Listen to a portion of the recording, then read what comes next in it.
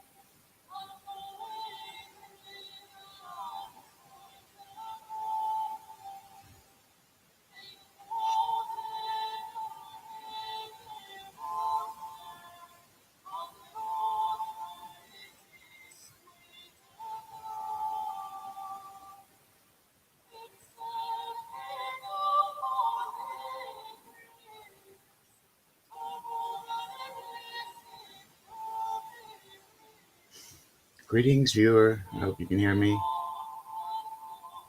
Shabbat Shalom. Welcome to Friday evening. If you'd be so good to join me and tell me if you can hear me okay.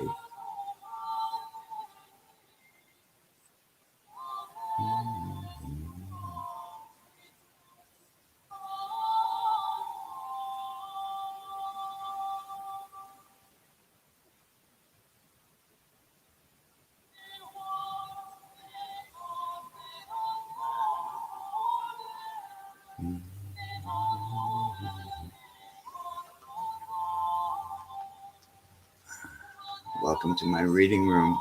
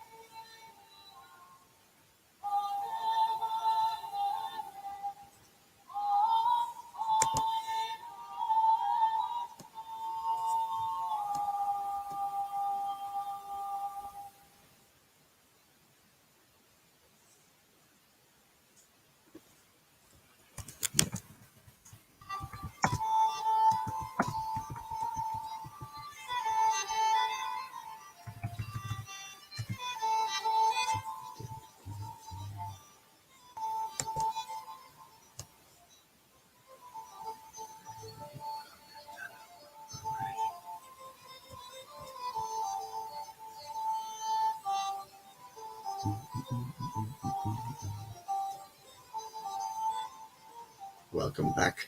Welcome again. I hope you can hear me.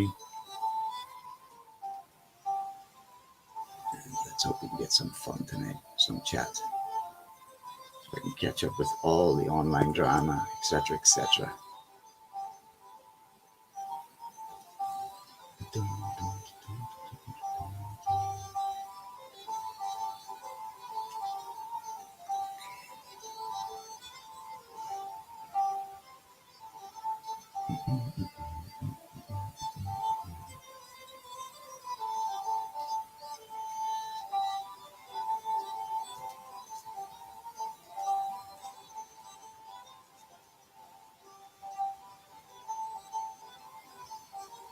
Go on, I dare you. Come on in and join us. You're more than welcome.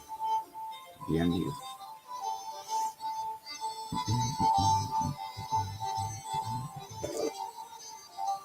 Sent a message to Quasi, my wingman. Normally he would be. What time is it in Quasi? Yeah, it's about midday there. Midday on the East Coast. And 6:17 here in the lowlands.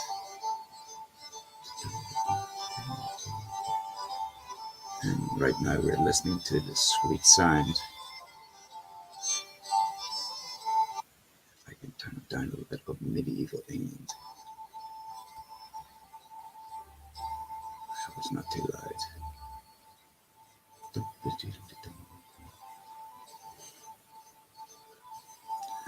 StreamYard, so I'm kind of learning how the StreamYard kind of works.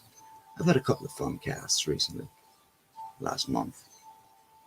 I'm using the free StreamYard service, so I think you get 20 hours a month with it, which is cool.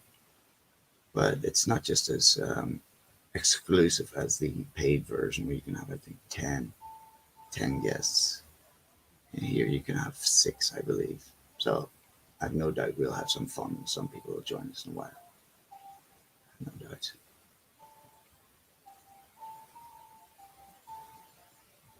And I've just shared the link on Twitter.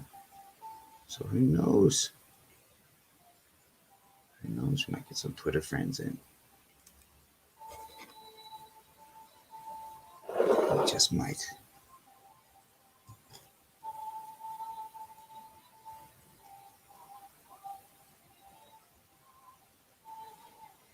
We just might.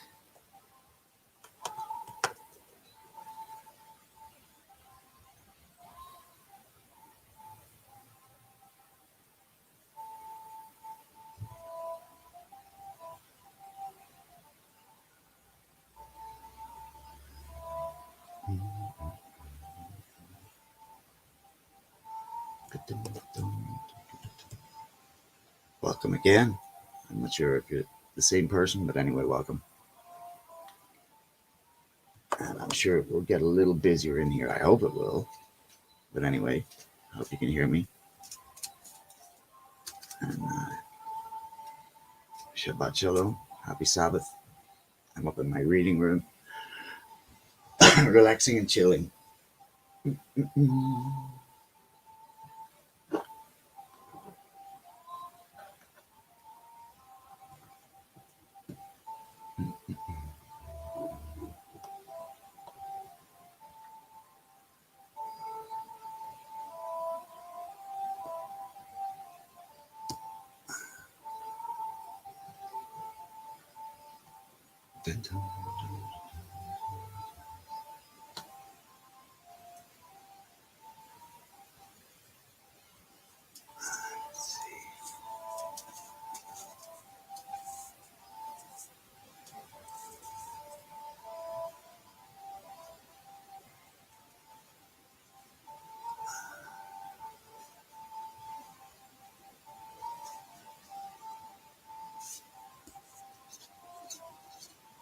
Welcome, number one.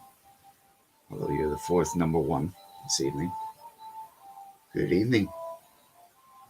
Welcome to the mix. Feel free to join. Feel free. I have said it on Twitter, so I hope perhaps Carol and Avi will come and join us tonight. And the 2 ladies I know on Twitter, very nice people. So I hope you can hear me coming in loud and clear there. And it's Friday night. At least it's evening where I am. And as I was just saying, it's about 12 in the afternoon. And there we have a couple of people hanging in. Welcome all 3. Nice to have you in the room. Feel free to join us on chat.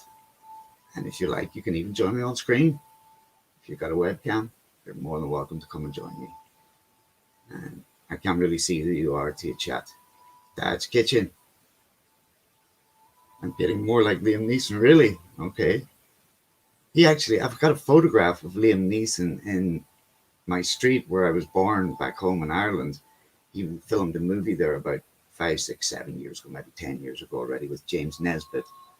And there he is. And actually, he used to come to the hairdressers I worked in Belfast, the hair traffic on Botanic Avenue, Dad's Kitchen. And that was just a little bit down from the theatre, where he was a young budding actor. I remember him being very, very tall, and he was really not well known at the time. TV people would come from ITV and stuff, and I remember we cut his tie off one day. But I remember him being exceptionally tall and pretty humble at that time. But how are you, Dad's Kitchen? How's things with you? And who do I normally know you as? Nice for joining me. Thanks for joining. Yeah, the older we get, eh? The older we get. I can go to your channel and Dad's kitchen.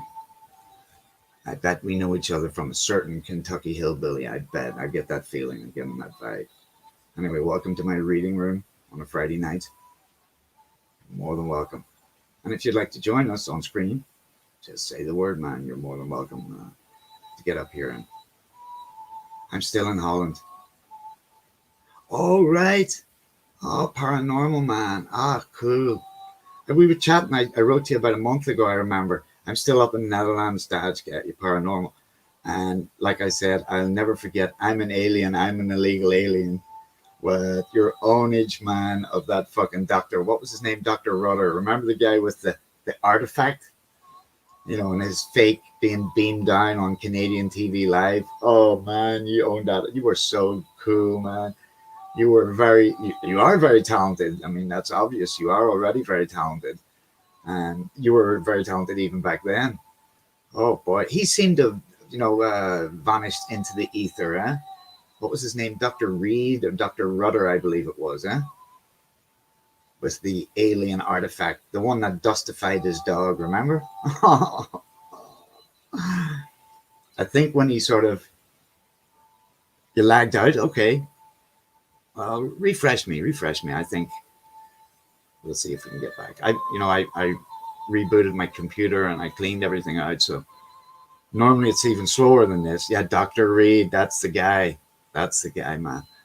Oh boy. I think he actually just went one step too far when he tried to do his, transportation on live Canadian TV, remember?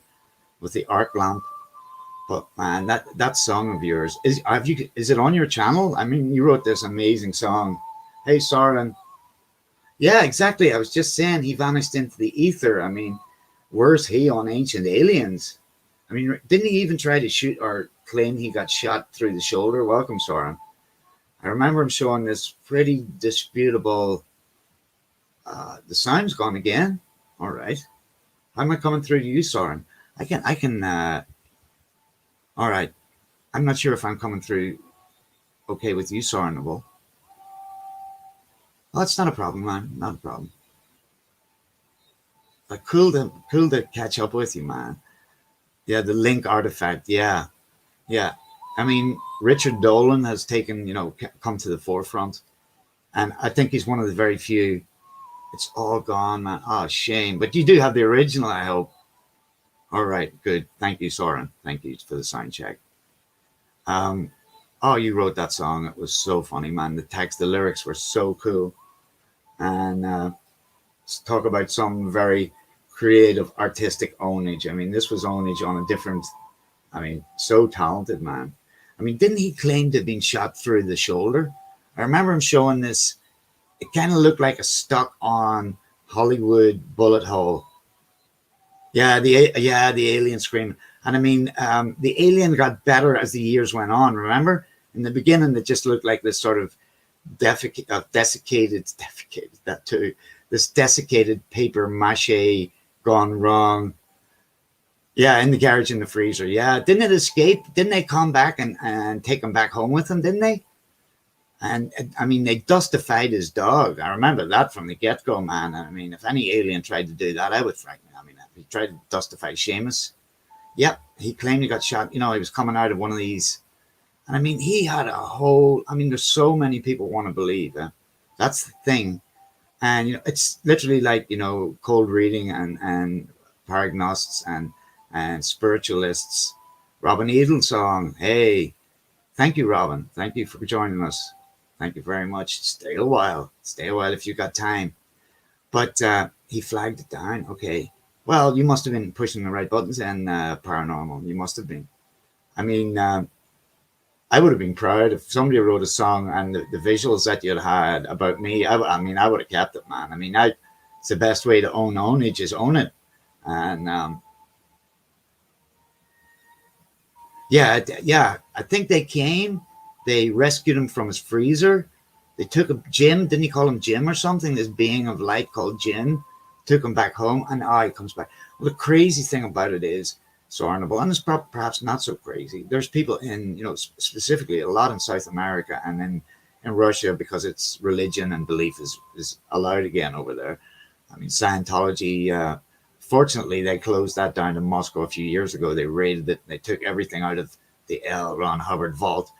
But he used to fill pretty large, groups of people who fell for the artifact.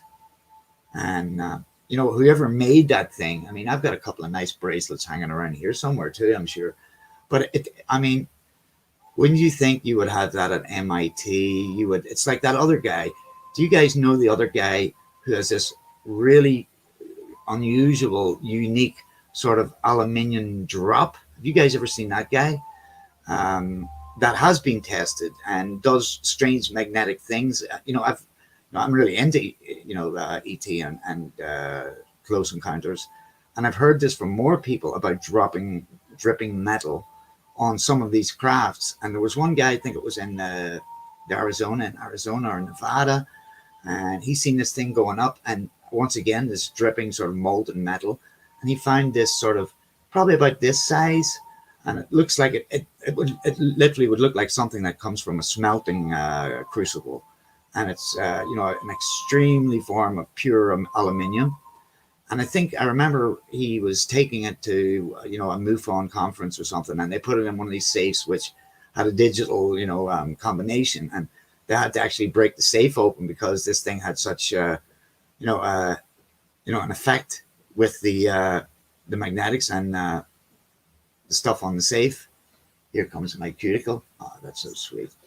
Oh, nice cup of chai. Yes. Thank you, my love. Thank you, love. Mag deze meenemen, liever? Wat? Deze lessenaartje? Ja, zeker. Zeker mag je dat meenemen. Ja. Waar ga je muziek spelen? Ja, ik vertrek zo. Okay, alrighty. Bonnie says hello, guys. Hello, guys. Hello, world. No, I haven't, Sarah. They say hello back. You've got the alien footage on your channel. Did you say no, Sarnable? Let me go over to your channel and first let me. I would imagine I'm subscribed to you, Mrs. Kim and Catchy. All right, man. All right, Paranormal. Thank you for dropping in. Anyway, give us a link to your channel if you would, Sarnable. I'm pretty sure I'm subbed to you, but give us a link to it there in the chat if you would be so kind. And if I'm not subbed, I will do that immediately.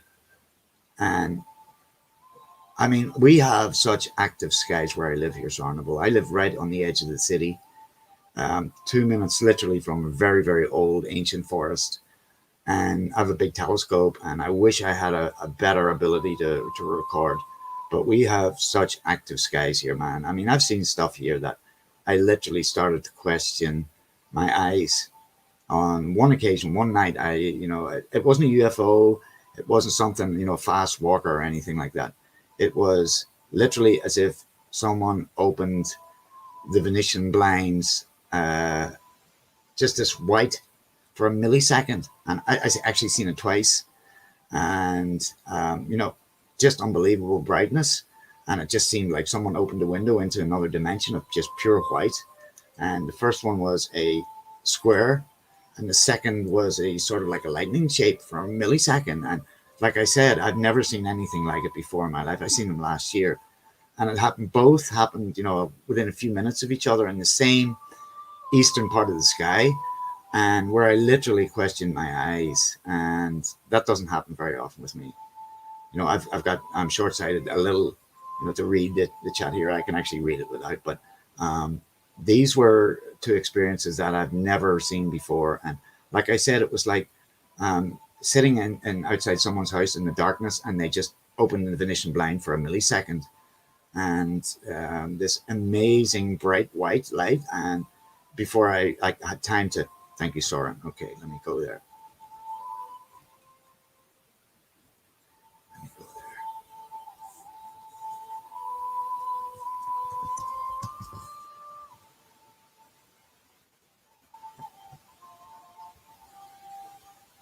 Over to my own channel. I'm pretty sure I'm subbed to you anyway, but we can play it. We can actually play it if you don't mind. I can play it.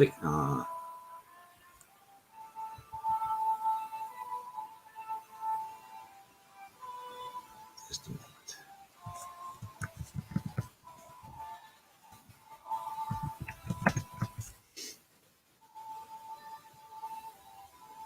Yeah, I am sub to you. Gary Oldman, Rendlesham Incident, Dragon Bruce Lee, Rendlesham, Gary Oldman, Clonakilty, Union Parishes. Let me check it out. What's the title of the video name? Rendlesham Forest, Dirty Money, Moonshine Season. Okay. I am sub to you actually. Let me just think here. Didn't you make some videos about the Heaven's Gate cult and the fake UFO behind it? So I know I've got the right person. Hang on, just to get up to no good here in the background before it gets busy in here.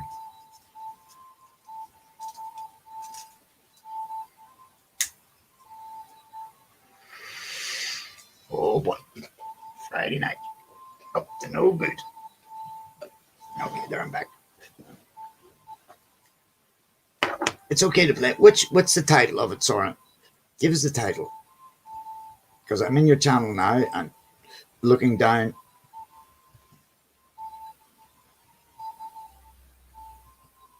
Is it your most recent video? Kilnagross, Clonakilty? Alien Find In. Okay, hang on.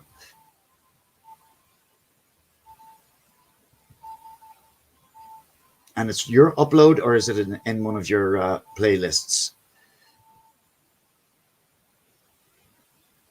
Oh yeah, Clonakilty Alien. Okay, got it. Okay, got it. All right. Oh yeah, there he is in the Mylar. Let's just. I can actually. Oh, heavy breathing. Okay, heavy breathing.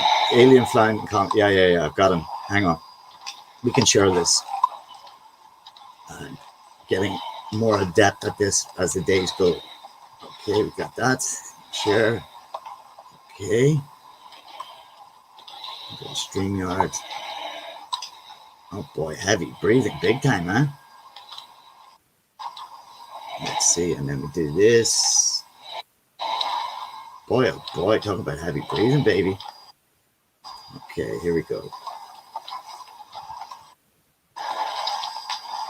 Is this the one where it actually winks back at him? Because I think that was just a trick of the light at the time. I'll just put the sound down a tad. There we go.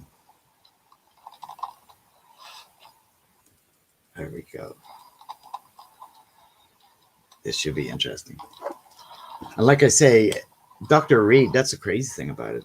He actually had, quite a large group of people who really wanted to believe in him, huh? Here we go. Hey, where would we be without that Mylar? Oh, he's got a suit on. Hey, what's your upload? Okay.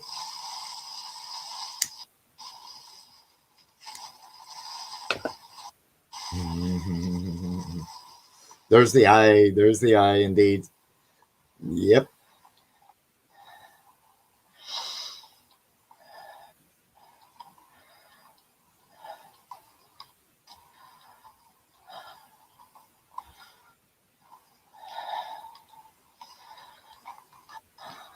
I don't know. Does he actually even have a channel anymore, Soren? Does he have a channel up, or he's just vanished from the internet, I think, eh? I remember he was going to Mexico lots. He actually started some center there, for enlightenment, I believe it was called. And South Americans, I mean, obviously the very, very clear skies and a lot of close encounters going on there. Yeah, I thought that. But there's so many of those cooks out there, man. I'm not sure if he's actually still online or still, riding the piggy to market with the Link artifact. It looked, perhaps who are we to say what alien artifacts look like, of course. I mean, we don't have a say in that, but it looked very well made, and those little points on the inside, that would interface with, your nervous system.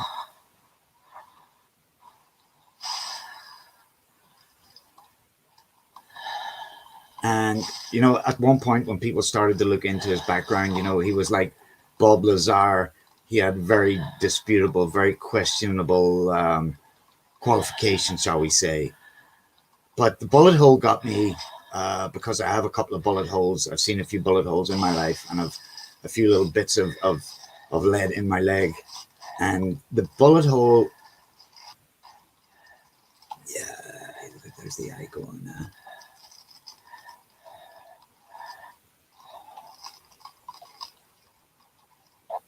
Can you remember Paranormal Palace's video that he had done with the song he had written for him? Can you remember it?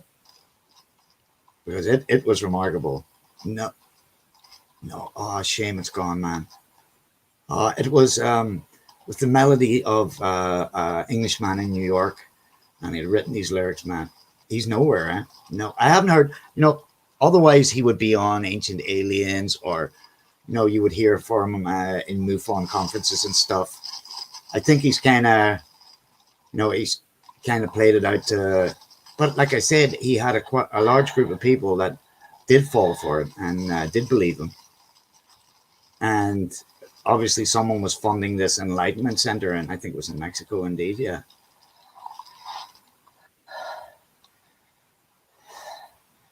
Okay.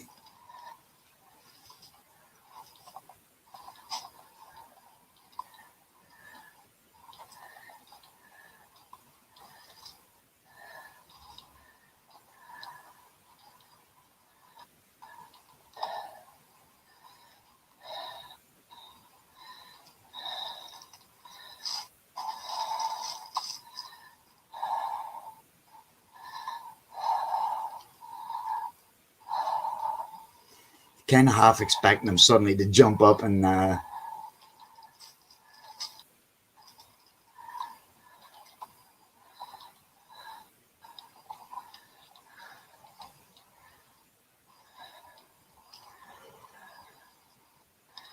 I missed it? Do you want me to put it back a little bit, or is it still going to happen when he opens his mouth? Because if I missed it, okay. Do I need to put it back a little bit? Okay, I think it's going to open it now.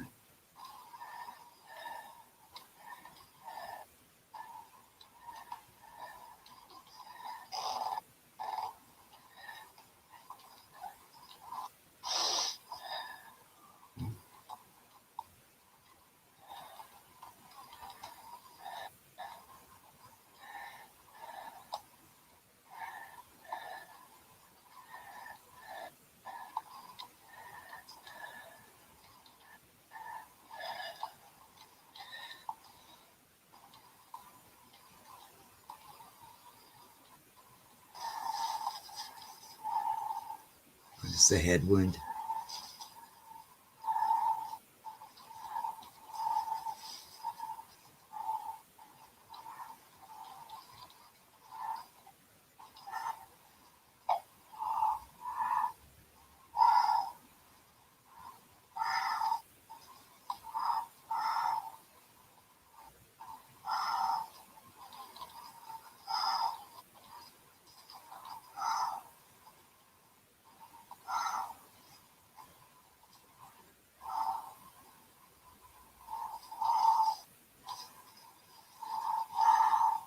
Boy, oh boy, he must have hit it some thump.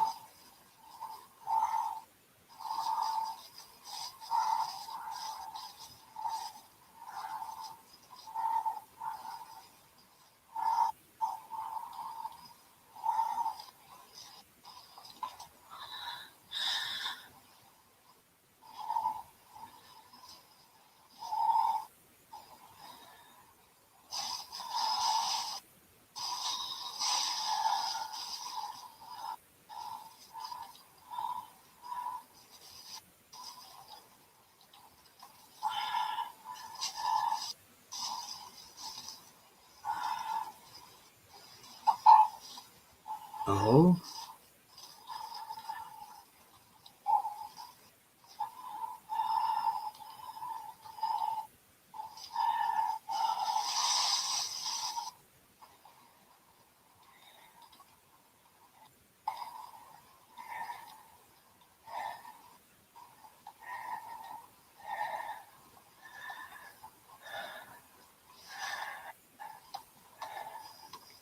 You're back. Okay. If you give me a timestamp, have you roughly a timestamp for me, Sornable, and I'll put it back to the timestamp for you.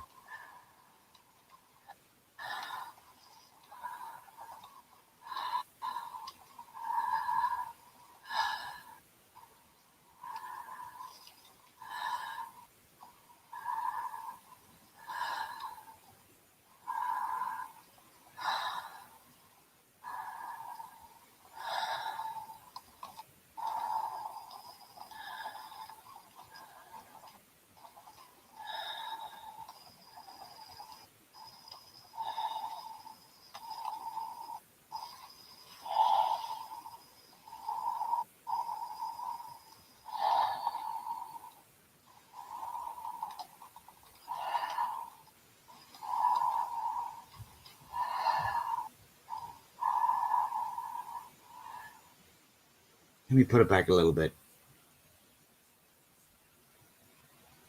There. I think this is when he gets pretty close up to his face. Yeah.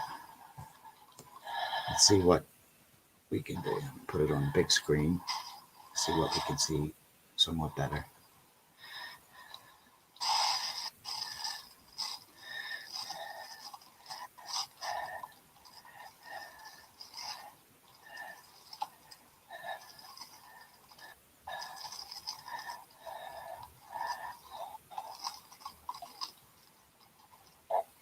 Okay. Kind of guttural throat noise, huh? Let's put it back a little bit again. If that's what you mean, I'd never noticed that before, actually. Kind of guttural sort of throat sound, huh?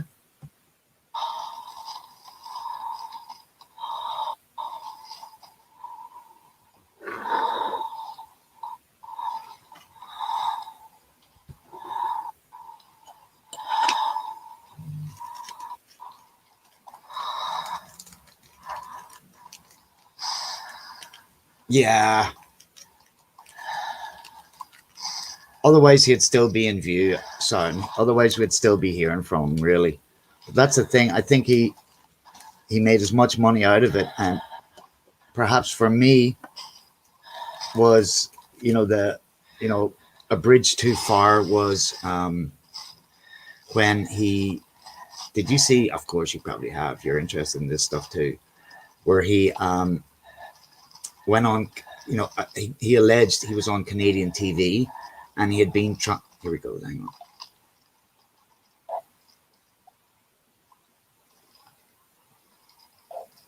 Yeah, you do hear something, definitely. Where he kind of claimed to have been transported, beamed up this huge arc light, and Dr. Reed was gone. And I mean, perhaps it was a live TV appearance and kind of prearranged or whatever. But if it had been genuine, it would have been world news, man. It would have certainly been around the globe within hours. And it was the bullet hole that got me. And that if he did have, I think he actually at one point claimed that Secret Service had stolen him, I believe, or I think he called him Jim. And then he got into this being of light that would visit him. They took him back home, and like I said, if that had really have been happened on Canadian TV, I have no doubt the world would have heard about it. And it was convincing. It was well done. Not saying it wasn't well done, but I think for a lot of people that was, just the drop in the bucket. That's like anyone with a critical thinking mind would have sort of said, okay, hey, why isn't this on world news? Canadian or American doctor, abducted live on TV. And I think, we would have heard about that. But there are so many charlatans out there. And that's the thing. They are abusing people who really want to believe. And people like yourself and myself who do believe. I mean, I've always believed. I remember my niece once, skeptically, I think it was a New Year's Eve. And these two, I think, Chinese lanterns, we were outside and these two Chinese lanterns flew over at speed over our old house in Armagh. And I said, wow, ET's come to visit us. And, I was surprised at how skeptical my niece was, although she's a very, very intelligent girl. There's no doubt about that. But I was, I said, of course, there's more than us.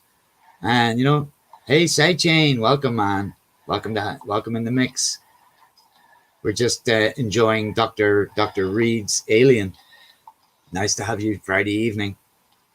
As always, welcome. Good to have you. I haven't caught up with the week's. We're just enjoying this. I found an alien in the woods. There we are. Welcome, man. I'm not sure if you remember this character from back in the day, and he had this bracelet artifact. It was called the Link artifact. It was like 10 years ago when the internet was getting really popular, and this was the ET that had dustified his dog in the woods, and he had given it a whack with a branch and taken it home. So this was his revealing of the ET that I believe later got stolen by the CIA, but then came back and then transported by other aliens back to his home planet. But it's been a long time since I've seen this.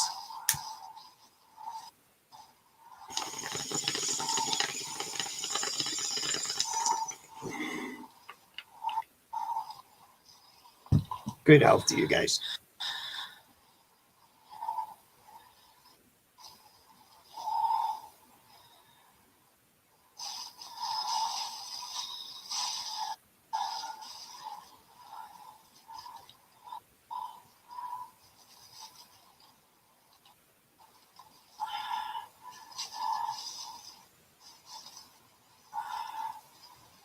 And as I was saying to Soren, do you know the Irish girl who was the Kelly 2? Do you remember her? Really intelligent girl. She got married a couple of years ago. Yeah, more. Oh, who's getting sued now, buddy? She's from your part of the world, Soren. If I'm not mistaking you with her, I don't think so. But anyway, she was very intelligent. She was the girl that Halton was grooming live on Skype about coming to his caravan when she, gave him a severe dose of reality and seriously rocked his world. No? Okay. She made great conspiracy theory videos, man. Really, really great videos. And one I remember very well was, when the Heaven's Gate cult. Okay, let's give Dr. Reed a pause there. If any of you guys want to join me on screen, you're more than welcome, by the way. More than welcome. But she made a video about the guy who had claimed at the time, this was when Hale Bopp was in the sky. So that was what, 93, 94, I think Hale Bopp was in the, that amazing comet that was with us for about 6 weeks.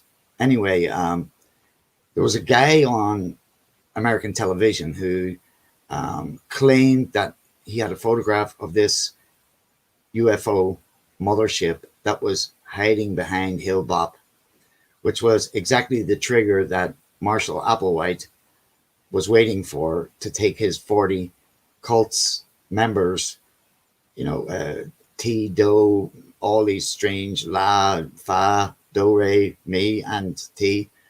And it was exactly what Applewhite had been waiting on, to take his away team, in their new Nikes and their purple triangles for their mass suicide in Rancho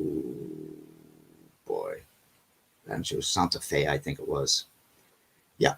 And she had made this amazing video about, this guy ended up being a complete charlatan and all, so it was fake. There was, of course, no UFO, at least not on the photograph that he claimed there was. But she had made this amazing video, and someone hit me up with Irv Ruined His Own Life, has actually got the video of that girl during the Skype call when Vaughn hadn't realized that he was actually broadcasting live, which I find kind of hard to believe. He probably didn't know he was casting live. I know that's still up there. In fact, you know what, Sidechain? You can even buy patches for the away team. Yeah, 39. Some of those guys actually went to Mexico and got themselves castrated because it was all about rising to the level above human. where your emotions, where your urges did not play a role. Coffee enemas in the morning, absolute mental, man. And I mean, they were in on the web design game from the very get go. They made lots of money, but like that other cult that was in Switzerland and Canada, they had a lot of rich members. And this guy was going through the States in a van, UFO meetings. And if you really want to know the truth, eventually he claimed he was another reincarnation of Christ. And Bonnie Nettles, I think, was his. He was gay, man. He was gay, and he just never could come out. He was actually quite a talented musical teacher in a university, and he kept coming against the fact that perhaps homosexuality wasn't as accepted, of course, as it is today. And he never came out. And he had actually been castrated also. But I know guys actually went down to South America because they couldn't get it done in the States. And because sexual urges were human, and you had to rise above the level above human to leave with him in his away team. And they were in on the website creation game from the get go. And I mean, they'd bought that ranch with cash money. And I think it was 39. They'd killed themselves over a period of 3 days. Remember them? They'd all got Nikes, new Nikes. They'd all got these sort of buzz cuts, very androgynous. The girls looked just as much like men. They all made videos to their family members. I've seen a few documentaries about them. And, even their family members hardly recognized them after a few years with T and Doe, which were the names of the lady, Bonnie Nettles and Marshall Applewhite. That's what they called themselves, T and Doe. And she passed with cancer. And he kind of got this fatalistic streak over him because they were a symbiosis. They worked really, the running shoes. Yep, running shoes, same black tracksuits, and these little patches with Heaven's Gate away team. And like that lady from they totally believed it. Yeah, they did. They were totally indoctrinated by him. And I mean, if you look at the 7 videos that he makes, on the little plastic garden chair to his followers, he has this very bizarre characteristic that he can speak for minutes without blinking. He does not, or either something to do with the frame rate of the cameras he used, but he seems to be able to consistently speak for lengthy periods of time, and he has these big blue peepers, and they did totally believe it. And some of those people had been with him for 10-15 years. They used phenobarbital and vodka, actually, Saran. Phenobarbital, it's the same drug that they use here in Europe for euthanasia. Large doses of phenobarbital washed down with large gulps of vodka. Although they weren't allowed to drink, they weren't allowed to do any earthly pleasures while they were members of the cult, of course. No earthly pleasures. But for the way out, they were allowed to inebriate themselves with phenobarbital. And they actually had a small crew, which the first day there was the largest group killed themselves. I think it was 19 or 23 people. And they laid them all out, their purple triangles over them in their little bunk beds. And over the 3 days, Applewhite was one of the last to go. And, it shows you how deadly cults can be. It really does. As Sidechain says, you have to totally believe it to die.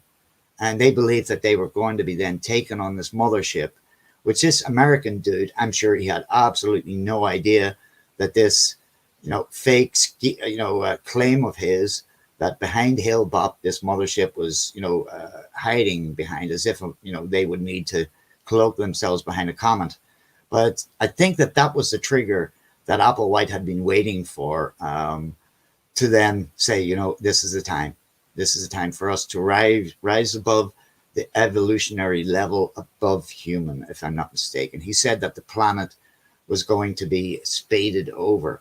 Yeah, I could have. Well, he kind of is, Sidechain. He kind of is. I am very, let's say I've cut down on my Vaughn intake over this last year or so.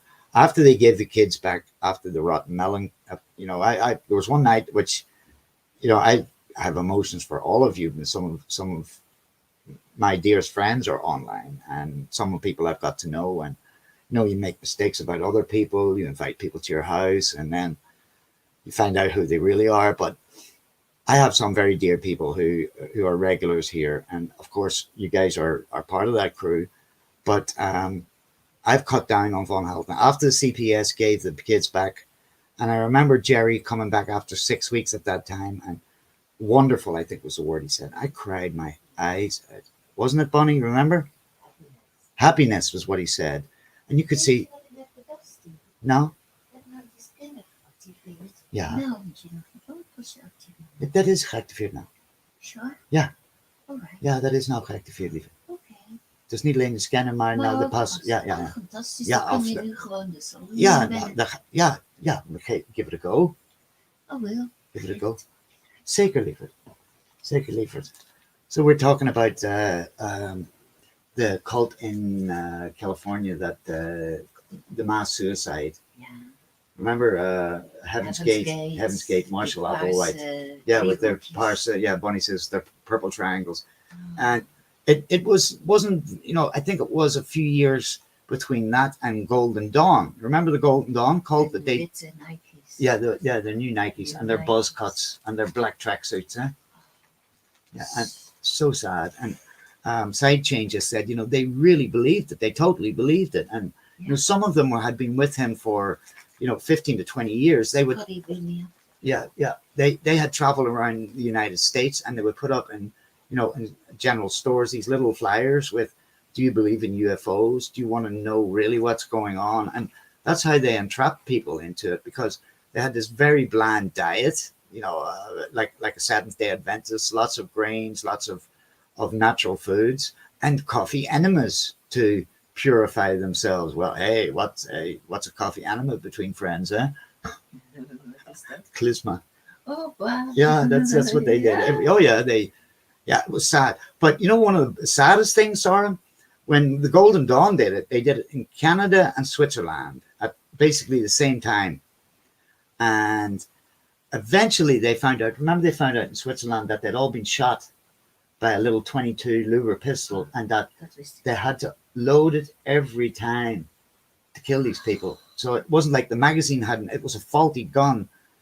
Well, I don't think there was side change. Certainly not in Heaven's Gate. No. There was no sex, because that's why the guys ended up getting castrated. Yeah. There was no sex. Yeah. All those human emotions, lusts, urges were signs that you were not ready to go. Yeah. You had to literally arise to the level above human, where those sort of urges did not play a role.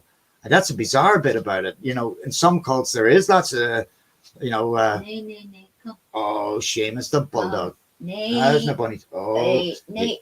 Want is net gewassen. here he comes here. Oh, there's Seamus the bulldog, just getting his face on cam.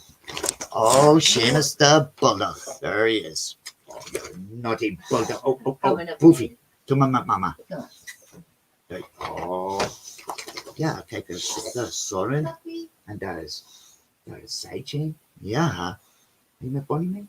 Pookeboard? Oh, what have you met your orchard? Oh, Pookeboard, that did it. Pookeboard did it. There he goes. So that's the unusual thing, you know, with cults. You kind of expect lots of kinky group sex and stuff, but not with Heaven's Gate. No. Maybe there was behind the scenes. I mean, who really knows? But at least the public relations take on it was that you literally had to take years of schooling with these two, T and Do, to leave all those human urges, because if you still had them, you weren't ready to go. And I mean, he actually ended up calling himself Jesus. He said, you know, I've got a different name. But like I said, if you look into him, he actually was a choir master and a very talented musician at one part, or at least musical person. I'm not sure if he even played an instrument. But he ended up in lots of situations where he got, well, they're there. I mean, look at the one that got busted there, the guy who got jailed for I think 140 years last month, Nexium. And I mean, he had two twins who were the inheritance of the, which was it, Seagram's drink, you know, Seagram's whiskey, billionaire S's, these two chicks. And they let that fucker literally blow, wait for it, $57 million in 2 years. And they give him more millions. That was at Nexium. Yeah, where he would brand them. Yeah, there's quite a few questionable deaths around him. Also, he would take milfs to this house that were his closest minions. Let's say came and they were allowed to live with him, and there were three of these ladies who ended up all getting this bizarre form of cancer, which had to do with their bladders or their reproductive organs, and exposure to borium. I believe they found out, and one of the ladies had hair from her late girlfriend, and I think it was borium. They found these huge quantities of borium in her hair, which ended up being associated specifically with those types of cancer. So they're actually wondering now, was he actually poisoning them? Because, of course, as always, they left him all their money. And those two chicks, those two twins, what's their name? Oh, I'll have to look it up. But they actually funded that guy. 57 million he blew in 2 years. And I mean, they would go for quite well-to-do people who were well up in the management level, CEOs, etc., in the executive spheres, shall we say. So people who were getting good wages. And that's who he targeted. But I believe it was last month. Yeah, it was October. I believe he ended up getting 140 years. So he's never going to get out, man. What was his name? Rainier. Oh, his name will come to me. I'm not as sharp on names as I used to be. We're getting older, huh? But yeah, he got 140 years. I think they got him in the feds got him in Mexico. He had fled to Mexico, I believe.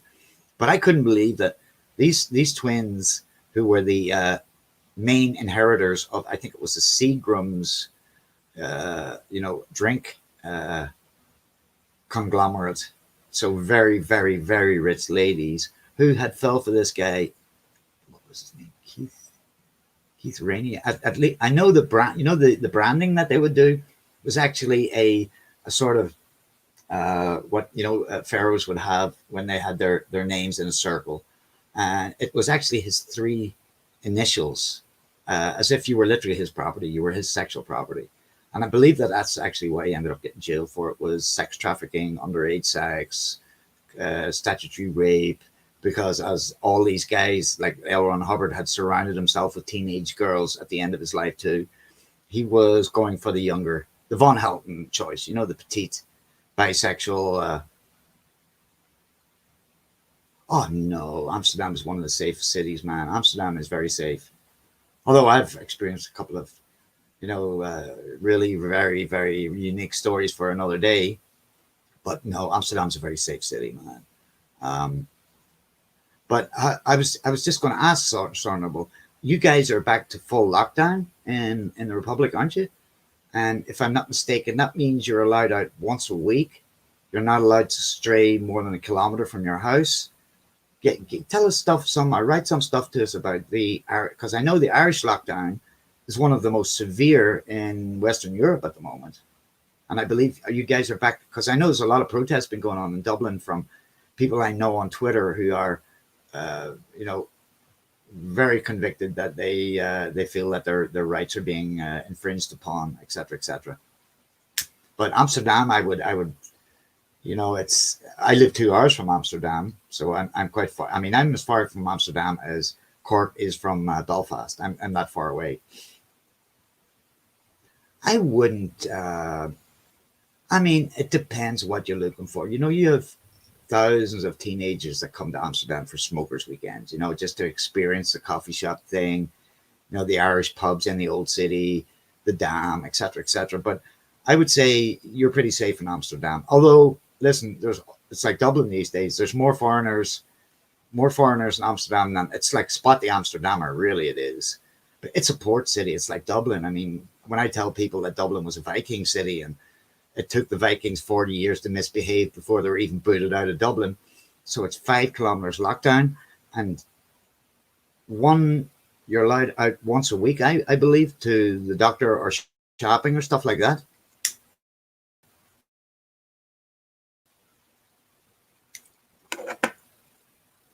But like I say, when you have large masses of people, you're always going to have pickpockets, rollers, scam artists, people who will sell you, baking powder instead of Coke or whatever. Yeah, it's like any tourist trap. It comes with devices that are associated with that. But um, I I've known so many people who've went to Amsterdam and then came to visit us. And I mean, my cousin was there last year, and they loved Amsterdam. They absolutely loved it. And I wouldn't, a man of your age, I don't think you have anything to fear in Amsterdam. I really don't. But like I say, Dublin, they're very comparable. Amsterdam and Dublin, they're both port, harbor cities. Um, and you have a lot of tourists, especially in the summertime. Although not at the moment. What was it last week? I heard there was only 7 million people who had visited Holland this year instead of 50, and you can't go out anytime. Wow. What about letting your dog out? Are you allowed to let your dog out, or what happens if you live in an apartment and you don't have a back garden to let Seamus out? What happens then, Sarnable? And I believe there's actually fines involved also. 5 kilometer limit. Okay. All right. And if you let your dog out, they'll sort of let that slide.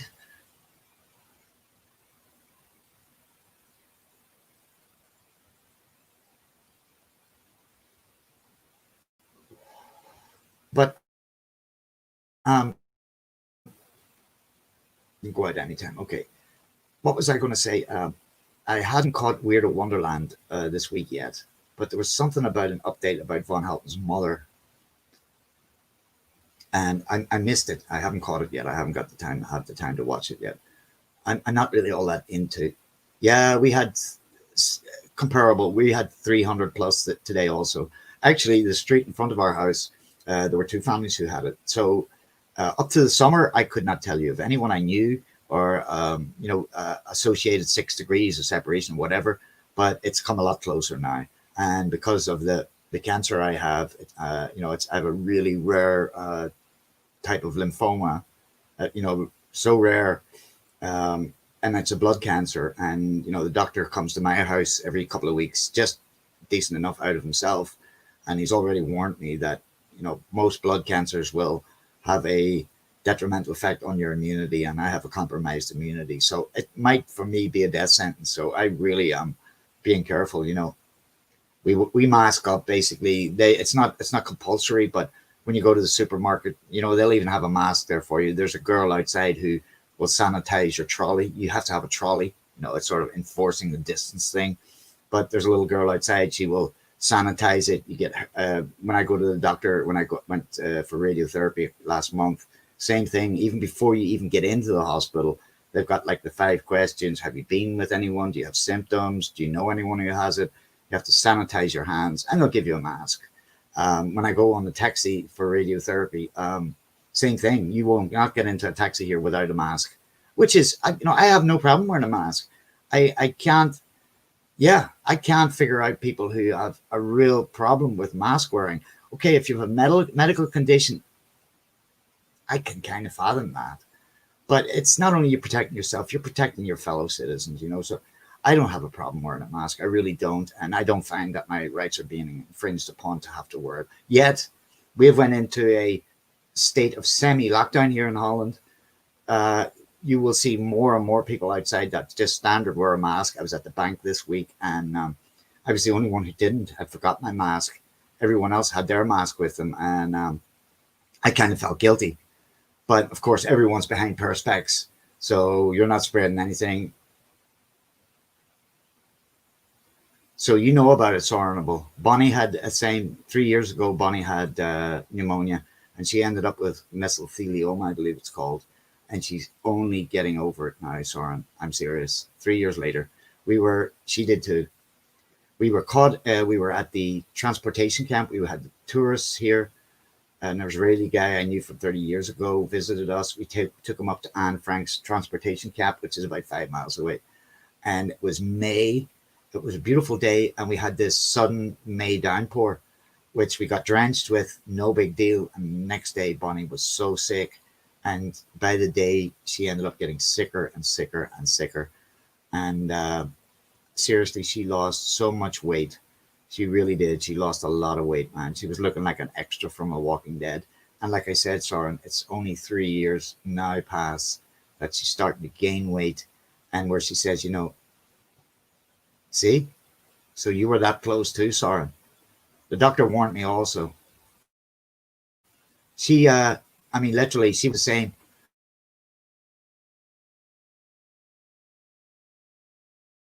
up to the forest, she was completely out of breath. And I've been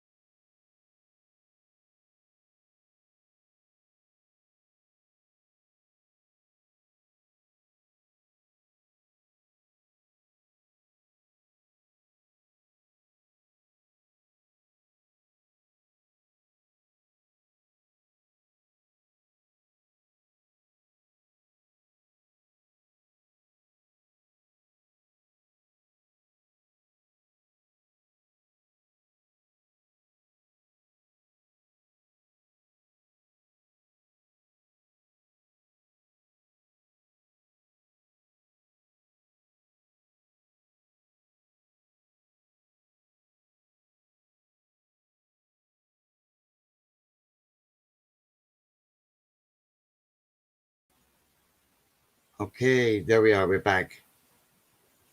I hope we're back. I think we are.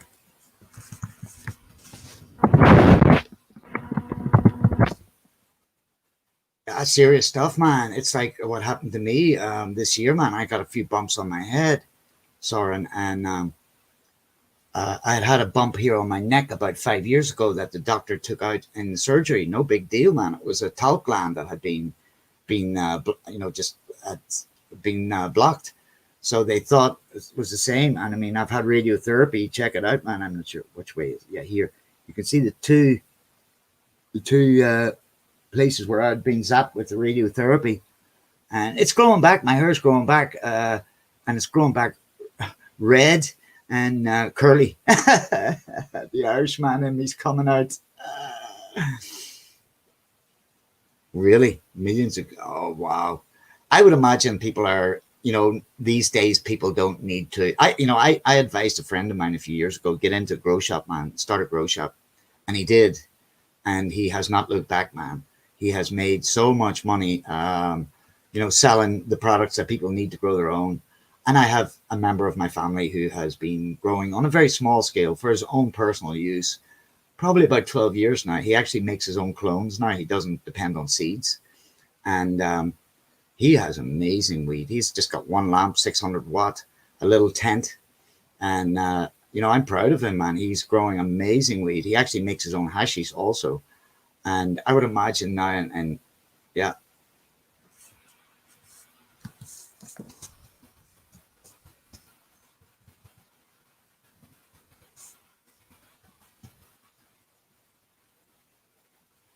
Yeah, we're back. Okay.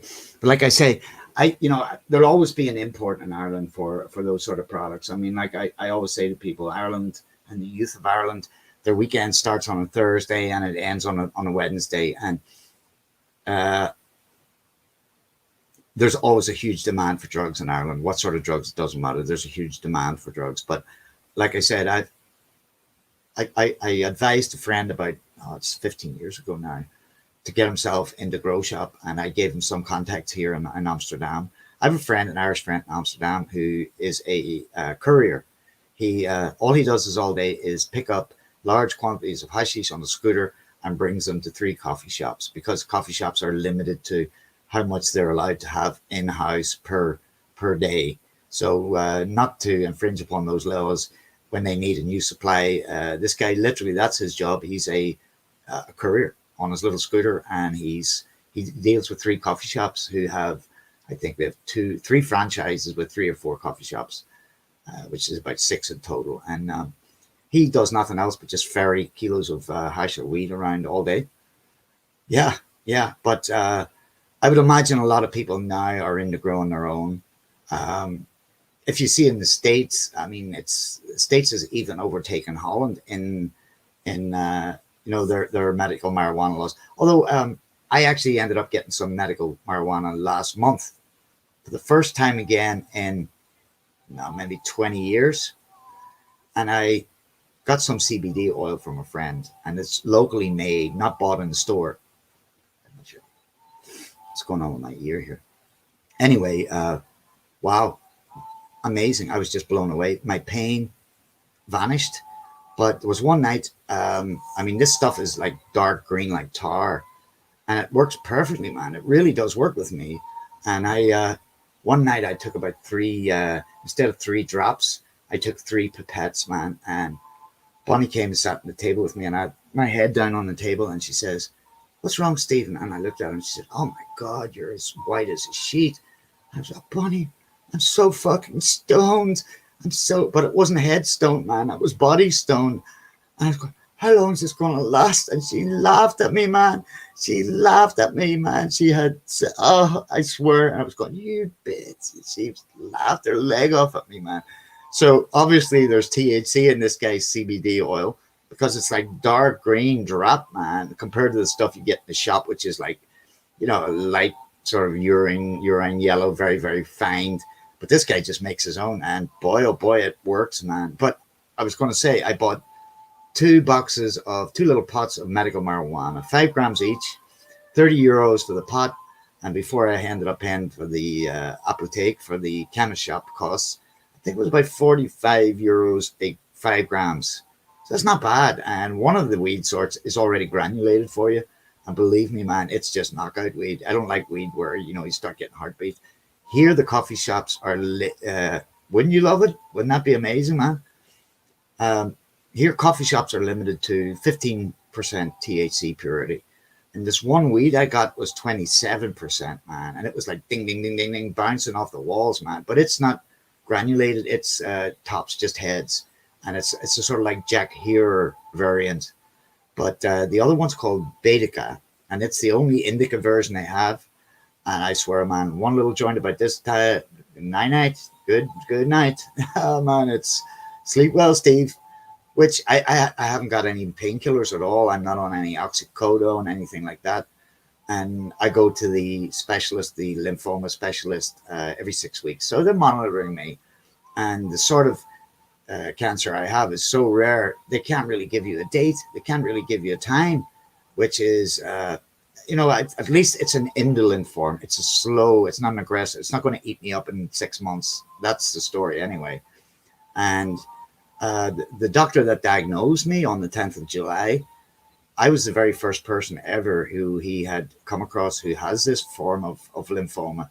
It's called, hang on, here we go, primary cutaneous follicular T-cell lymphoma. And that's only, I think that's almost the whole name together. So it's when I found out I had lymphoma, I went to Google and I Googled and I noticed I found someone who had the same tumor on his head, and I found out pretty quickly what it was. But, if you ever come this far, Soren, listen, I'm, like I said, dying to meet people, literally. So if you do come as far as Amsterdam, let us know and get on a train. It'll take you 2 hours. It's not that expensive. It's about €20, and come and visit us. We have more than enough room. We live in a beautiful part of real Holland. Cheese, windmills, clogs, tulips. I live next to an ancient forest with burial chambers. It's one of the only parts of Holland that's actually the highlands, like I say, from the highest part of the lowlands. I mean, we're up in the Alps here, all 12 yards above sea level. Welcome. We have a fourth person in the house. Welcome to the mix. It's Friday night, and I've been on for an hour, and the time flies when I've got cool people around me. So thank you so much for joining me, Sornable.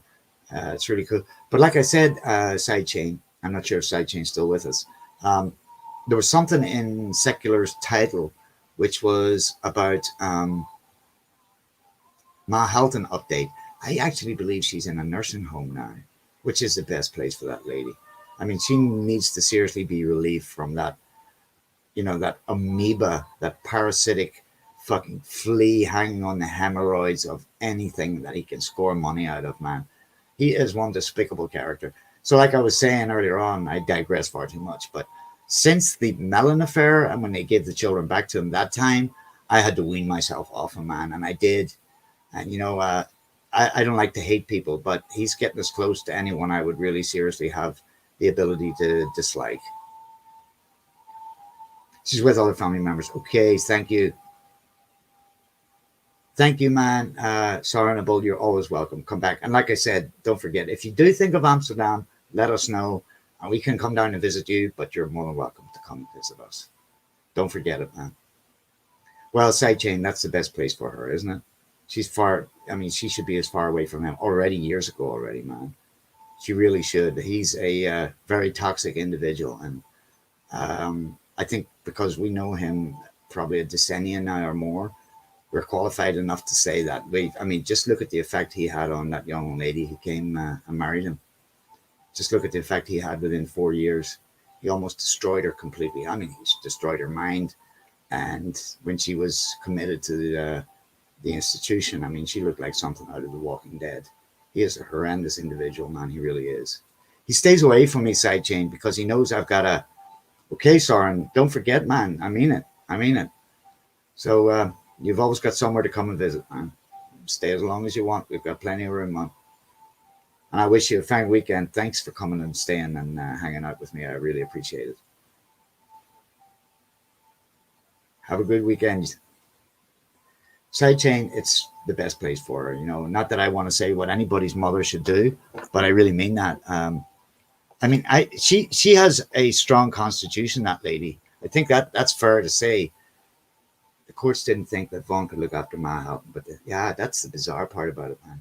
And when they were away for that 6 months, Sidechain, that was the crazy bit about it. Just didn't compute in his brain. He actually tried or suggested, Ma would sign for them. If they're not even allowed at me, he was looking after her, but thought it would be okay to get his mom to. Thank you, Sidechain. It's the same, man. It's the same. Let me go here, and I'm not sure if you've got a wrench, but you do have a wrench, man. Yeah, good. We've known each other for years, man, and after a while you sort of get a feel for people, even through the screen you do, and you've been there you've been there from back in the day. You're one of the old schoolers, man. And if anyone knows as well as I do, Halton tends to avoid people like you and I because we can remember the debacles from. Which year did he not have just drama after drama after drama? And to think of those children have been so terribly damaged, man. We would joke about it, but it's not even joking, material. But can you remember anything ever that Eugene has had the balls to seriously say, I was wrong, I shouldn't have did that, I wish I'd have done that? I can't. That's the thing. He lives this exculpatory existence. He is never the blame. He's never the fault. It's never his indecision, whatever. He's always a victim. And he's an extremely toxic individual.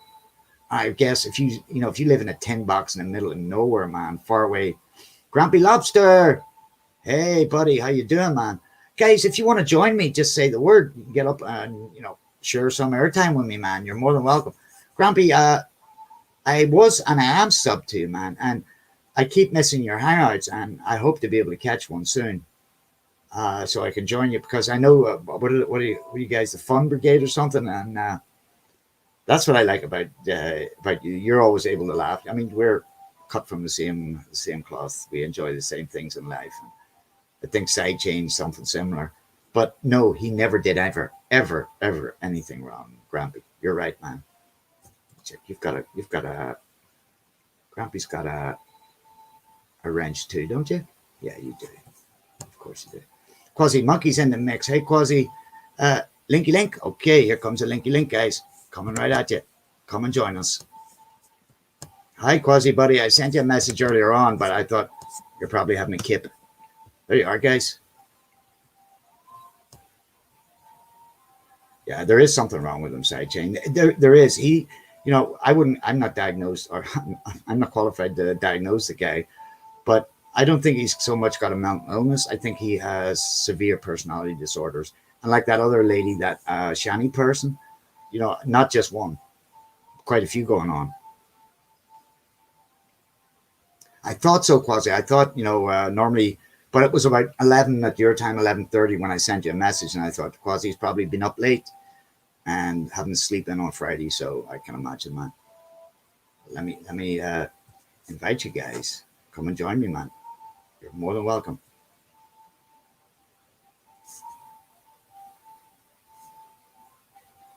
How you keeping, Quasi? I didn't know that you had a CPAP machine.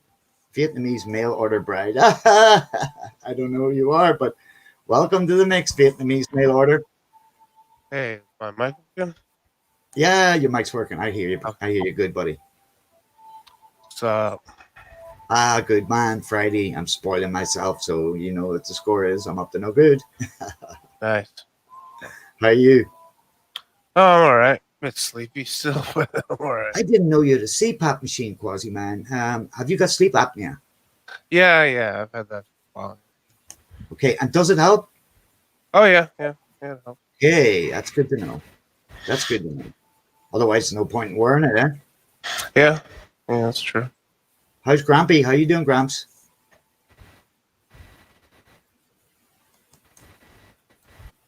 Hey, what's up there? Long time no talk, man. Yeah, good to have you, man. Nice to hear you also.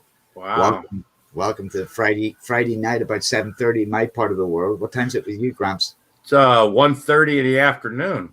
Okay. I just woke up having some coffee, thinking about eating some edibles. Okay. You're eating edibles. What's the story with those? You like them? They're working? Fuck yeah. Oh, geez, yeah. God, I had a fucking fun time last night. I got the Uncle Lobster channel too, because Okay. I can't live stream right now because a couple of people got upset. Oh.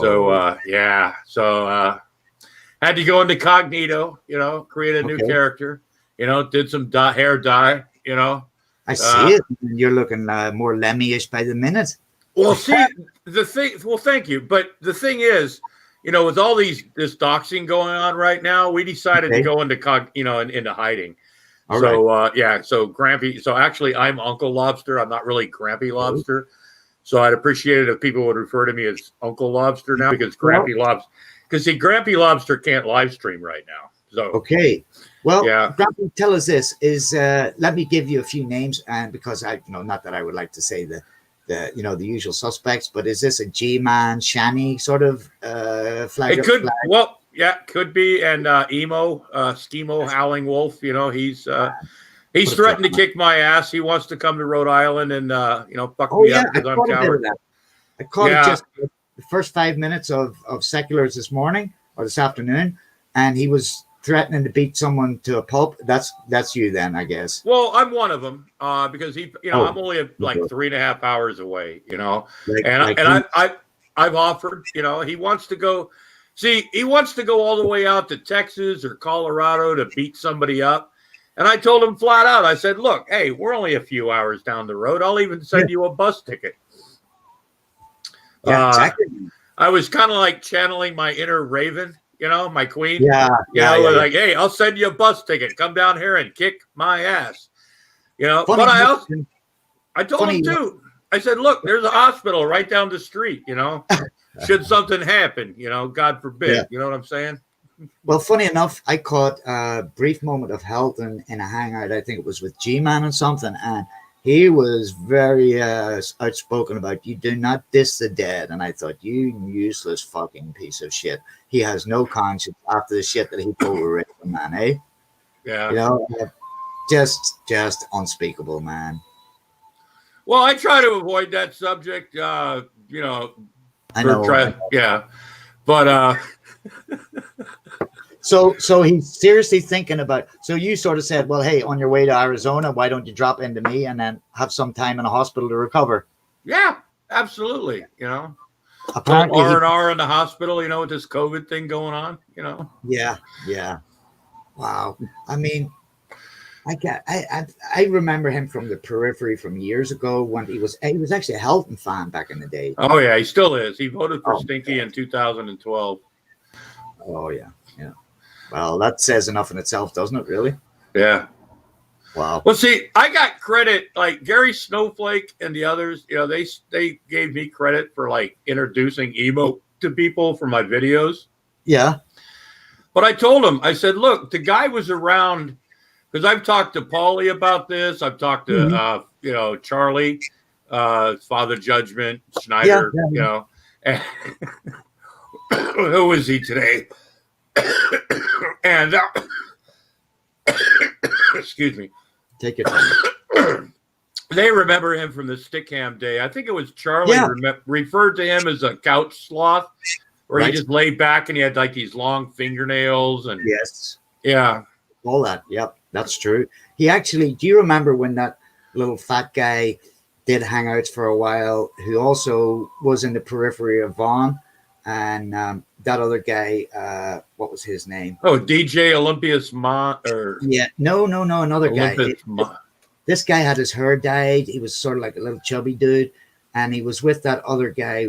And anyway, Emo was back in there. This was just after Stickcam, and these were people who got to know Helton. And this one guy had morning hangouts for a while, and the other little chubby guy who was fun to watch. But Emo was very much in view at that time, and he was actually a big fan of mine until he fell out with me over Helton.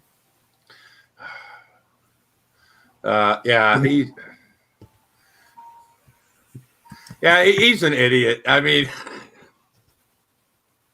the guy, man, Steve, he pulled it. He got so angry. Now, look, you're a guy, you know, I'm sure you've been raised to anger before. You probably raged a few times in your life. You've probably gotten totally angry where you didn't know what you were going to do next. Yeah. You know, did you ever just stand there and pull out your dick and just start waving it frantically? You know, not yet. I haven't. so there's a chance we could see that then, right? That's a possibility. You know, funny enough, what I was going to say was what I did catch up with the other night was in rumor research was about how he had borrowed money from this lady and his Lady Di. Apparently, I have no idea who she is. I know her. But how he's sleazing his way out of actually just paying this lady back, huh? Oh yeah, he. I've talked to Lady Di a few times, and look, it's a crazy community, you know. So, you know, I don't know, but just from what I've seen, or from what I've gathered, and what most people have. Back in July, his refrigerator went on the fritz. Okay. That happens. Okay. He rents. Okay. If my refrigerator goes up, I rent. My landlord is responsible for my refrigerator as long as I don't fuck it up. Yeah. And I've actually done that before. You know, I had a refrigerator go up. He brought another one in. You know, he rents, you know, but his refrigerator went up, called her on the phone. Now, you've got kids, right? Sure. I've son about your Now, when your kids were little, right, or they wanted something, and they walked up to you and said something, ask me if this sounds familiar. It's okay if you say no. However, I'm going to ask you a question. So you know it's going to be something that's pretty stupid, right? Well, he did that to her. He, you know, and you know, she had known him for a few years on the internet or some shit. The guy doesn't have a reputation for shit, but he needed a new refrigerator and said he needed $1,600. And she took some money out of her checking account and out of her life insurance policy. How much, Grampy? $1,600, buddy? All told, yeah. Wow. And when he said when Michael, his husband, started work when the snow came, he'd get a job at the ski lift as a ski lift operator, which we know that's a career choice. But anyway, then they would start paying him back. Well, he kept moving the fucking date, and I think eventually she realized that he was never going to pay her back. Wow. And he kind of went off the handle. He was supposed to be starting to pay back little by little. She didn't give him stipulations. She said, look, I don't care how you pay me back, but as long as you show an effort. Yeah. And the only effort he made was to continuously move the date back, and now he was supposed to have it paid back in January or something. Then he moved it to February. Now it's March, probably May or June now. Then he said he wasn't going to pay her at all because she was spreading lies about him. And it got really, it's fun. It's lulz. Wow. But, that's a despicable thing. You could see how that guy's, he's like a child indeed. You can see how the cogs, turn in his head. You can. Oh, yeah. I caught that bit about the date. And then, I don't follow him. I don't watch him. I really don't even know if I'm subbed to him. I just catch up on the drama channels and secular rumor research and stuff. And, this shifting date. But what I've seen the other night on rumor research was just out and out absolute rage, hate, and, disdain for this lady who's had the decency to give him $1,600. And I mean, even if you don't like her, man, or you fall out with her, you have you are compelled to pay that lady. I mean, it's bad. It's just bad character. But he has a reputation. He has this huge delusion in his mind, I think, that he literally has an online persona and a reputation, which is where he goes wrong from the get-go, eh? Oh, yeah. He thinks that he calls himself the king of rants now because he loses his shit and everything. And, he's a lulz cow. But I think the rants, do you remember he got swatted a while back and the cop actually advised him, just hit the red X, man. These people are not doing your blood pressure. Again. He didn't get swatted. He got a welfare check. Yeah. Welfare check. Okay. Right. Yeah. Okay. I mean, when you spend the previous 3 days, leaning on your desk, half asleep, acting like telling people you want to kill yourself. Oh, no. Because the world sucks. They don't love me. Why don't they love me? Yeah. Yeah. Wow. Cobes got swatted. Yeah, Cobes got swatted. Oh, really? Oh, yeah. Yeah. Whole SWAT team come to his place, guns drawn. Dangerous stuff. Emo just had a friendly cop from the Mexico Maine Police Department. Yeah. Wanting to make sure he wasn't trying to kill himself. Wow. Crazy. I know very little about the Cobra guy. By the way, Mick, good to hear Jill's well. I'm really happy. Cobes? No, go ahead, Quasi, man. I was just gonna say, Cobes, he's actually he'll be drunk and stuff and say funny stuff, but he's a good dude down in his heart. I know nothing about him, Quasi, man. Really, I don't. I got to meet Cobes. I got to meet Cobes before Secular and Jello and So there's some clout there, folks. Yeah. When I was in the rumors the other day, she introduced me to this guy called Cyrax. This guy who seems to have a sort of like a head on a torso without any shoulders. I know. He's a weirdo. Somebody, in our Fun Brigade Discord, there's actually a video of Cyrex jerking his fucking shit. Oh, no. Oh man, he showed. They got to show us his girlfriend when she was in her Marilyn Monroe mode, with the beauty spot and stuff, man. Yeah.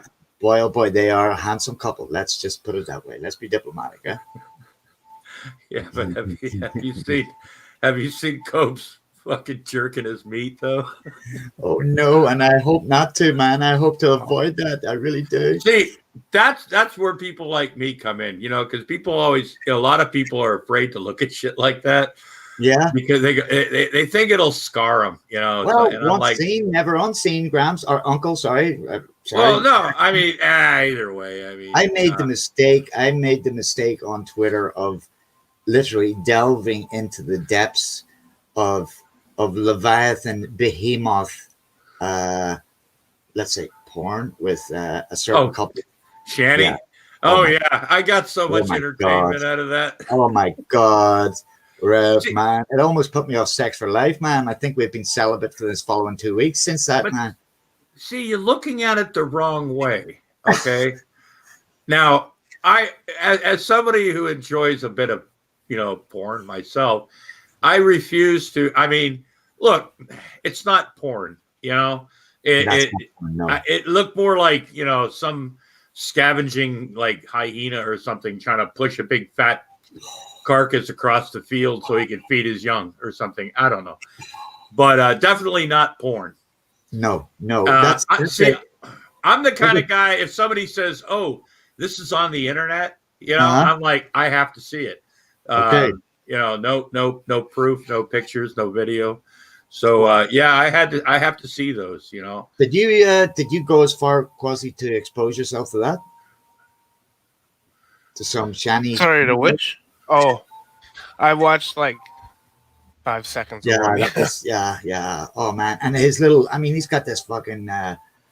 I can understand why he got a real fucking hang up over his baby carrot because he literally He does is- have a baby carrot. Eh? He's got He's flabbage. average length, you haters. Average fucking yeah. length. I remember him telling us that. He even went to Google Google what the flaccid average Yeah. length was. Yeah. Well, he can't swing it around like those Arabs. No, though, like Yeah. like an Arab. Yeah. Well, Yeah. tell us this, guys. How the fuck does he piss out of that thing? Does he have like a tube beamer? Because Oh, he's probably got at least 3. He's got a sprinkler out there. yeah. Wow. How did they ever think that was gonna, up their reputation? And I mean, I'm a working girl now. I'll never forget her saying that with pride. I'm a working girl now. Oh, yeah? you should have seen her now. She just finished a live stream. Now she calls herself Shanny for Satan. Yeah, she hates everybody. She's embracing Satan. She was ripping Wow, up why Bible wouldn't she? page. Yeah. Why wouldn't she? She's always been closer to him than she ever has anything divine. Well, the thing is, right now they're on this giant doxing thing. They're trying to they're and which is why that's why Grampy Lobster's incognito right now. Okay. because- Well, I seen that on you know. Twitter. Apparently, she claimed that she was serving 5 people yesterday, and she'd been to the lawyer. You know what? Stay away from lawyers. They're fucking money vultures. And I She- dread. She went to the courthouse on Veterans Day. Yeah. Which boy. I mean, they're closed. Yeah. So in other words, it's bullshit then. Yeah. Yeah. And I mean, she has been. I the only contact I don't have contact. I check once every week on Twitter to see what the drama is, or I have got Rumor Research as friends on Twitter, and I think Burnt Toast and stuff, and the geeky guys. But anyway. This, I'm sending it on to federal, 3-letter, wow, she's even going to the FBI, and she's being sexually abused and stuff. Boy, oh boy. Yeah, Boy, she was. woe is me, yeah. She shows this victimization. I mean, how many personalities does she able to present on a 24-hour period, guys? She thinks she's. I don't know. Above average, you hater. Oh, okay. I'm looking at the side chat. Sure, man. Sure. I'm gonna be eating some more. You eat those edibles, buddy. I was just saying, I got some CBD oil locally made. Bonnie laughed her legs off at me, man, last week. I got so fucking stoned. This isn't CBD, man. This is some like hard. I know, but this wasn't CBD either. This was like almost black tar green, and I instead of having 3 dropples, I had 3 pipettes, and I got so bodily stoned, man. I was like, oh, Bonnie laughed her legs off at me, man. She found it hilarious. But I mean, bodily stone, Uncle, instead of headstone. You know what I'm Yeah. saying? Oh You yeah. take that stuff and you're stoned all fucking day. Well, gotta- it's obviously got THC in, but what sort of do you buy them, Uncle, or do you make them, or do you know someone who? I know a guy. Oh, like space cake stuff. Chocolate. I know a guy. Oh, good. Chocolate's always good, man. And chocolate. Fun Brigade. Chocolate. My medical dispenser just started selling weed chocolate bars that are pretty good. Okay, man, that's cool. Well, Yeah. I was telling you, Quasi, about those 2 pots of medical marijuana I bought. Only thing is, it's like 45 euros for 5 grams. But the one, the Bedica, it's a Canadian company. Wow, it's so fucking stony, man. But $50 for about 5 grams, man, which isn't bad at all. It's excellent, pharmaceutical grade weed.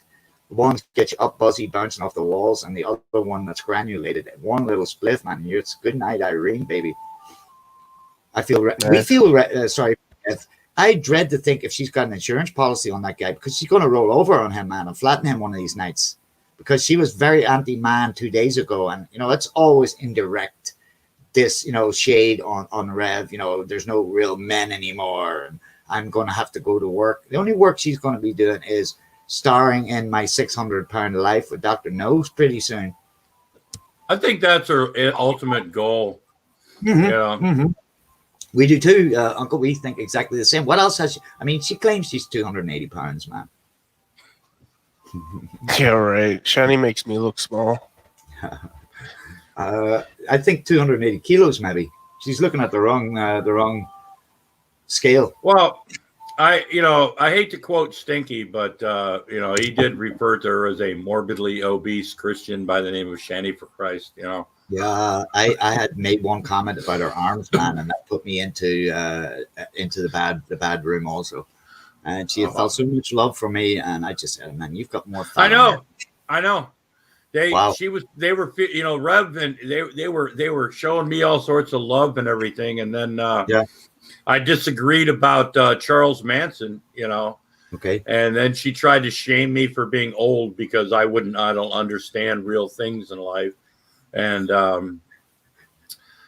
she was, trying to tell me that if, she understood, how I felt like I did, but people like me, people my age, she was being discriminatory against older people, and it really upset me. She can be a vile individual with ease. I mean, we seen one of her clips the other night down. It was, I've never, ever, ever been intentionally mean to anyone ever. I can't remember ever. And I mean, she can be a vile human being. I mean, her mouth and the profanity laden fucking garbage that comes out of her, man. How she can even claim to be a Christian? Although I'm not judging, man. So hey, I'm a heathen, so I can't say anything on that. But she doesn't. Hail Satan. She doesn't come across in any sort of Christian, denomination that I know of.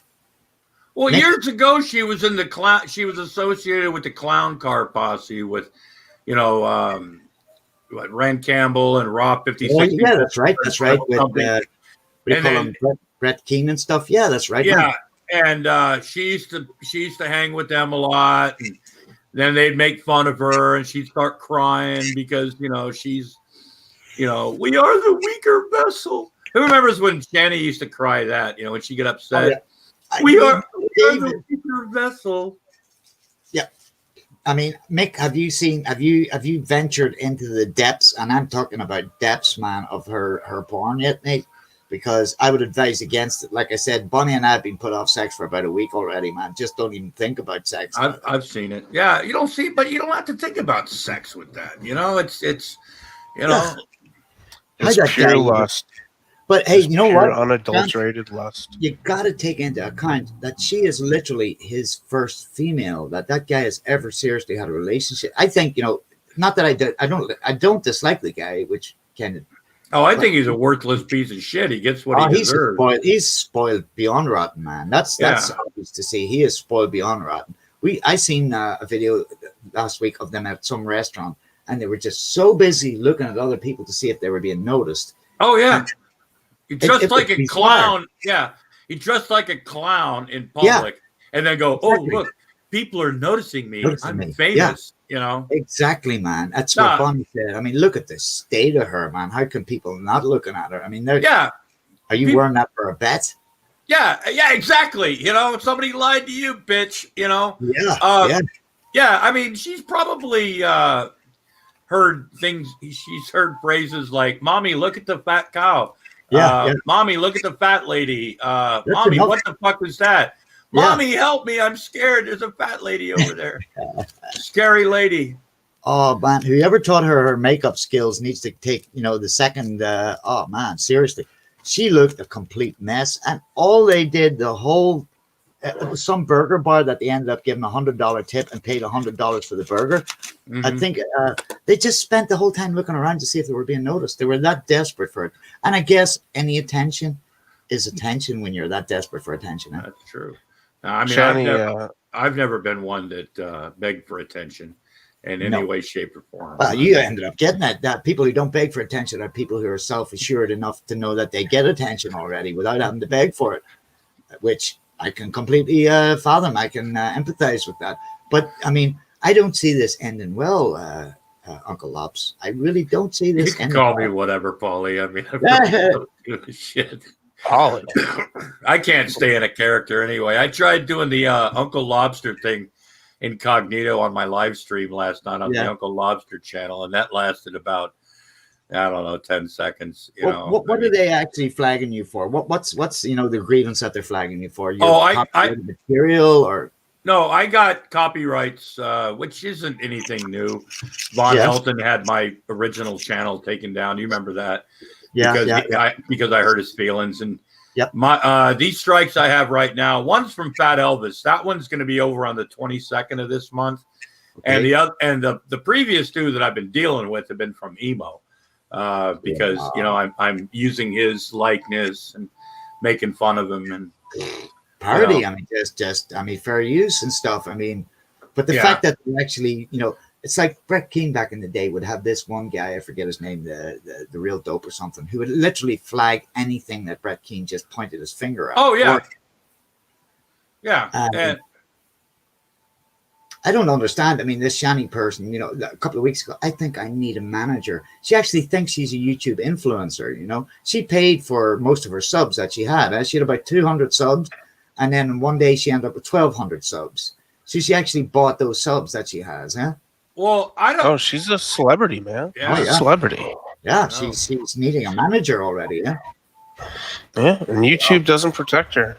No. Just Wow. doesn't. No. Where have we heard that before? If the kitchen's too hot, you shouldn't be in there, man. It's Well, like I've said to. Sorry, Lobster. Go on No, ahead. Nick. she's got that thing now. Tragic and her, and Maya, man. They're all no. doxing people, and That Maya chick, that girl that was in the Von Helton Rage. she's Mara- a fucking nut. Oh my god, Yeah. Steve, I had her in a stream, when she was trying to make friends with me and other people. I mean, god damn.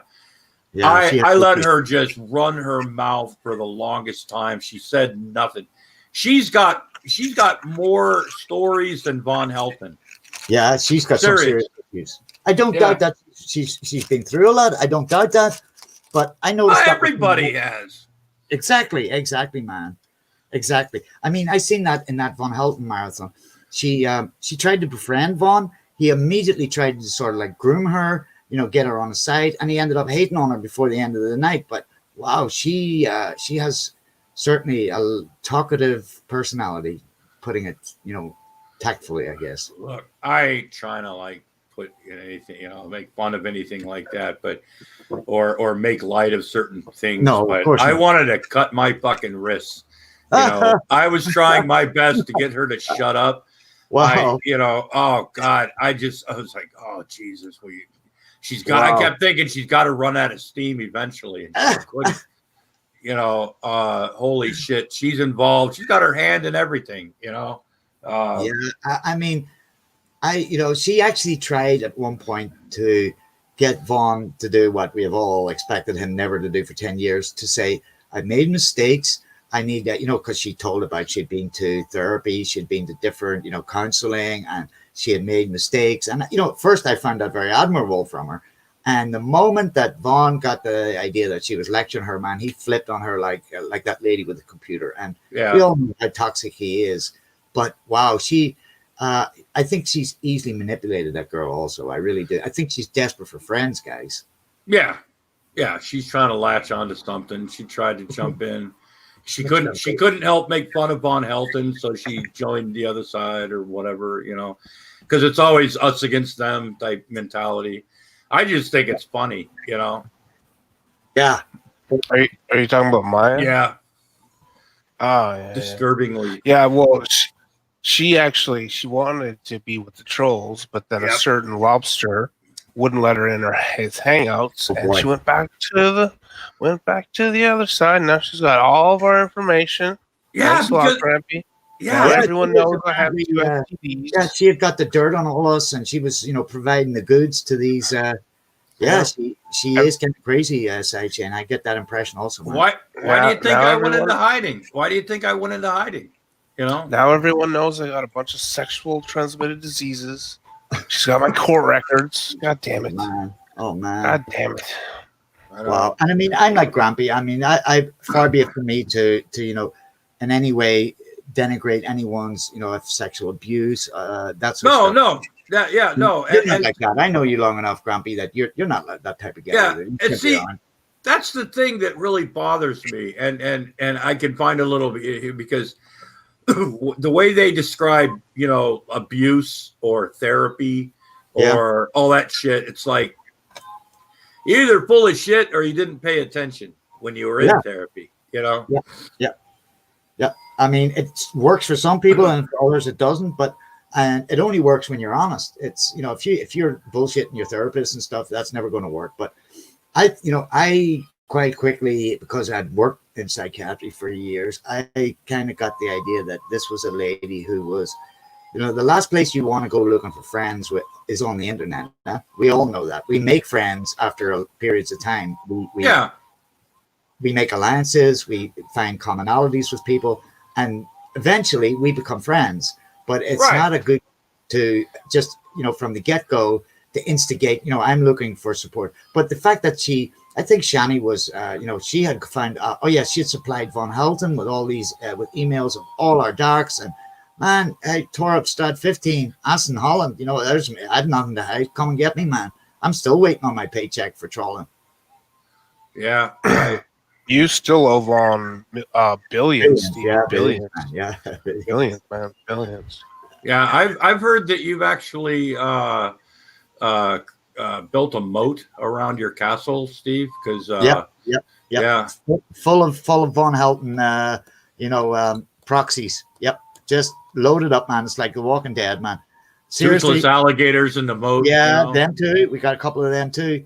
He avoids me like the plague, man, because he knows I was there from the get-go, and I have still, so far, the radiotherapy hasn't blasted too many brain cells away, but I can remember lots of stuff that Von Helton's done over the years, and he can try and spin it any way he wants. And he would never come in here, man. He will avoid you too.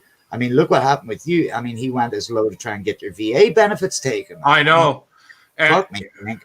yeah, And you served, man. You served. I mean, you were a soldier in active duty. He was Cold a War wannabe veteran. Cold War veteran, man. I He fought in the didn't even Cold War. pass out, man. He didn't even pass out. I mean, His What- mother had to. They called his mother to come yeah, get to pick him. him up. Yeah. Yeah. Otherwise, I believe that they were afraid that the other soldiers might do something to him. Yeah. He was dishwashing somewhere in a restaurant, I believe, off base. Yeah, that would have been when he was, fighting the pimps and the drug dealers. That was just a cover. Yep. Well, it's like, the stories about how his sister would tease him when they were up the Eiffel Tower. Is that in Las Vegas? Or, I mean, are you claiming you actually He's were? never been to Vegas. That's what he's never been to Paris either, buddy. He's never. It's like Checkpoint Charlie. He used to stare down Vlad. Oh yeah, Yeah. Hey, we'd I've speak actually- religion. I've actually seen Checkpoint Charlie. I actually got. It used to be a tourist attraction back in the day when the wall still was up there, man. Well, they had. We actually got to go to East Berlin. We had to travel through East Germany in deuce and a halves to get to East Berlin. Yeah. that was. I've been there. Yeah. Yeah, went to that muscular was shit. how many times we had to get out of the deuce and a half and like stand there when some guy came walking back and forth and like looking in under the truck and looking around the truck. It was a pain in the fucking ass. I mean, So, Gramps, tell us this. What's the story? Sidechain was telling me that Ma Helton is now under the care of family members. well, who was it? Larry Frost sent Charlie a personal message saying that Ma Helton had fallen down and was taken to the hospital. Von Helton, in the meantime, whilst this was going on, was in a live stream with Brett Keane. So he, because his mother's never done anything for him. No, But, never. No. Priorities, man. Yeah, but apparently she'll survive or something. I mean, she's 95. Hold on a minute. Okay, take your time, man. I mean, she's a tough lady. I mean, she's the same age as my dad would be. She'd be up in her early 90s now, I take it.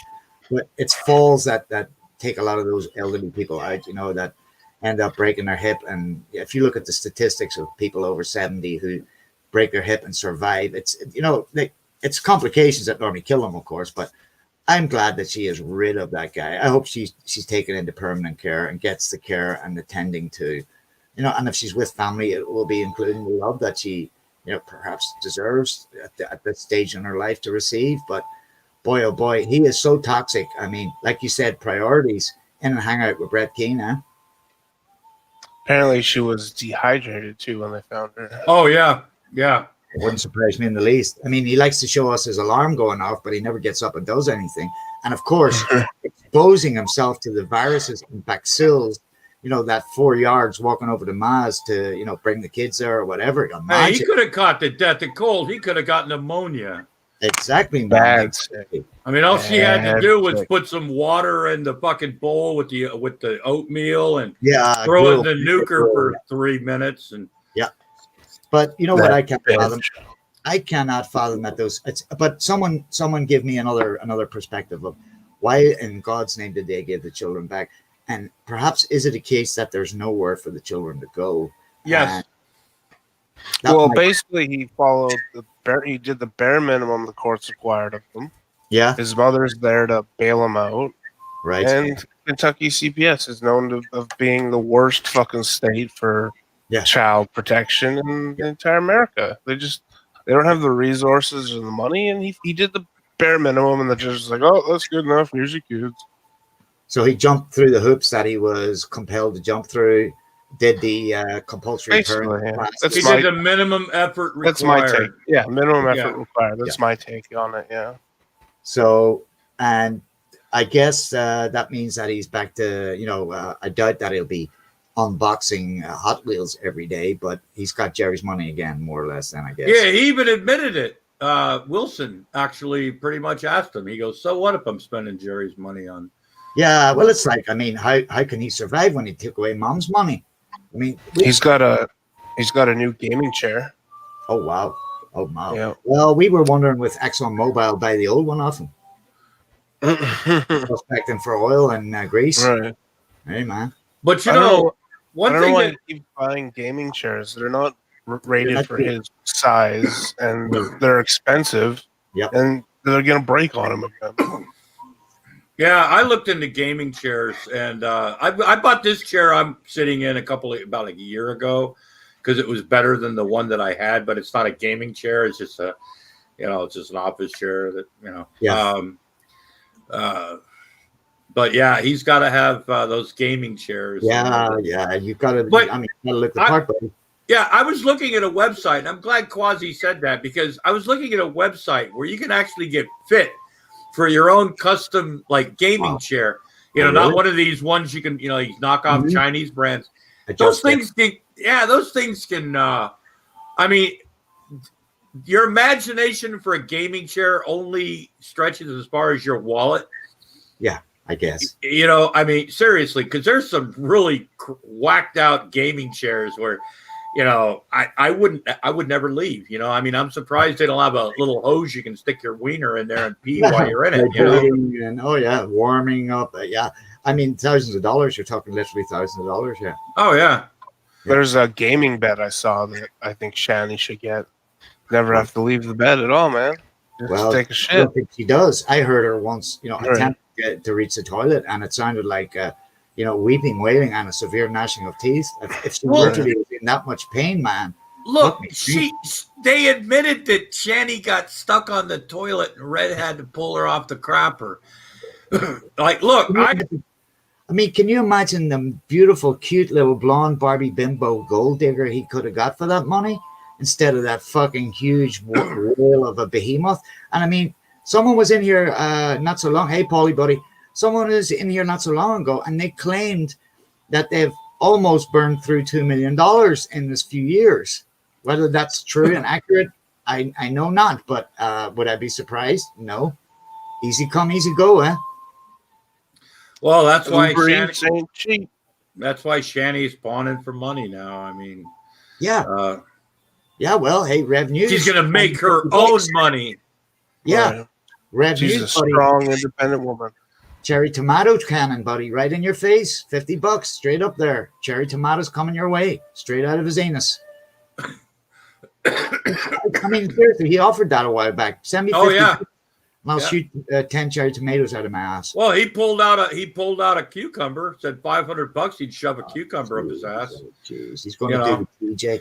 They are Look, so tired. I've done things for money. I've done things. I've and I think we all have at one point. Of I mean, course. I'm not talking about like sexual favors. I mean, We've all done some Grampy suck things. dicks for weed. yeah, $20, Cosy, buddy. yeah, and but that aside, but it's like the holidays are coming up or something. You need some extra money for Yeah. or whatever. You're saving up for something. Now, my first choice, like get a part-time job, ask people for whatever, right? Yeah. Rev, his first reaction thing is like, you know what? I'll tell people I'll shove a produce up my ass for money. Yeah, I mean, I'm just saying. I mean, sure. It says a lot, doesn't it? It does say a lot, and that the fact that this is his very first woman in his existence. I mean, when he one day does get in, well, he did have that pillow and that. Oh yeah, he had one of those fuck that, cushions. that hentai porn because that's less God. sinful. Oh, God forgives you for jerking off to Japanese porn Cartoons, yeah. cartoons. Paulie, with I tentacles. hope you join us, Paulie. You're welcome to hang out with us. I think Quasi give you the link. Come in and share your wisdom with us also. But do you think, Grumpy, that I think it's hard not to agree. Do you think that Ma would be better off where she is in care now instead of being in her own home? No one Yeah. likes. My dad didn't want to leave his own home. He got offered a nursing home for the last few years of his life, and it was that breaking with 55 years of marriage in the same home that withheld my father from. But I Yeah. can't imagine her not being at an advantage getting away from him. Yeah, and I mean, people go through that. I mean, my mother went through that. She's like, I don't want to be at home. I don't want to be at home. Yeah. Well, it comes to a point where mom doesn't have a choice because I for got the you. betterment of, for her own well-being, because like even if you've got nurses in your home or you've got family members checking, it's not this. Contact, Yeah. for instance. That's what I tried. My dad was a barber. I said, Dad, you'll love it, man. You'll meet people of your own age. Hey, Yeah. Teo, Night Dog, welcome, Teo. Nice to have you in the mix. Also, shake your booty. I want a horny little Jewish princess. Isn't that Oh. Frank Zappa I see there in the thumbnail? I believe it is. But I think she does need specialist care, sidechain. She is of strong constitution. That's obvious. She's way up there in her 90s. And to being able to survive that fucker for so long is also a testament to how she's pretty tough. But see, and what I don't think Vaughn realizes is, see, as long as she's alive, okay, shit's not going to hit the fan. No. Okay, because she still has a mailing address on Crane Creek Road. Okay. Okay. Now, when she passes, that's when Vaughn. So whether she lives in the trailer or lives in a home, it shouldn't really matter as long as she's alive. And Yeah. when she dies, that's when shit's gonna go crazy. And I think Von Helton's life is gonna go. Yeah, yeah. Well, I had been led to believe that, they were seriously looking at evicting the fucker after he had taken the 30 grand off her. And, And he's been court ordered to pay that back, by the way, which he's never done. which is That's never when been- that's when all that money came up, stolen out of the, that's when he started talking about, the $2.5 million up to $6 million in Ma Helton's closet, which Yeah. seriously, even if you hate banks, man, who fucking does that? Well, Yeah. he can't pay it back because of you fucking trolls. I got rid of his fucking income. Paulie, welcome So- to the mix, buddy. You only have yourselves to blame.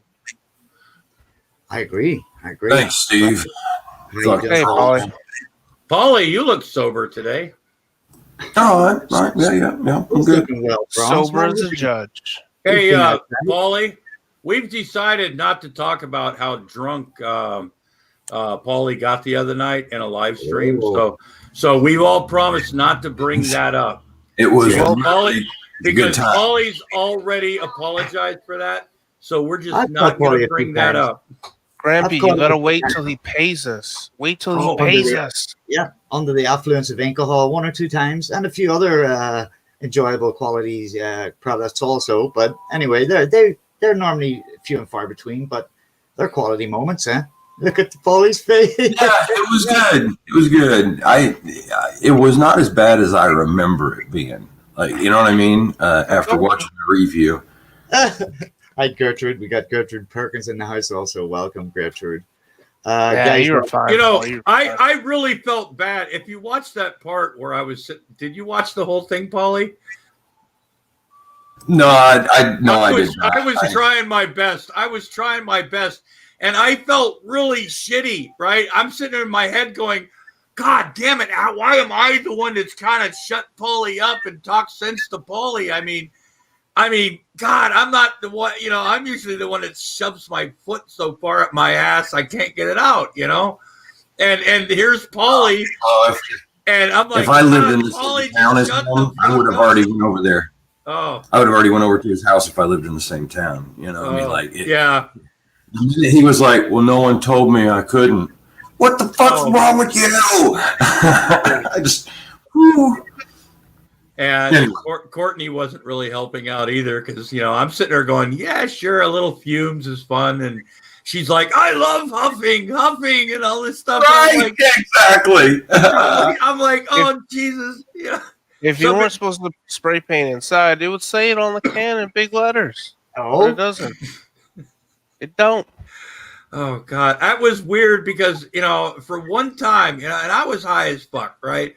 But for the first time, I'm trying to like calm Courtney down because Courtney's got this really, and I like Courtney. She's weird, but and I've talked to her. I've been in a couple streams with her. But Yeah. Courtney, when she gets drunk, when Courtney gets fucked up, she's got a very unhealthy relationship going on with Cobes and fill me everything. in. She's Who's kind of- Courtney, Grampy? Who's Courtney exactly? Geez. Rumor research? No, just a Cobes fan. Yeah, Oh, Cobes okay, fan. alright, Yeah, okay. she's okay. And then so we're trying to explain to explain to Courtney that she has kind of an unhealthy thing for Cobes and stuff because Okay. Oh boy. and Just an then enabler. Paulie kept putting up this bottle and the level kept getting smaller and smaller. And then he rolled a joint or a bowl or something, and he started going too. And then he started talking. And he kept going over, repeating the Fist same. bump, Paulie. Fist bump, buddy. Yeah, good advice. But then it just kept going on and stuff. Then he kept apologizing. He wasn't trying to come off. The side chat was going fucking crazy. Right? We're trying to get him to shut up. Just, okay, Paulie. And finally, I'm sitting there going, you know what, Paulie? I love you, buddy, but goddamn, you put out some good advice, but sometimes, Paulie, you just don't know when to shut the fuck up. And Wow, I it wasn't felt, that bad. It wasn't that bad. yeah, it was. No, it wasn't. Yes, it was. I missed it, guys. I missed all the fun. The thing that bothers me is when you say something and the motherfucker's answer is, yeah, Yeah. but. Like, no, there is no fucking but. Don't do that. No. Yeah, I'll shut the And fuck that's up the the minute you quit easiest doing way to that. get Yeah, but Charlie. what? That's the easiest way to get Paulie wound up, especially when he's drinking. Is just, you know, and it's like I said, I haven't always made the best choices. I am not a role model, nor do I give much advice. So I felt kind of uncomfortable when I'm the one sitting there trying to calm down two fucking drunk people. Well, Paulie had quite an alcohol selection last time we were talking. Remember, Paulie, you had Crown Royal. Was it Crown Royal? I believe. I usually have a pretty good selection of liquor. Yeah. I don't Oh yeah, I don't drink it often, yeah, but when I do, I drink it well. yeah. He had some of that Dr. Feelgood root beer. Yeah, and that was the whole thing. At least Paulie's not a cheap drunk, you know. At least when he drinks, you know, it's not like he, you know, pulls out, you know, The Mad Dog 2020. Oh, okay, yeah. Well, he's a quality person, so I wouldn't expect any less from him. yeah. But oh god, it was Where was this, Grumpy? Over in your hangout with the Fun Brigade? no, No. it was in It Courtney's. was Courtney's. It was Courtney's hangout. Okay. I know her from a couple of, you know, like, look, something like the Fun Brigade. We intermingle in different communities. We've got part of Dragnot. I mean, Dragnot even subscribed to me for some fucking reason. We've got people from Trolls, Haters, Naysayers. We've got people from the Juggalo community. We've got people from the First Amendment auditor community. It's a mishmash of everybody that comes together. And we try to keep politics and all the bullshit out of it because there's so much more shit, you know. And sometimes, you know, there's going to be a little bit because of the current, you know, situation we live in. But that's why me and Charlie can never be friends on Facebook. I love the guy like a brother, man. I swear I do. But we can never be friends on Facebook. He's fun to fuck with sometimes, and you know. But I blame Quasi for that. Up guy. But yeah, and matter of fact, he's supposed to be his daughter. He asked me for the image of my logo that Christina Blackfeather, a wonderfully talented woman, made for me. Yeah, and we've got T-shirts, and Paulie even bought a Grampy Lobster T-shirt. Wow, merch! But wow. yeah, Hey. we got masks, we got face masks, we've got, you know. But anyway, so Charlie asked me a while back. He says, I need that picture, a good picture of it. He goes, my daughter wants to do something. So Charlie's daughter made something Grampy Lobster, right? I have no idea what it is. He was supposed to mail it. Okay, this is a while back. Okay. But he keeps saying, no. He goes, I'm going down to Mulberry Street to get you something. I'm hoping it's like, and it's apparently he's picked it up today, and it was supposed to be, if he would have got earlier, he's trying to like next day. He tried to get it same day delivery because we're not really that far. But it looks like it's going to be next day. So I think tomorrow, unless he, you know, I don't know, gets high and eats the food, which I'm hoping there's some cannolis and maybe a stromboli. I don't know. But anyway, but he said it had to be fresh. He's going to get it there as quick as possible. So when he does do that, I'm going to do like an unboxing. Okay. Now I'm going to actually open the box first. Okay. And just in case, you know, he decides to like, you know, show pictures of his, you know, if he wanted to like share nudes of himself with me or something like that, I wouldn't want to embarrass Charlie in any way, shape, or form. So I'm going to actually see what's in the box, but I'll let creative. Actually, I believe, you know, she's quite creative. What's in the box, Frank? What's in the box? Oh, don't look in the box. What's in the box? What's the box? You know what? I'm not into like movies like that. I mean, I like more document, you know, but that was a movie that I was like, that was a good movie. That was a great movie. Yeah. David Fincher, I think, directed it. Yeah, I enjoyed it also. Well, I mean, excellent actors in the first place, but it had a good storyline. I mean, who didn't jump out of the chair when the half dead guy in bed sort of revives? Right. Yeah. The heroin addict. Yeah. Yeah. That was crazy, man. Yeah, Crazy. he took his face off and he eating his lips away and stuff, I think. Yeah, something like that, Yeah. It was well made. I mean, the very fact that I still remember it says enough in itself. Yeah. Just think of the dedication of capturing a guy and Yeah. keeping him alive for a Right. year, taking a picture every day of Yeah. his slow deterioration. Oh boy. It's crazy, man.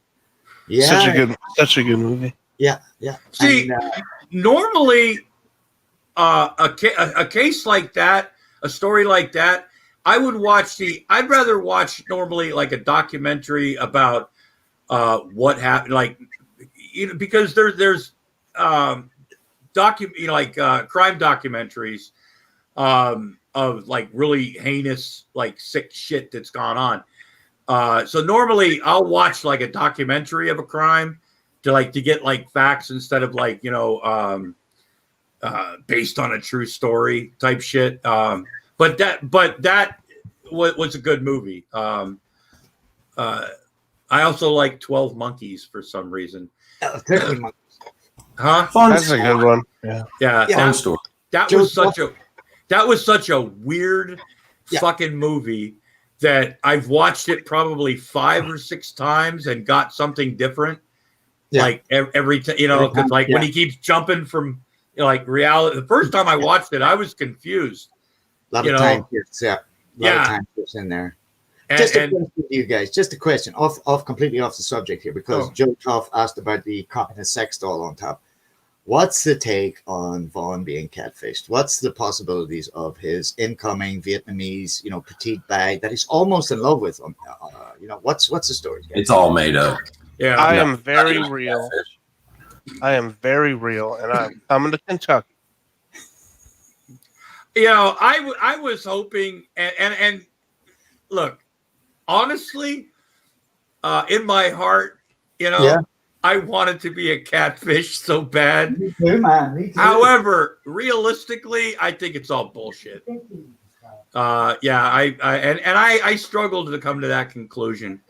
But yeah, I think Just it's all, of your own wants and desires. Right? I mean, the struggle is not real. It's just because of your desire. yeah, I want it to be real. I want it. I don't know. I want some lady boy to fucking. I want some Yeah. Prancy Dan fucking lady boy to fucking step off the fucking plane. Yeah. Oh, 2020 Yeah. has been a very tricky year, and we need something good to happen for once. And have you noticed how his his loyalty shift? His 5 Red Army bodyguards. And this consular. well, that's- Well, I said he's a fucking commie. He's a goddamn commie. Yeah, he's a fucking parasite, man. So hey, that's that. But I mean, seriously, Grampy, when we had him on Blog TV, you could make yourself literally every 5 minutes a new account. And this was when 360, and we would troll him, Paulie, George Bush Pitch. Oh, He would be on every morning on Blog TV. Yeah, all you had to do was get yourself a pretty, just generic chick photo, make up, Dutch tulips, and within 5 minutes, you'd already got an invite to his trailer buddy. He was that catfishable back then. That's Oh, then. Before Micey showed up. So I dread to think. look, I've and Paulie knows this, and Secular knows this, Mindbender. I love backstories. I've sat, and it's hard to get me to shut up sometimes. I get that, but like when Secular or Paulie or who was it? Dr. Descent even came back around. I met him. Well, yeah, and I get there's differences, and I understand that, because in any community, like when you're a troll or a hater or something, there's going to be, Of course, whatever. we don't all get along. Of course. Okay, but the stories I met Mrs. Anonymous Dick. Okay, when I was like it's almost like meeting your not, I don't want to say hero, but you guys are the ones that I used to watch. Okay, so like getting to know backstories. Kate's a nice girl. I mean, you get to know Kate, she can be a very nice person. Yeah. Oh yeah, but getting to know backstories of videos, because a lot of the videos I didn't always know the backstories or what really happened or anything like that. I would just find the funny shit, and then so later on, I'm getting to know backstories. How these things came about, the things that were almost going to happen but just didn't happen. the RT News Network interview, getting to meet Mindbender. You know, I mean, yeah, it was. That's when he was with the Russian guy Tucker and Chucker, and so that was Yeah. fun. He is so easily taken in, man. Seriously, and I guess his sexual desperation and desires and lusts. But seriously, hey, who knows? Maybe a Vietnam. Vietnam was the country that Gary Glitter went to buy little kids from before he got caught in Cambodia doing this despicable stuff. It's poverty ridden. It's one step away from being full-fledged socialism, I guess. But I noticed that Paulie said there, I've been a communist. All of a sudden, he hates communism because communism never works, this, that, and other. And then I've got a Red Army sniper team come to protect me. And say, hey, I was gonna look. I'm just putting this out there. I read somewhere. I heard that somebody read somewhere that the country of Vietnam was actually looking for an embassy somewhere in Clay County, Kentucky. Oh my goodness! Oh my yeah, goodness. Absolutely. And I mean, I just heard somebody read that somewhere, and that maybe he can sell that $1 million compound, buddy. Who knows? Yeah, that could be. So we might have Vietnamese soldiers protecting the Vietnamese embassy from Kentucky CPS and the frost. I wonder how quickly will he be parted with his cash? I'm sure that's going to be an element involved. I have no doubt about it whatsoever. That there will be. Well, you know what they say about a moron and his money. Yep. Yeah. Well, that's true. God. You know what? You get a chance to extort money, right? I'm not look, it's something that I would never do, and hopefully none of you would ever do. But you get that chance, right? You get that chance. You see that cash cow, and nobody's gonna find out, right? And you're like, oh man, this is my chance. Here's my golden ticket, and you choose to buy a Hot Wheels. Yeah. And fix up he didn't choose the Hot Wheels. Jerry told him to buy the Hot Wheels, and he's got to do what he says. But like Freedom Fighter suggested here, nothing wrong with getting a hooker. I mean, seriously. I mean, it's legal where I live. You actually have a union for it. I have nothing but respect for the girls behind windows. I really have, because I couldn't do it. And anyway, what I was. Oh, if I was hot, I could. If I was hot, I'd let people fuck me constantly. I'd have to make money hand over fist. I wouldn't have a problem with it. Hookers even people you let people like Ron fuck you? Well, that's what I was just going to get to.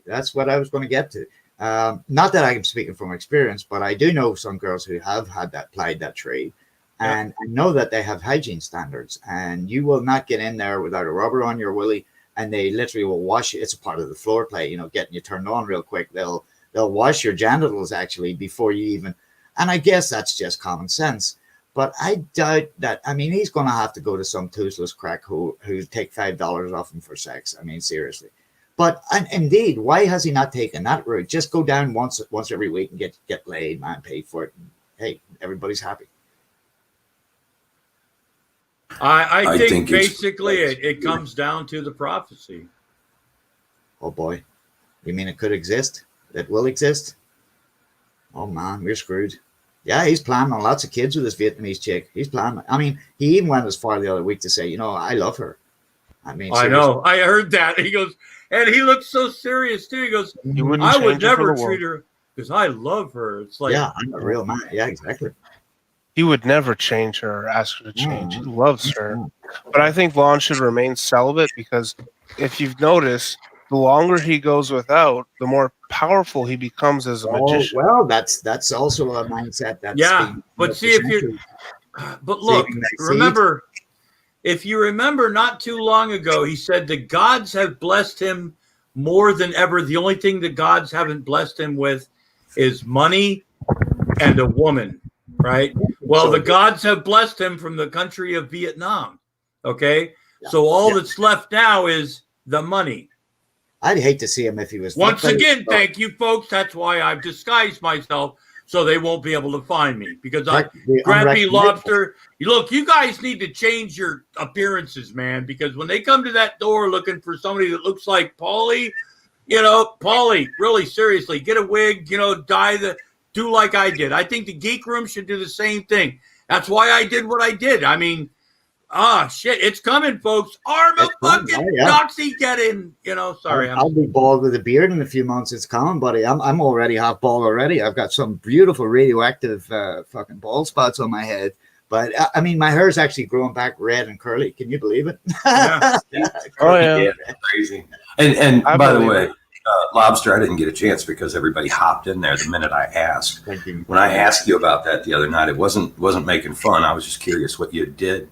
I like it. You look much younger. That's all. Yeah, it has definitely given an very youthful, vital. Yeah, You virile. look evil I to mean, me. You as look far as very saying virile. Yeah, that's Everyone knows in alternate dimensions and evil timelines, the evil guy always has a black goatee. Yeah, I was thinking there about Fu Manchu. You guys remember Fu Manchu from back in the day? That mustache. Yeah. Yeah, but That's what Vaughn has. yeah, He's got oh the yeah, blue he's got a too. chin Yeah. rider, Quasi. He's got a But- chin rider. It's meant to be handlebars for chicks. Yeah. Yeah. You guys. Well, get he wants to get Billy goated, and that's where the chick will bite down on the goatee and tug on it. That's a Billy goat. it. Oh boy. Oh my goodness. Yeah, I always, I started, I've never, except for one time in 1985, 1984, in the summer of 84, out in the summer, I threw peroxide on my hair. So I had white hair for a while. You went the that right was- way. yeah. I've never been one to like color my hair. It's always, but you start to get older, you start to get a little bit grayer, and do you want to look really old and stuff if you have a choice, if you can go to the store and get a bottle of something that can turn your hair and make you look maybe not younger, but different. Just for men, buddy. It says it just for Yeah, men. exactly. That's what we Hey. use, Yeah. And by the way, Vaughn doesn't have a goatee. He's got goat scrotum He's fucking got hairs bum fluff, man. transplanted on his fucking chins. Yeah, It's he's like been too lazy to shave. It's a sexual connotation. You know what I mean? Riding,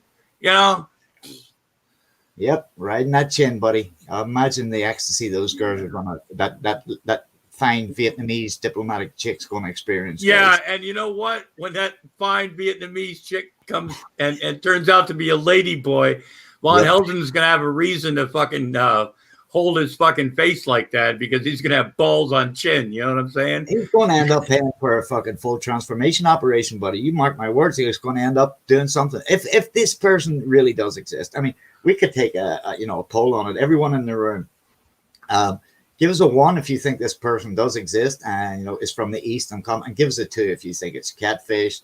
He's just getting played, and all the other possibilities. But 1 is if you really think there is a Eastern Asiatic beauty out there, just burning rubber just to get to Kentucky, guys.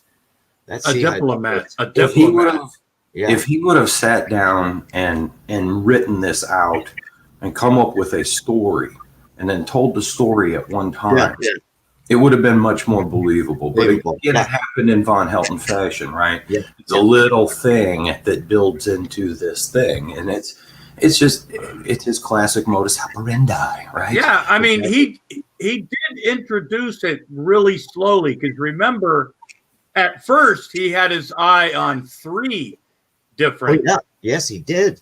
He Okay, did. Right. so he's whittled it down. I mean, I want to know about the process. You know what I'm saying? Well, he claimed that Also, also. freedom fighter, He freedom claimed that- fighter. Yeah. The question is, if somebody could fill in on how he got those poor children back in his clutches. Oh God! For you real easy. Well, I mean, he Like claimed that also. Clay County is the least prosperous county Yeah. in this entire fucking country. It's the Gotta be. poorest county in the country. It really They don't have seriously. the resources to put the kids anywhere or the financial wherewithal to be able to take care of them. So Exactly. they have to go back. to the Serious deprivation, man. Serious deprivation. That's our take And- on it also, Paulie. It must be, as you suggested the last time we spoke, and so wisely said, Steve, it could be simply a case that there's nowhere for them to go. And he did the bare minimum the courts asked of him, and Well, got him back. as always. Yeah. Well, What's fucked up is it took 8 months for him to do the bare minimum. Yeah, Right. well, yeah, because I mean, That communist. I think somebody somewhere, or maybe Vaughn's not as, you know, he kept screaming he was defiant. He wasn't going to take that Mhm. communist because they say they can raise my children better than me. And so I think he finally got to the point where he says, like, look, I got to take these classes, right? Yeah. I Those might communist want to classes, just yeah. shut up for a little bit. I can open my mouth later. Okay. I think he took the classes, probably got a C, you know. Those communist indoctrination classes, eh? Yeah, Those- he barely got through. He basically kind of understood the point they were trying to make, but still didn't give a shit. And yeah, bare minimum, you know. Yeah, as always. I mean, his mom used to carry the can for him back in the day. She would pay for, you know, a minder and that sort of stuff. But I was just going to say to you, Grumpy, just now, when he was still not officially divorced from Mouse, he actually came up with the hateful 5 comparable options, which were of better quality. I mean, it's almost like, you know, he was curing horses. And don't forget his standards. 1, she has to be financially independent. Yeah. 2, Second Amendment rights all the way. And 3, at least a black belt in some sort of martial arts. So he does have standards, eh?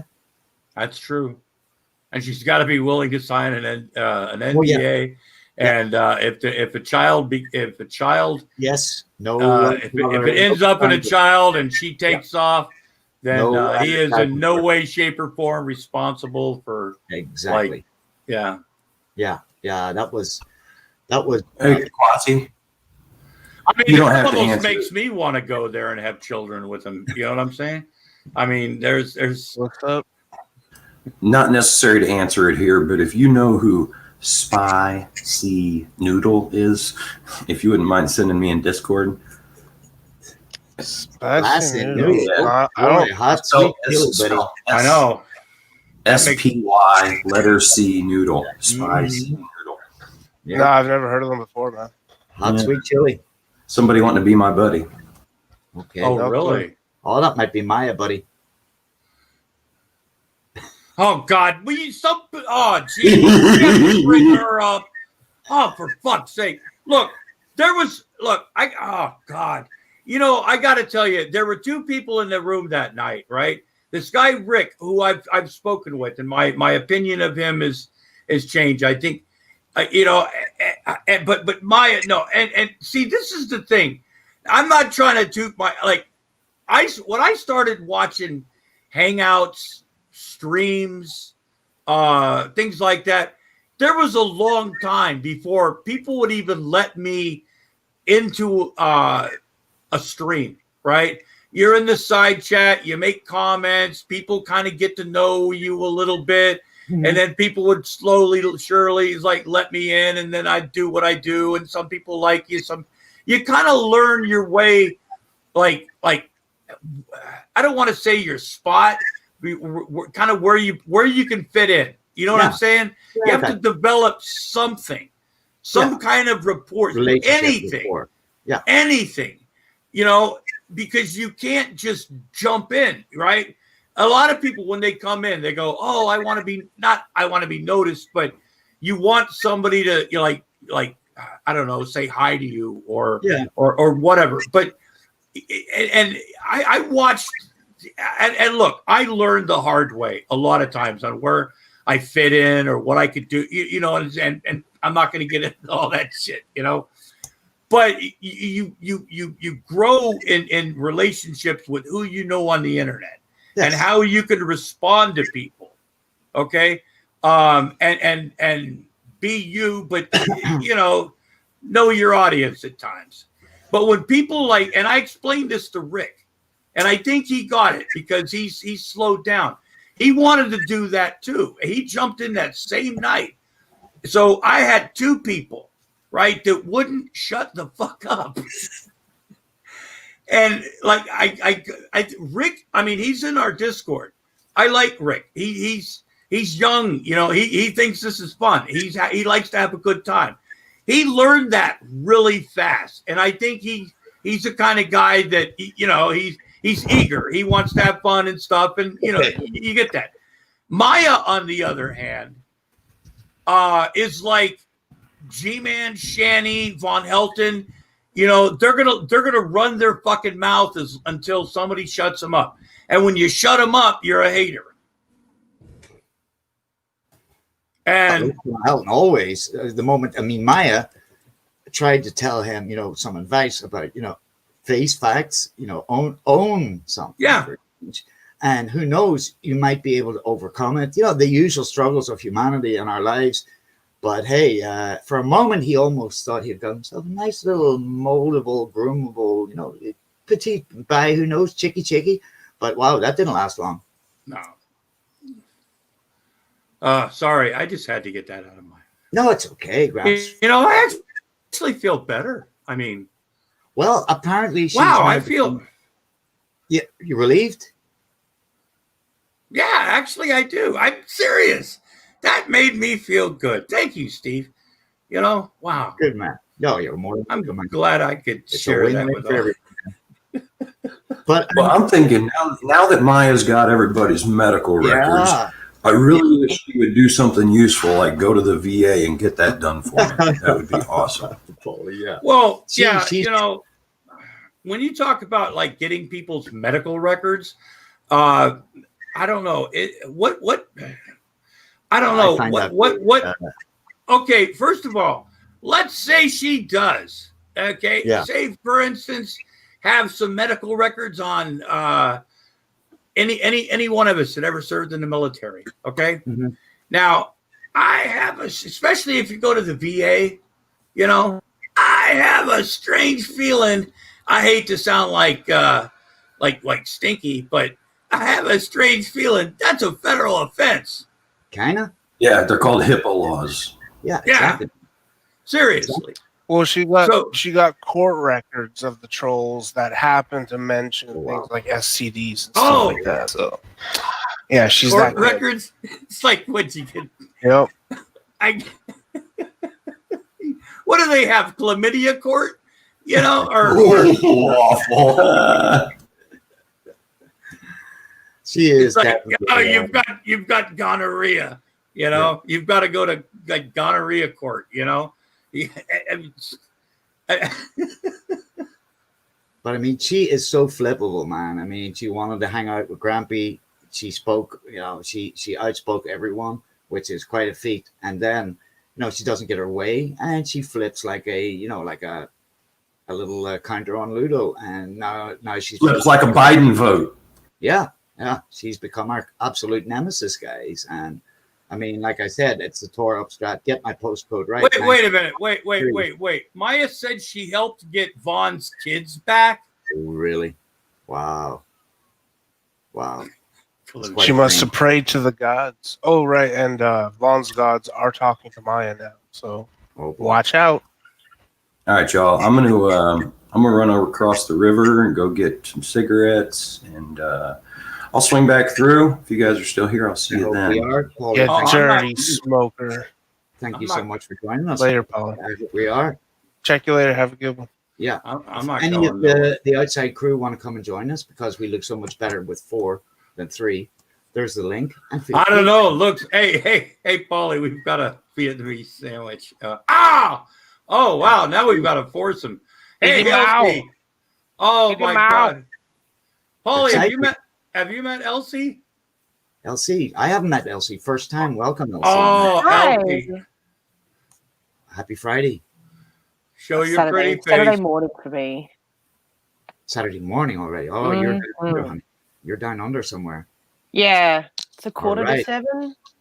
Okay. She's one of them welcome. Aussie convicts. Yeah, I got it. And a beautiful Australian accent. Wonderful. Oh, thank you. Oh my Hey, god. Paulie, I got to tell you, you have to be careful because Elsie is actually a real do-gooder in real life, and actually like helps people. Wonderful. She comes into these streams because she has to have an outlet somewhere, and we are always more than happy to. I've always had a very benevolent vibe from Elsie. Just the text, I never knew her gender really, and it's regardless. I'm not, a guy who automatically wants to know someone's gender, but if people are, good enough. Sorry, I'm, James, go. I'm glad you said that. I really, Paulie, first of all, thank you for giving me an opportunity to be really fucked up on your stream, because I'm having a wonderful fucking time. But Great. I'm glad you said that. And I've said this for the longest time. I'm one of those people, it's like, and I say, and I like to use this in my streams, and there's a reason why. Like, it's still real to me, right? Yeah. Since I've been on the internet, when I first came on the internet, when I was Oregon Atheist and I was doing Flying Spaghetti Monster stuff, I had a very large, at the time for me, because it wasn't very big, of some really weird, I didn't have any idea how they identified just by our conversations. And a lot of them had like stuff. I mean, a lot of like identification, self-identifying people. And I mean, we're talking like some, I would think some really bizarre like things in my world, right? I never once, and nor have I ever like wondered like anybody's who they were, like is it a guy or a girl or something. It's things like that have never, like, because it's the, like, I see like Side Saint Shane Blaine could be a guy, could be, it doesn't matter, it's that person, it's that personality, it's and things like, and for people like Cam Up, are you a guy or a girl, or like wondering what's, how somebody or who's somebody, or if somebody fucks. Sexual component behind people. Yeah, there's got to, it's like, do you have a dick? If you have a dick, then you think like me. You know what I'm saying? Yeah. I mean, there's some, it's never, I mean, because I don't give a shit about like, what they're, Yeah, we're not cruising for a bruise, and that's why probably. Yeah. But there is definitely a sexual component. It's like when you go to G-Man, he got this thing from Brett Keane. Yeah. First thing he will ask you is, what is your religious persuasion? Are you an atheist? Because then, he thinks he just like Keane. Yeah. Did you know TJ Kirk shoved a banana up his ass? Yeah. Well, I mean, it's Keane's the same. He would automatically, and I mean, where I came from in Ulster, it was pretty. Let's say it wasn't a question you went around asking people, are you a Catholic or are you a Protestant? Because it could cost you your fucking head, probably. If you were at the wrong place at the time. And it's an extremely personal aspect to my life. I'm a heathen. I've never been baptized, but people used to get on my case. I was a Jew, whatever. I'm whatever you want me to be, but I let people in their own value. And it's like I said, LC, I've always had a really, out of the text, I've always had a very cool buzz. But listen, I've never met Australians that I don't like. Australians are forthright. They're upfront, and they're very honest. Oh, have you ever met the angry Aussie? Oh, God, he's a no, dick. Not yet. But there's always going to be an exception to the rule, of course. Yeah. But we have met so many really cool people, and the main factor of that was, of course, we were all in some way Von Held acolytes, and there's been an amazing community of people. We've seen people go, we've seen people come, we've seen people pass away in this last 10 years. But there are the propensity, and the majority of them are pretty decent people, I find, to be quite honest with you.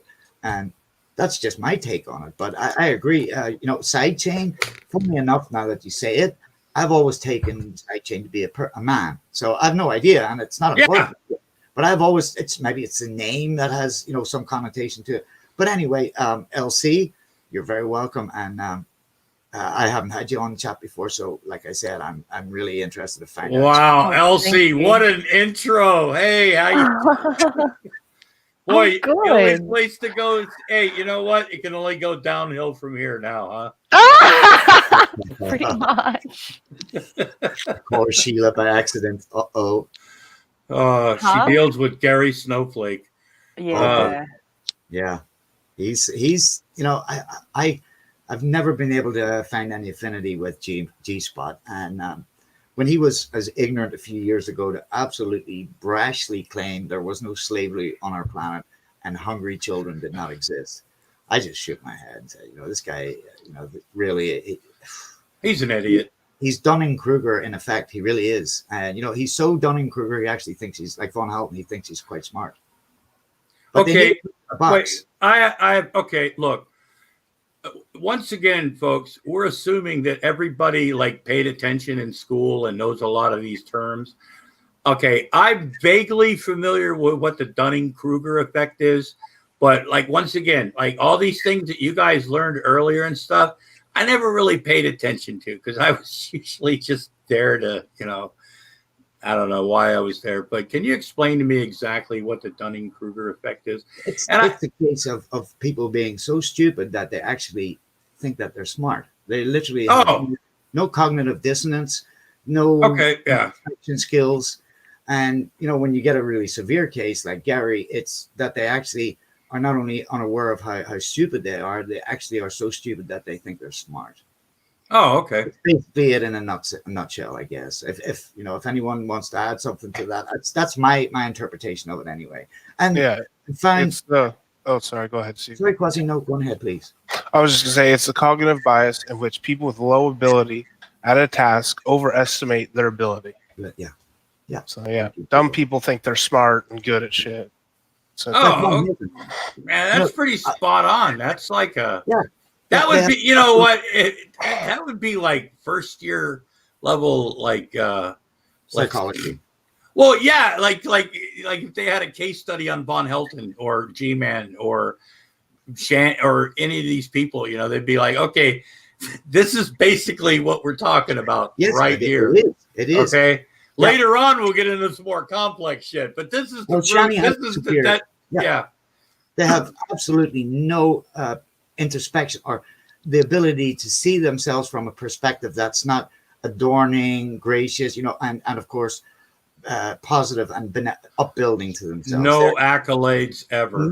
And always you'll find that they have the ability to be very often, more often than not, the victim. When it's as a result of their own stupidity, it's your fault. I actually did make a Von Helton positive. I actually made a video one time that said Von was right, just to prove him wrong. Yeah. Yeah. I remember. So He demanded that, actually, LC. He actually demanded He that. did, yeah, I remember that. Yeah. Why didn't anyone? this is the beautiful thing about it. And I am so glad you brought up the Dunning-Kruger effect. I'm so fucked up. But it's like when I first heard of G-Man a long time ago, I was like, is he really this stupid? Or does he really, like, I remember when he would go out street preaching and start yelling at things. The Hebrew Israelites, sure, but yeah. Oh no, this was before that. He was out in New York City and he was screaming in the middle of the street, and you must yeah. I was like, is this an act? There was still a little bit of me. And then you realize, no, this guy's dumb enough. He really thinks he's making a fucking difference. Yeah. Okay. Yeah. Same with Von Helton. There was a while where there was a possibility in my fucking head that one of these days there was going to be a video and some guy was going to come, like, open up on camera and go, hi, my name's Charlie, whatever. Or I don't want to say Charlie. Oh God, let me start that over because I wouldn't want Charlie. Okay, my name is my name is Joe, whatever. Bob. Right? Yeah, Bob, right? Yeah. I play the part of James Paul Von Helton. This is, it's been an experiment, some sort of weird thing that's gone through, time and shit. And there's like makeup that pulls off the guy's face, and we go, and holy he looks shit. normal, and he's got There was a time when I thought that might be a fucking possibility. Yeah. No. And then I was like, no, this dickhead really thinks that he's going to put everybody across, even across the pond. I'll use the anti-bullying. I don't even think, Grampy, he was there to save souls. I think it was more he wanted to sort of show off to how much scripture I'm aware of, and I'm able to just repeat, blindly. But sorry, I broke into you there. Sorry. But no, he really thinks this shit is real. Yeah. I was watching a video where he was claiming that how he got started on the internet was he would watch makeup tutorials. Yeah, Von Helton. Yeah, makeup tutorials. That is Yeah. not true. He got on the internet to save children from being bullied to death. Yeah, and that's pretty. But They just those children just happen to be watching makeup tutorial. So Yeah. it's just a coincidence.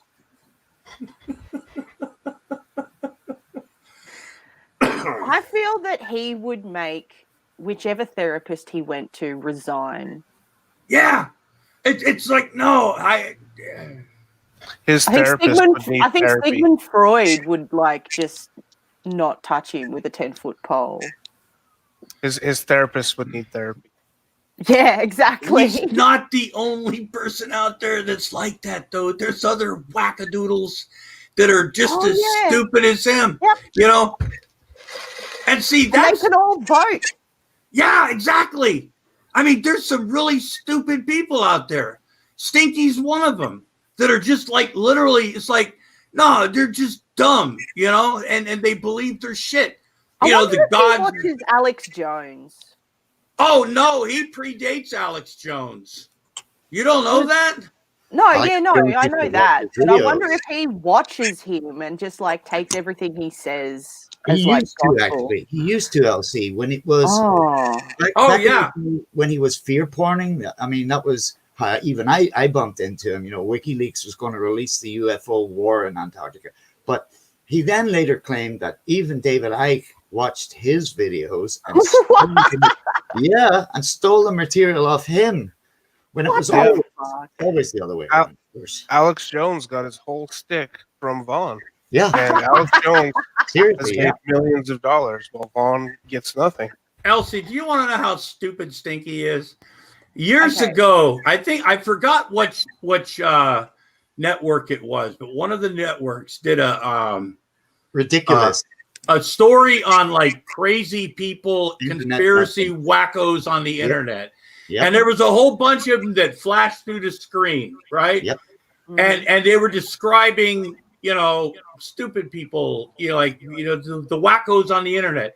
Yep. And there was a quick glimpse of Stinky they actually showed a bit of Von Helton. Okay. 2 minutes. Yeah, 2 Now- seconds. Yeah, for like 2 seconds. Okay. Yep. They probably scanned the internet for wackos. Okay. he took that and ran with it. As He an thought, endorsement. yeah, as an endorsement. Yeah, he did. But hey, negative attention, any attention is attention, Gramps, at the end of the day, yeah? Yeah, But that's Yeah, true. I suppose. I've he learned that a couple of literally- times. He took it as an endorsement. That's true. I think it was actually Fucking Anderson. moron. Sorry, Elsie, sorry. What a fucking moron. Oh, big time. Big time. Bro. yeah. Yeah, he actually thought that Trump was considering putting him on his cabinet. Hey, Um, I'm waiting for JFK Jr. and Michael Jackson. When the fuck are they showing up, buddy? They're meant to be, I mean, wasn't JFK Jr. meant to, reappear? Because he's not dead, of course. It's all a scam. That's And- right. He's alive still. Yep. Yeah. Oh my goodness. I mean, I've seen him LC back in the day. There was a comment coming. I think it was Ellen at the time, and Right. he literally took a newspaper article because he was begging at the time. I want to be your intrepid reporter that gets to the UFO crashes before the CIA do, so I can be on news and being. So please fund me so I can be an international sort of. Yeah, maybe Alex Jones type or whatever, but he, Richard Dolan, so he could get to the UFO crashes even before, the secretive teams get there, and he could find it. But there was this storm up in Canada, and he literally just read off this storm article because Comment Elenin was going to be a sort of Carrington event. Your telegraph cables were going to melt. We were all going to go offline. And believe it or not, he actually took this storm article in a news piece, and everywhere where it said Storm Henry or whatever, he would put in Comment Elenin, and we find the article. And I mean, that's how literally how unveritable, how untruthful this guy is, and how stupid he is to think that we would swallow that and not find the article that was really written. And he also, Oh of my course, God. plagiarized it and claimed that it was his. But back when I got to know him, there was every 3 months something was going to happen to our planet, the impending doom. And that's actually how he lured Mousy away. You know, she had to get there quick because it was coming, and he was 700 meters above sea level, so at least, you know, the tidal waves wouldn't get to them. And he had, within the first few months when she came there, the first time I seen him, I thought it was his daughter in the computer room. Of course, Oh, I really did, honestly. And he would get her next to him, and he would recite these, you know, these wacky theories that he had, and she would just literally, and you would see him growing in, you know, in grandiosity. Look, I have re-indoctrinated. It's like Hitler, you know, give me a young he'd be a cult leader. Exactly. Someone said exactly those words earlier on today. He a wannabe cult leader, but exactly. You could see him literally shining with pride when Mousy would just recite the bullshit that he had just repeated 15 times earlier that day or whatever, and you know how proud he was of himself. And it's his Like she MO. was a Vaughn- trained puppy. That's disgusting. Did you Vaughn would beam with pride whenever someone at the local Denny's would be like, "Oh, is that your daughter?" Yeah. And he'd just beam with pride. I find that so telling and so despicable. I seen one of his hangouts, whatever it is he does on Facebook these days. When someone asked about the puppies, and just between my nose and my lip, you know, oh, there's 2 still alive, the rest are dead. Next subject. End of story. You know, and you know his inability to empathize. He is a cruel, toxic individual. He really is. Yeah. What have we got? We've got a finger there. Oh my goodness! I'm glad it's his finger, actually, Gramps. Yeah. Oh, Fucking God. Jerry Snowflake! Ah! Oh boy. You're all gonna go to fucking jail. You all deserve to die. Ah!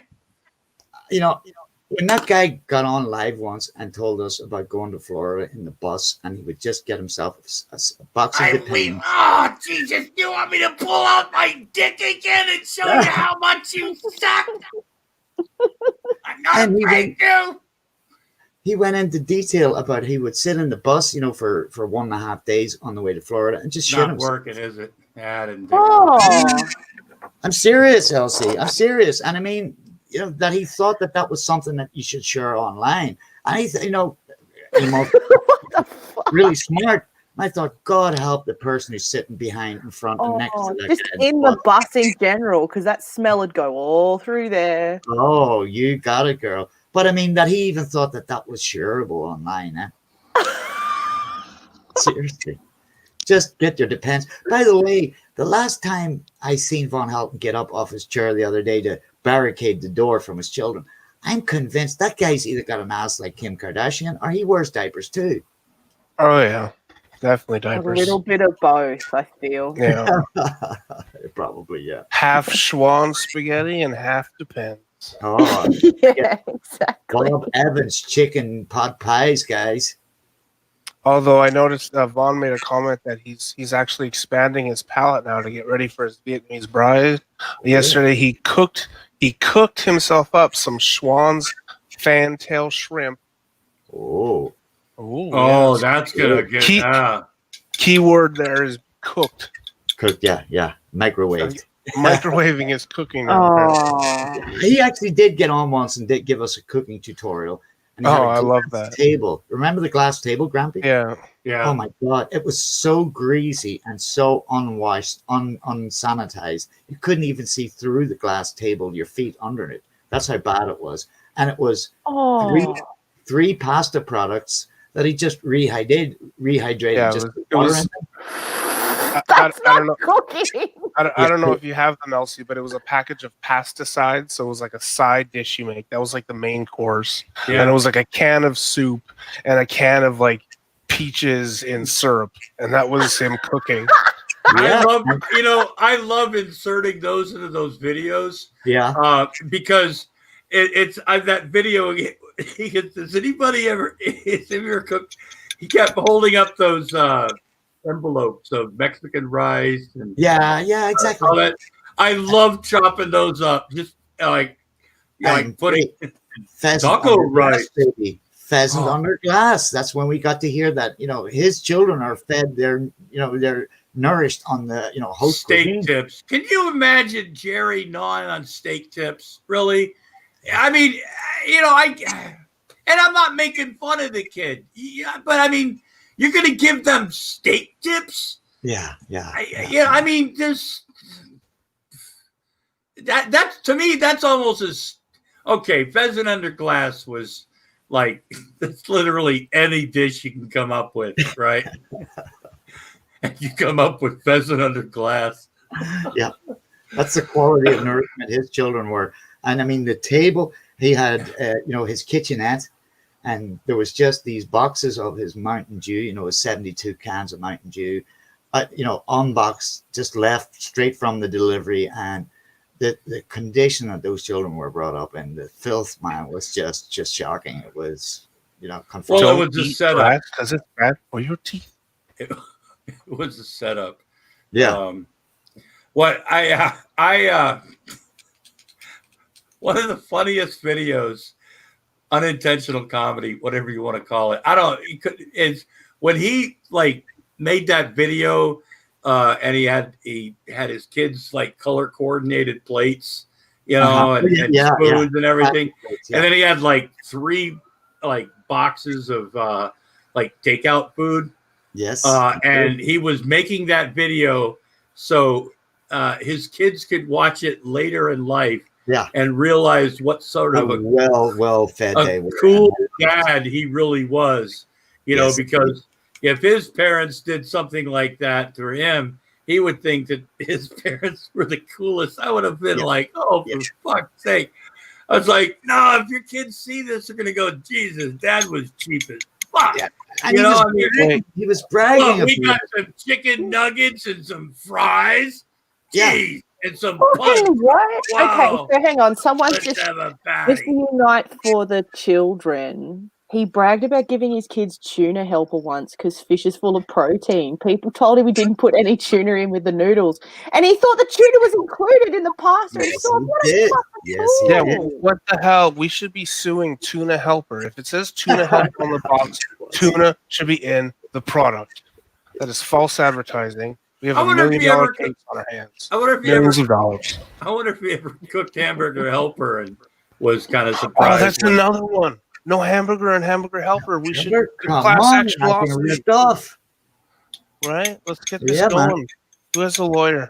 What the fuck did his mum do? Like, she didn't raise someone to be a functioning adult. His way, he is spoiled. He's like revenue. I think Elsie, he's just spoiled. Spoiled, rotten. Yeah. His daddy spoiled him. That's why he loves his daddy so much, and he hates his mother. I think his dad realized he was an idiot. And actually, Freedom Fighter, when he took them to Golden Corral, it was on Mom Mousie's dime, by the way. It wasn't on his money. It was when Mom Mouse would come down, she would spoil them. And of course, they would go to bed. I've actually spoken to Mommy Mouse. And she would tell me when she went down there, it would cost her hundreds of dollars to get there in the first place. And the first thing they would do was go to bed for about 18 hours. You'd see them a day or a day and a half later after they got out of their bed to catch up on social sleep, because there was someone else to tend to the kids at the time. And they would be encountered in their high chairs with their diapers. And she told me literally, she said, these diapers, when you're talking about soiled, he actually had a video once of them running around on the porch, and their diapers were literally dragging on the floor, man. Oh, just change the goddamn kids, you lazy asshole. Oh. Or that video they did talking, and they passed the baby back and forth, leaking through the diaper. They could be bothered to change it. Yeah. Or Vaughn bragged how he would he was training his kids real well because he didn't want them to wet the bed. No. So he'd stop giving them liquids after 8 p.m. And these are infants we're talking about, like 1 or 2 years old. That's when that's actually when I heard that somebody actually did call CPS. Yeah. It was Mama J. And rightfully so, Gramps, because he actually legitimate. He ended up with the Kentucky State give him this sheet, and I mean, he read this out once again. His consciousness of how he must have appeared was, is your child irritable? Won't they sleep? Are they crying all the time? Can't you comfort them? They might be hungry. It's time to feed them. And he would then rage at the Kentucky State because he knew better than the Kentucky State, almost as if he literally said this when the nurse came. He read out that part about the nurse that she would come. All the tops she would have counted were dirty. Everything was soiled. The utensils that the children would be fed with were so dirty that they ended up getting a sickness of their esophagus because they just got sick milk constantly. Clabbered milk. And what did he say?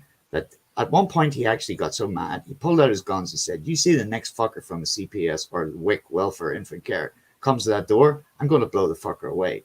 And they ended up stopping going to his place because who knows, he might be serious. But Yeah. the horror of it all, Elsie, was when he claimed literally that the nurse would wait outside because she knew when his children's bowels would be evacuated, and she would wait outside so she could come in and catch them with soiled diapers. I mean, What the fuck? try and get your head around that, girl. I remember watching a lot of that. Yeah. And it's just like, no, mom, the house wasn't mentioned. You fail, mom, the house wasn't mentioned. 20 seconds later, the house is disgustingly dirty, filthy. I mean, wow. So, and I mean, he took third shift at the time. Remember, Gramps? When Yeah. everybody else was sleeping, he would be awake. And when then they got up and the children got up, he would go to bed. Yeah, he'd be up all night playing music and raging. Broadcasting. No headphones. Andrea would be trying to sleep like 4 feet away from him. Yeah.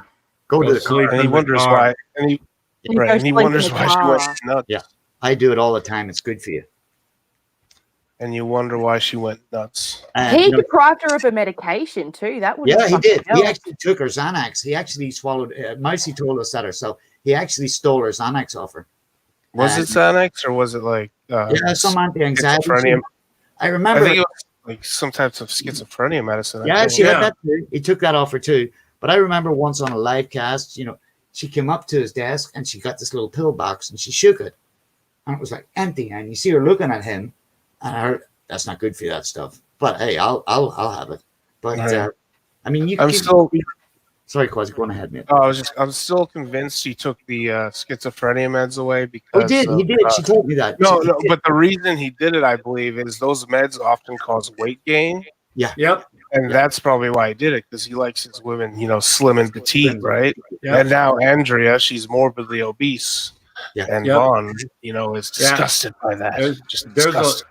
There's a lot of those medications where when they prescribe it to you, basically it comes with a little label that says "Welcome to at least 65 to 85, maybe more pounds." Oh yeah, Yeah. Wow. even some So- bipolar meds. Oh my Oh god, yeah. they make Yeah. me I so hungry. It's retarded. yeah. Wow. You've got to like change how you eat, what you eat, and not like starving yourself. And Yeah, you got to like It- take it- it basically like right before Yeah, you go to bed, yeah, so you it's can it's sleep it's through the Yeah. hunger pain. so yeah, it can be a struggle. But yeah, when I saw Andrea, when I first seen the pictures of Andrea when she ballooned up like she did, I was like, yeah, she's on her meds. She's still Andrea. She's not really the brightest candle in the, Yeah, And she comes from Bond's trailer, so her eating habits are, the food she eats are probably fucking terrible for her. So yeah, but she's on her medication, and I mean, she's Yeah. not in hiding; she's in another state. She's doing oh pretty yeah, well. no, Yeah. yeah, I'd exactly, rather be the size of a whale than live with Vaughn. yeah, and Yeah. the one You see his thing, toxicity then. Now you really get to see what 4 years of being locked in a tin box in, Daniel Boone National Forest, what Yeah. effect, because she ended up in some sort of almost religious psychosis at one point. yeah, And and she was afraid to go to sleep because she thought she would die at one point. And I mean, at the end, Oh, she looked like an extra from The Walking Dead, man. She poor really, girl. yeah, I got a lot of shit for saying this, and I'll say this, but I'll say this again, not from everybody, but I'm going to tell you something. People said that, oh, she abandoned her kids. she did. You She know, should. Oh my. No. What I think it was, I think Andrea was smart enough to understand that sometimes you Gotta rock have your to, life. you have to remove yourself from a situation. Yeah. Yeah. You have to get the fuck out. Yeah. You And can then there, tend to kids. Yeah. and Look and at- eventually, yeah, you get stabilized. You realize, then when they realize that, the real situation, then you can go back and there's See a what- lot of people in this world that have had to go through similar situations. Okay. You're right. You're So, right. I agree with you Yeah, completely. like when people, I got crap and go, oh, you never, abandon your kids, and No. yeah, sometimes there's a plan B. You know what I'm saying? And he accused her of threatening to kill them. He made Yeah, he even made up LC at one point. He had made posters with her face on it. These old classic sort of like Western wanted posters. Stuck her face on it and said wanted for food stamp fraud, $25,000 fine and 5 years in prison. And he wanted to report her for that at one point. And when she did eventually get released from the institution, do you remember Grampy? He filmed that. yeah. I mean, when she left, the first thing he screamed, and I would get this in a normal case, but then and it's. But the first thing that you realized that when she left was he wanted compensation, right? Yeah. He wanted her to pay child support, Yes. which is something that he said he would never have to do if he ever left. Yeah, You we know? contacted him a lot at that time. He used to phone me up on Skype and he wanted to talk to Bonnie. And we tried to realize, get him to realize, look, Vaughn, no one wins in a divorce. Everyone loses, especially your children. And his mindset at that time, Grumpy, was, well, if she says sorry, I'll forgive her and she can come back. Once again, I have no role. He lives a completely exculpatory existence. I Yeah. play no role in her mental deterioration. I have, that's not my fault. And Yeah. she's dangerous for her kids. She's a martial arts expert. 1 second, all it takes to snap those children's neck. And I agree with Grampy. I think really it was down to basics. I need to get out of here to survive first. And then hopefully I can come back for my children. And at that point, Or at he was least have a relationship with him. yeah. And at that point, he was throwing out conditions, only under this condition, that condition. But we tried to realize, Vaughn, everyone plays a role in this failing, and you also. And it would almost seem, because he was in those calls too, it would take a few hours, but, you could see him almost thinking that, all right, I did do some things wrong. But the following day, you would speak to him. Nah, it was right back to, it's her fault. She doesn't deserve those kids or me, and she needs to apologize and say sorry, and then I'll think about taking her back. And of course, he made this completely fictional story up about her 11 cyber-sexing sexual partners, which was completely untrue. Hey, he's got those docs he's got that information on his hard drive back there. He just got all to dig those it out. Yeah. right. You know what? What was it? One of the Frosts was talking about there was a shed with a bunch of old computer parts or something Oh, somewhere on the property. That was, interesting. Not Lake Alice, because that's when he got caught, LC, with the Kelly affair. First, he buried the hard drives in the back garden, absolutely the actions of an innocent person, of course. Then his paranoia got even worse. He dug them up and he dumped them into Lake Alice, so no one would get to see what he really was getting up to. Because back in those days on YouTube, he hadn't switched off his history, and you could see literally the videos that he was viewing. And he has a very bizarre, deviant compulsion to watch little teen videos, pre-adolescent teeners, 12, 13-year-old kids. makeup especially- tutorials. Yeah. And then not only that, but offer even his place and to be the manager of little girls who want to be pop stars. It was much cheaper to come What stay. the?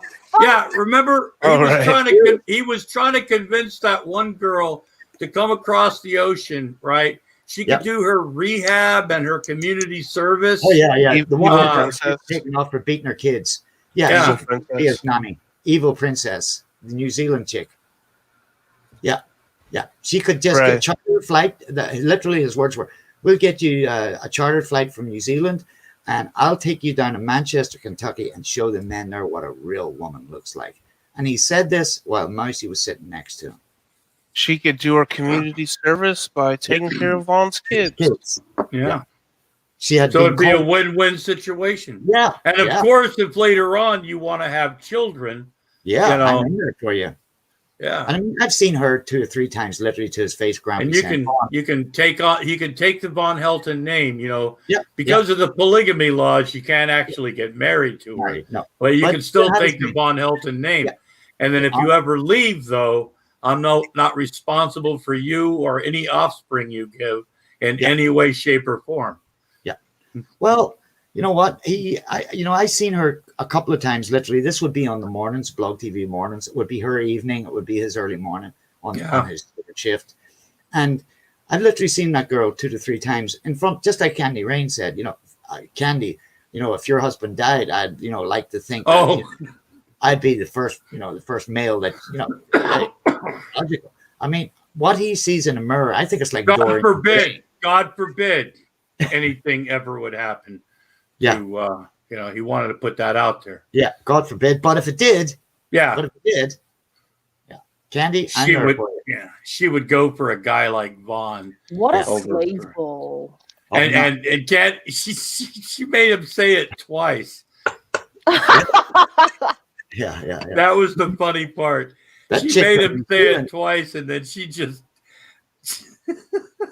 That girl from New Zealand. I mean, Vaughn, how many times do I have to tell you I'm not interested in you sexually? It's never going to happen. But I mean, he just has, deaf ears to that sort of rejection. I mean, this girl was first called Epic Nipples. That was her on-screen name. So, I mean, quality chick. But like Grampy says, you can come and, do your community service by nannying my kids because you lost your kids for beating them. Well, she would constantly tease Vaughn wearing like bikinis on cam.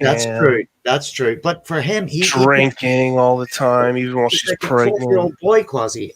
For him, that's a woman it's like an Arab. When a blonde goes, topless on Tel Aviv beach, some Arab's going, that's a loose woman there, and he literally seen that as a signal. You want me, and this is the base level that he functions at. That's it's like the creepoid that. Some people are friendly, and they'll say hi, they'll wink at you. I do a lot of like innocent flirting. I flirt innocently with Elsie. I mean, there's but I also understand, and she understands that it's innocent flirting. It's not even flirting. Elsie, we don't really. I mean. Yeah, I don't flirt with Elsie because I knew she wouldn't be able to resist me. Look, that's why I love Quasi. Look, being almost 61 years old, right? To me, it's kind of a shame that like when I flirt with people, sometimes it's like, oh, Grampy Lobster wants to bang that, or he's trying to pick somebody up. And I'm like, are you fucking serious? Not that they're not attracted like that. And I'm sure that whatever they do is great and the best and everything. But it was cringeworthy though, Graham. I'm not, no. And I think most people understand that, right? Of course. I'm just, jesting. It's in jest. I mean, exactly. I get that, right? I've told Elsie, I said, God, I have a daughter your age. You know what I mean? Yeah. And so, but then when people like take that and they go, oh, look at him, that old pervert and shit, right? And I'm like, God damn it. I mean. Well, Gertrude, that's true. Some Gertrude saying, reading the side effects of my antidepressant are enough. Well, sometimes depression is the side effect before they kick in. Not sure what type you have. If you've got the new SSRIs, but antidepressants. I haven't had antidepressants in 20 years, fortunately, but I did have 10 years. I'll tell you what, though, I have recently discovered the wonderful effects. Something that, and I got to tell you, this is something that I really, I always thought it was just, I found the wonderful effects of Prozac. Prozac. Okay, if it works for you, that's great, man. Serious. And like I said, I am high as fuck right now. I admit that, right? But I've been on Prozac for it's been a couple of months now, and I have felt it takes that before they start to work. Actually, also, Prozac for 6 weeks. Yeah, I told my doc, I said, look, I haven't been feeling well lately. I said, not just, and I told him, I said, a lot of times, I said, if I smoke a joint or something like that, or get a little, I'll start feeling better and whatever. But I said, there comes a point when even your go-to shit, right? just not working, right? Yeah. So I was talking to my doctor and stuff, and he says, look, I'm not trying to push anything on you. And he knows that I've been on, he's got a list of things that they've tried with me before. And, Sure. and I tell him, I say, look, sometimes things work for a while and then they don't, right? It turns out like I had never been on Prozac. So he says, why not try this? Mhm. So he started me gradual and been on it. And I got to tell you, maybe it's not real, but to me, If it works, buddy, yeah. I'm, those are the new types. I was on the old types. I had amitriptyline, and exactly as you said, Oh yeah. by the year, Prozac's been around for a long time. I was on that when I was like a teen. So. yeah. But with me, the doses were getting higher and higher, and at one point, you were waking up. You were wondering, am I, cognitive? Is things really the way? So I stopped, and I haven't done 20 years. Although saying that, Gramps, and saying that, when I got diagnosed with cancer in July, I had to wait 6 weeks to find out exactly what type of cancer I had. My PET scan, my CT scan, and they were the longest 6 weeks of my life, because you literally, everything changes once you get that diagnosis. But I didn't know, have I got a year? Have I got 6 months? And that kind of, I did wake up with it and go to bed with it then in July. And I had asked my doctor, and he offered me Valiant, believe it or not. And I refused it because I've never really been a benzo type of person. So I went exactly what you said, the medical marijuana and the CBD oil way. And I am really happy with CBD oil. And it's natural and it works for me. But if Prozac works for you, buddy, I'm happy for you. I really am. Oh yeah. I wish I could get benzos. My doctor won't give them to me. Fuck, man. Yeah, what do you You need got to benzos be for? careful with them, man. Yeah. Was No it- shit. Benzodiazepines, yeah. Yeah. Yeah, I was just having a hard time for a bit, and I was like, "Can I just get like a week's worth?" And he's like, "Oh no, they don't work in the long run." I'm like, "Long run? I just need it for like a week." Your painkillers, they have an amplifying effect with your No, painkillers. I know that. Okay.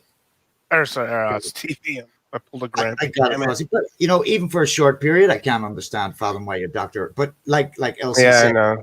they're a bitch to gonna come be off like that. benzos. They really are a bitch to come off. And At Yeah. one point, I was taking way too much Lexapro, Depakote, and at least one benzo. That when I made way too much, it was over the amount that was suggested.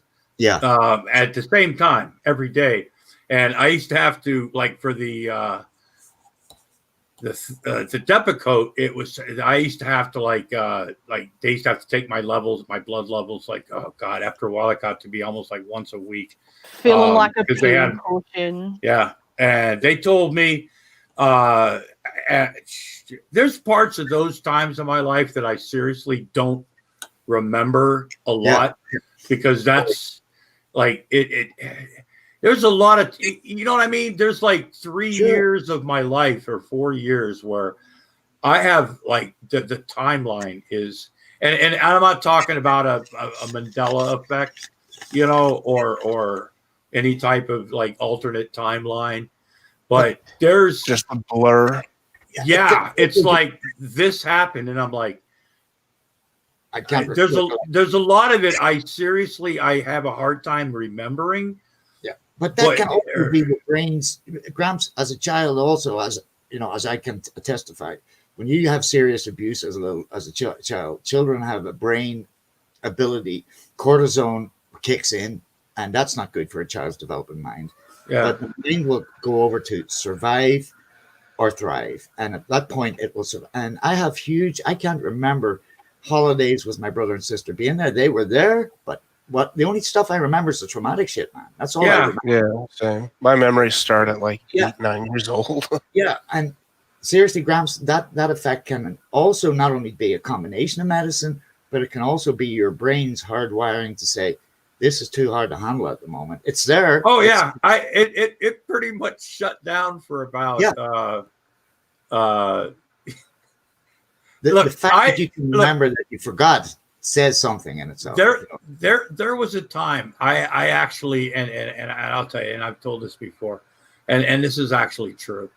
There was a time that my lawyer actually, like, I had a lawyer that actually convinced a judge, right? After this judge met me, okay, at a certain point in my life, and the judge actually, I was basically, I shouldn't be in a courtroom. I couldn't mentally handle it. I was basically incompetent to like represent, like, yeah. And it's like almost like worst cases is like, you know, why did somebody think this was a good idea to have this man in a courtroom? You know, so yeah, you know, I've but you've progressed enormously from that, Gramps. I mean, you've relationship with your son again. Oh yeah, man. Yeah. You're not doping yourself down to just numb, you know, comfortably numbness. You seem pretty well. That's the best. And, you know, kudos to you for getting through that time, man. I mean, you had a lot of challenges back then. I remember with your health also, because you were in and out of hospital once or twice a year when you were, you know, getting close to being seriously ill, man. You were already seriously ill. And that's when I got myself into trouble. That reminds me, Grumpy, did you get your results back for your lung stuff? No, actually, that got rescheduled that morning to the 9th, which later that day got rescheduled to the 25th of this month. Oh, okay. That sucks. What's that? Your COPD results? Gramps, is that your COPD, your lung function? No, it's a CAT scan for lung cancer. Okay, man. Okay. So you've been through the tunnel already? Yeah. Yeah. I had that also. Quasi and I had the PET scan also where they zap the radioactive stuff in you and you piss Mountain Dew for 2 days. It blows in the we went to the radiologist. Sorry, we went to the radiologist last month to check out how the radiotherapy had worked with my tumors. And this lady's got this, you know, this computer screen, and she's looking at the PET scan, you know, slices of you, where the cancer, you know, has infiltrated into my bones and into my throat and stuff. But anyway, first thing Bonnie says, "Where's his Willie?" And what does she do? She zaps down the fucking PET scan and says, right there. That's where it is, man. You can take it nowhere, Bonnie. You can, I swear, man. But Dirty girl. Smiling through adversity, quasi-bands. The only way you got it, man. Once you get to the point in your life where they recommend that you have a colonoscopy every other year and a half, you know, you pretty much, you know, that they're going to start just like sticking things in you. And, you know, it's just, I have fun with it. Like I said, when I had my colonoscopy. They gave me ketamine, man. I was waiting on going in, and they give you, guess what they give you? Just the narcotics, what do you call it? The anesthetist in English. He came to me and he said, okay, you're going to be, he said, you know, we give you ketamine, and we also put you to sleep with, guess what, buddy? Propofol. And I mean, I'm a heroin addict, and they knew, and in Dutch, lekker spul, jongen, lekker spul. In other words, nice stuff, kid, nice stuff. But seriously, I got on that you know, knees up, you know, fetal position on your side, and I seen this big steel tube, buddy. And this guy looks at me and says, "Night, night." And the next thing I woke up, and before I got in there, the ladies who were in previous to me, this lady next in the bed, they gave you sandwiches, and she was going, "Oh, these sandwiches are just so delicious, man. Oh, it tastes so." I'm going, "What the fuck?" And the next chick comes out, she's like, "Oh, I just feel so bad. I feel just so." God, I'm not sure what they're giving these ladies, but hey, it's working, because when they gave me sandwich, it was just a standard cheese sandwich. But this chick was, wow, this sandwich was like a Subway special.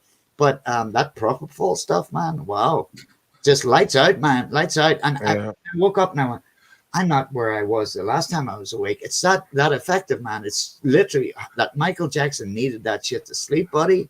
Yeah, no and shit. it's not even a good sleep. Like, you don't get like deep REM sleep on it either. No, you're literally just being anesthetized. But that it's so instantly work quasi. And like I said, I've been under anesthetic before and stuff, but this was just as if it was a second later. I was just, I'm in a different place. Has it happened already? So they did that with me also, and unfortunately, it was a provoking scam. What was that? I just happened to be one member out of the community that got lucky enough to have a colonoscopy for cancer research. So I could have said no, but I went for it. And like I said, I've now experienced propofol and ketamine, and wow, Nice. not bad. It's not. I That bad. remember What when is they put me- ketamine? What is ketamine? Oh, it's a horse tranquilizer. Yeah, they give it to. It's a you know. That's like what a- it was originally used for. Yeah, the it's people a found it and vet, stuff. animal stuff. They give it to cats and stuff. You could cook it out pretty easy at home. And you've got also when you use too much of it, it's called cat lock, and you get into this sort of like time zone. K-hole. Yeah, a K-hole where time, 3 dimensions, space, and relativity all go wobbly, buddy. So my advice to you, Gramps, is No. don't try it. You might like it. Yeah, that's oh God. Yeah. Stick But- with good old heroin. It's very safe and non-addictive. Look at me. But like I said, Gramps, that you're happy, man, and you're That, smiling. yeah. Kudos, kudos, Heroin. I've told people to this day, one of the best highs I ever had was on heroin. I mean that Hell yeah. yeah, no, I'm serious. And Warm flush. it's but it was like a lot of that. I mean, and I saw a couple of things that, and there were some other things that like swayed me, but yeah, some of the, it's like with cocaine, right? I liked it too much when I found out. Okay, coke took a little bit longer, but then when you realize, that your best friend's not selling it no more because he moved, and I never injected grams. I'm from probably the mid '90s. I've always smoked my heroin. I still do, and it's the only reason I'm still here and I don't look like a hardcore junk is because I've never been sick before. Yeah. I have a methadone cure of 40 milligrams, and if I use dope, I don't use my methadone. I don't mix the both because the cure is worse than the methadone's not to be messed with.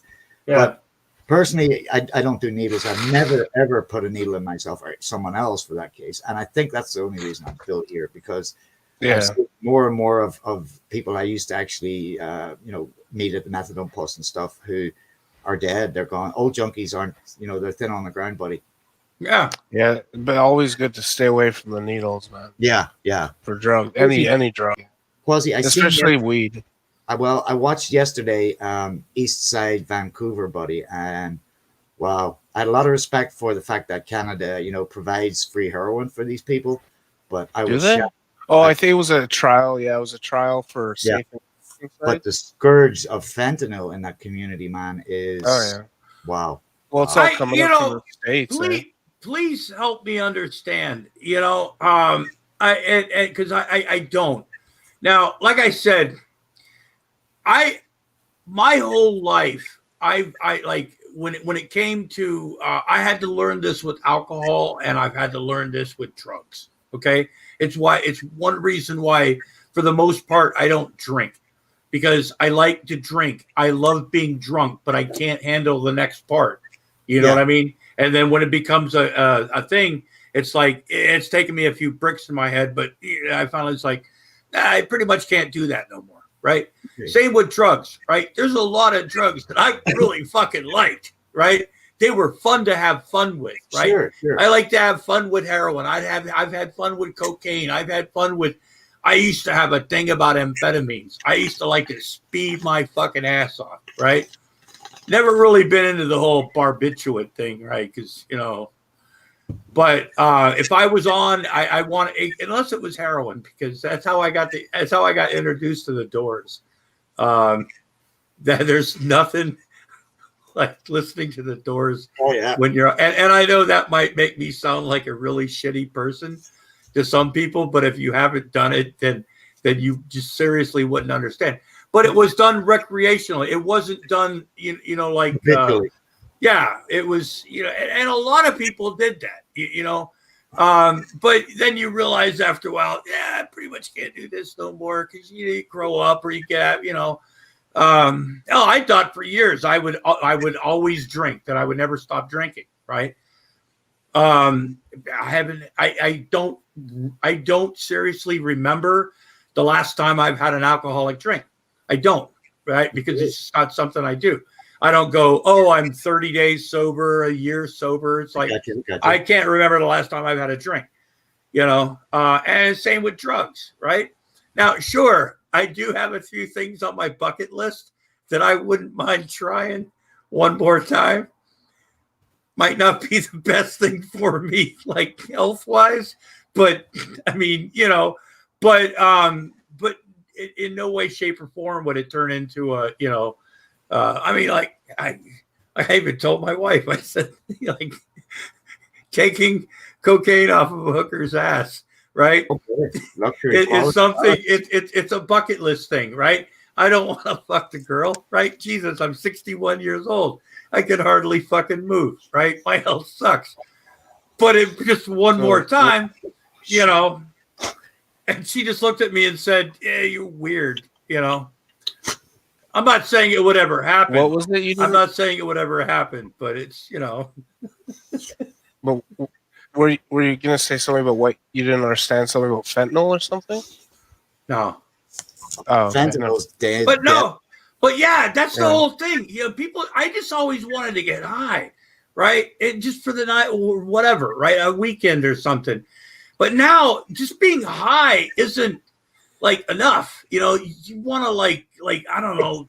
Sometimes it's an escapism. I see all drugs as a form of escapism. No one chooses to be a junkie. It's that simple. Well, I would say most people do, like most addicts just want to get high, but it's the dealers who are putting fentanyl in it. The stuff it's so potent. It's smaller packages, so it's easier to transport, and they can cut it up so much that they get so much more money. Yeah. So it's really the dealers that are causing the problems, and then that's because society won't just legalize the stuff, and people can't get good clean drug.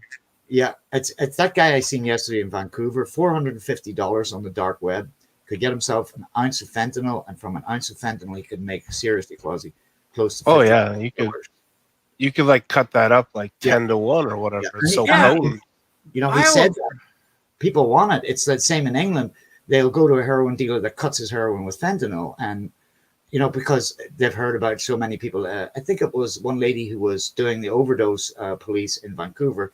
106 overdoses in one day because a pure form of fentanyl hit the streets. But my friend who passed away this year, we were caring for him, Ferry, and at one point he had so many tumors in his lungs, and he had oxycodone. I mean, in the morning he would start with a cocktail of painkillers, guys. It was just unfathomable. I mean, he showed me the way to go, this guy. He never complained once. He was in so much pain at the end. The party had to stop for him. And, he had a brilliant last year of his life. But at one point, they gave him this stuff called Instanil, which was a nose spray quasi. And it actually even said, don't even use this if you've got children and people in the room, because if it comes into the atmosphere, it will affect them. Yeah. It's that potent, man. And it's like a nose spray fentanyl. Yeah, they also have like the fentanyl lollipops and shit. I tried that stuff during chemo. I had the patch, and personally, I just it wasn't as good as like just regular morphine or hydromorphone or morphine IV drip. Those to me that was better. Like, so I don't know, maybe it's just the patch or whatever.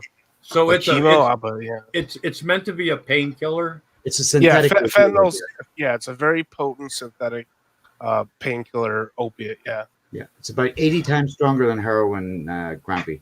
Can you imagine? 80 times. Yeah. You're talking about literally 2 or 3 grains is enough to kill a standard person. It's so potent. Why would somebody? I don't know about grains. Make it. Yeah. My question. Yeah. Also, how is that like a marketing thing? Yeah. I mean, well, it's originally only used for like end of life cancer pain and treatment. Yeah, right. Exactly. So, but how? What I'm trying to understand is basically China makes it, ships it over here, and it gets on the black market and stuff. It's made in China. It's dirt cheap, buddy, and it's deadly. It's absolutely why like look, if I was a drug dealer, I would want to have the best stuff. You know what I mean? I wouldn't want to be known for like selling things that you want that Taliban shit. That shit's deadly. Well, that's what the guy yesterday in Vancouver said. He said, I'm selling it because people want it. People don't want heroin anymore here. They just want Yeah. that. And like I say, Yeah, I fentanyl's what killed Prince. I was with it killed Prince. It killed what do you call the guy? I can't. George Michael, didn't he have fentanyl? I know Tom Petty did for sure, but once George Michael was more an and what do you call that stuff? The liquid GHB dude. He liked a lot of GHB LC because it's in the Grievous gay- bodily harm. yeah. It's that's what killed Prince. Yeah, that's what killed him. He had lots of prescriptions, and what that guy said in Vancouver yesterday was, and I mean seriously, Gramps, he was selling little bits like this big for $10 a shot, and it was just people were standing in a queue waiting to buy the stuff off him, man. And you could see it instantly. They all shot there, and they just bend over, and they're just literally nodding off next to death. And fortunately, they've got that stuff there called Narcocan, which they can spray those, bring you back. And I mean, But even that, like, if you wanted to buy that Narcan stuff, yeah, just as a person, it's like $400 to $600, really, and it's not covered. Yeah, you have to pay for it. Like if you want to have some. Yeah, like if you wanted to go to a pharmacy and buy some, like if you had like you were an addict or you knew someone you wanted just in case, you'd have to buy it out of your own pocket, and it's crazy expensive. Yeah. Wow. It's like one dose is like $400, $500, $600. Yeah. Yeah, I know that when Bonnie got off methadone, she got a substance called Subutex, and it's got naltrexone in it also. It's an antagonist. So, and I mean, this was a wonder cure for her. Bonnie hasn't looked back in 2 years, man. She's never touched an opioid since. It not only kills your craving, but it fills that opioid receptor in your brain, so you don't feel like you need anything, which is completely different from heroin. And she got off that pretty quickly. She went down to 6 milligrams, and she's been completely opioid free for months now, and you can see the effect it's had on her. It's a wonder cure for her, but you gotta want to get off the stuff. If you don't want to get off it, there's no point in trying, guys. It's that simple. It's a hard stuff. It's decriminalized here. I mean, Grampy, in Portugal, everything is decriminalized. Oregon's just did that too. Yeah, if you get stopped in the street, you've got a gram of heroin or cocaine in your wallet, and you're not being a bad boy, you're not misbehaving, they won't even take it. They just decriminalized a lot of that in Oregon. Well, kudos, because you know what? Yeah. Portugal said they changed their laws in 2001, and they said it was the best choice. That there was huge opposition to it, but these people are getting, availability of medical care, psychiatric care also, and it's like they offered me also free heroin a few years ago, and I didn't take it. Because why? I had to take 50 milligrams of methadone first, and I went, what's the sense behind that? You give me free heroin and I have to take methadone. I mean, why would I? And I had to pay for the train up to Groningen anyway to take it. So it was another thing. And I mean, I had friends who said, you lucky bastard, man, try and get me some, and at least I've seen that in Vancouver also, Quasi, that they actually have sterile users rooms now also in Vancouver, which we have one. Yeah, it was, I don't know if it's still around, but it was a pilot project, and it was basically safe injection sites. You could go. I don't think they gave you the heroin, but you could bring your heroin there. They give you a needle and stuff, and you'd shoot up there, then you just left, stuff like that. Yeah, it's the same. And then if you overdose, they can quickly give you Narcan and stuff like that. Yeah, exactly. I'm hoping that it's a permanent thing now because it's smart. Well, that documentary I seen yesterday was only like a couple of weeks old, and if it was concurrent, it was. Although the problem was the only opposition they had in Canada was it cost $27,000 per patient per year. Oh, yeah. Yeah, but that's cheaper than it probably works out cheaper. Jail, Yeah, but I mean, one ambulance ride here costs you $600 from the get go. So probably works out cheaper. I'm not sure. I mean, for my operation on my head, I got a bill which the insurance pays on, but for a surgeon to cut out my tumors, which grew back within a few weeks, was like $400 for like a 10-minute experience, man. I mean, yeah. There's actually there's a really good HBO documentary called Rat Park about how the whole original study of rats in cages and morphine, and how rats will just go straight for the morphine and do it till they die. It's because they have nothing else to do and they're not socializing, and it's basically talks about how drug addiction is really just a symptom of our society, that people are so unhappy with their lives and they have no fulfillment and stuff that they'll go to drugs instead of. Well, I've noticed that with a lot of millennials that we see here online, and the propensity of depression, unhappiness, low self-esteem seems to almost be, not to go as far as say epidemic, I'm not sure, Oh but yeah, it seems to be more common than not. And I can't Yeah. really fathom that because we've never had so much information at our fingertips. And I'm sure, look at Korea, the clinic I used to work in, we worked with university in the States and one in South Korea in Seoul. And there was a lady who had written a paper about the iPhone, the introduction from 2006, and it was a 10-year study. And believe me, Quasi, there were more negative effects of oh yeah, the children being socially inept, not really being very shy or cumbersome with social interaction, choosing leafer through, they would prefer through a screen than not. And Right. not only that, but predominantly the withdrawal effects that they felt when they took their yeah. devices away from them. Well, back in like before the internet, when the internet was first starting out, there wasn't really that much bullying, right? There was a little bit, but now today with kids, you know, you get bullied in school and stuff, but you get to go home and you'd have a break from it. You'd have the weekend, you get a break from it, but now it follows you everywhere. Exactly. You know, you go online and it's there. You go, you know, anyone can harass and bully a kid online today, Yeah.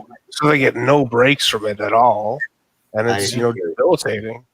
Yeah, Well, look at Von Helton. You know, Yeah. Well, he's been bullied for exactly, years. yeah. You know, Exactly. Shani and Rev have been bullied. You Yeah, know, Von Helton- Emo's being bullied. Say, Gramps, Shani, hit the red fucking X button, honey. If it really has, and I mean, she was advised. She actually shared that her psychiatrist from therapy advised her, you need to get offline because it's having an extremely negative effect in your life. And she came home that day and she made it blatantly obvious, it's not going to happen. I'm going to stay online.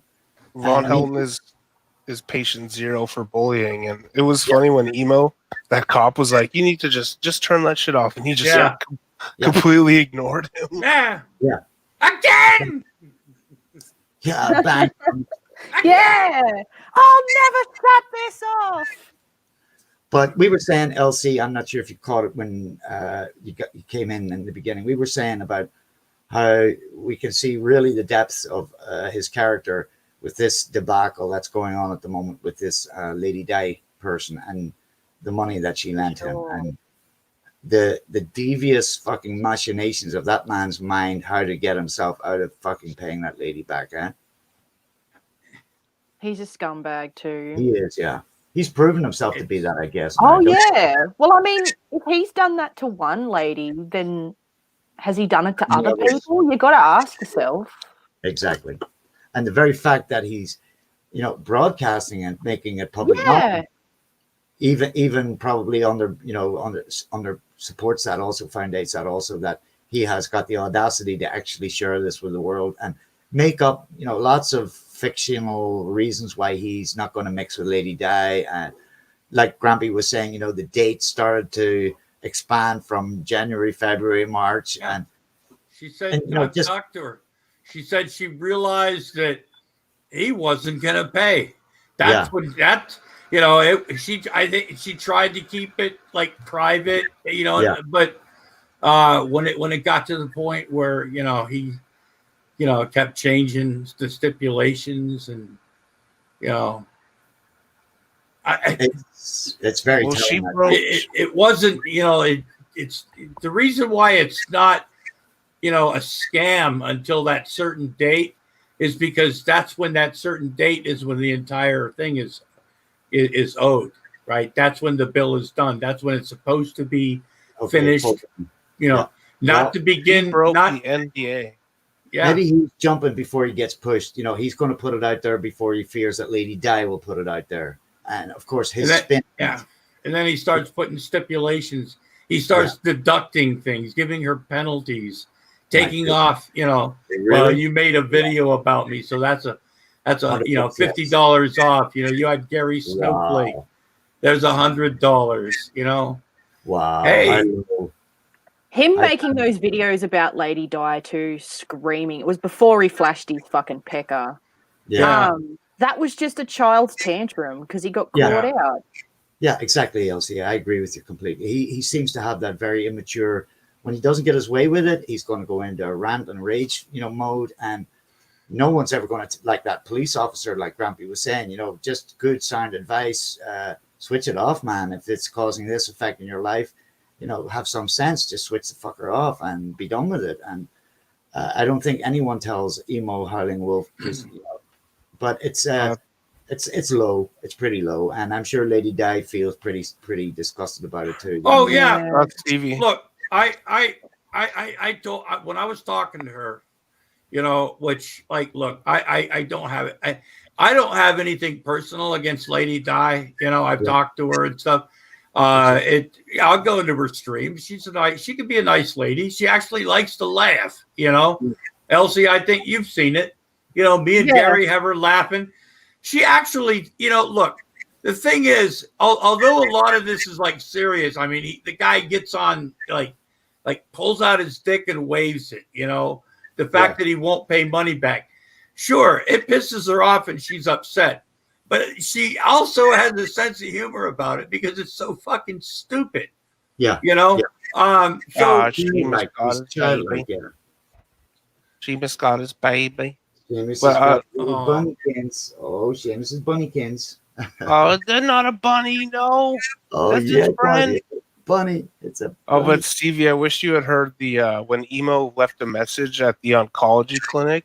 Okay. Demanding, Yelling at that poor woman. right? Really? Just swearing and yelling and just raging like, Wow. I need my fucking prescription from the doctor. I need a copy of that prescription so I can show these internet trolls that I wear a diaper because I got cancer and it's not a fetish. Not a fetish. Really? Oh, really? Yeah, it was crazy. He seriously did. he just Wow. he just dabbles in it. Has These he got fucking a- trolls has and a- haters. A They're spastic just swearing colon? and What does he claim to have, guys? I didn't know that. Well, I can't- First, he says had some kind of ass cancer where they pulled out a bunch of his intestines and stuff like that. Now it's cirrhosis of the liver. He's got this big scar that's all down like that, and I don't. If he has some sort, I don't think he understands really exactly what it is because he keeps. His cancer keeps moving, and cancer does move. I'm not saying it doesn't, but can't spread, sure. it's been anyway. So, yeah. Look, Why would you even? I mean, why would you even want a paper so you can show people? He is a the very man distinct- stood up and fucking pulled off his little man skirt. Yeah. It Wow. showed his diaper that yellow. You could tell he done pissed in it and everything. Oh, and one thing I got to tell you this: when I was talking to Lady Di, and like I said, personally, I got nothing against the lady. I like going to the room. She could be fun, We talk about old stuff, stuff we could do. Sure. When we were, types, Anyway,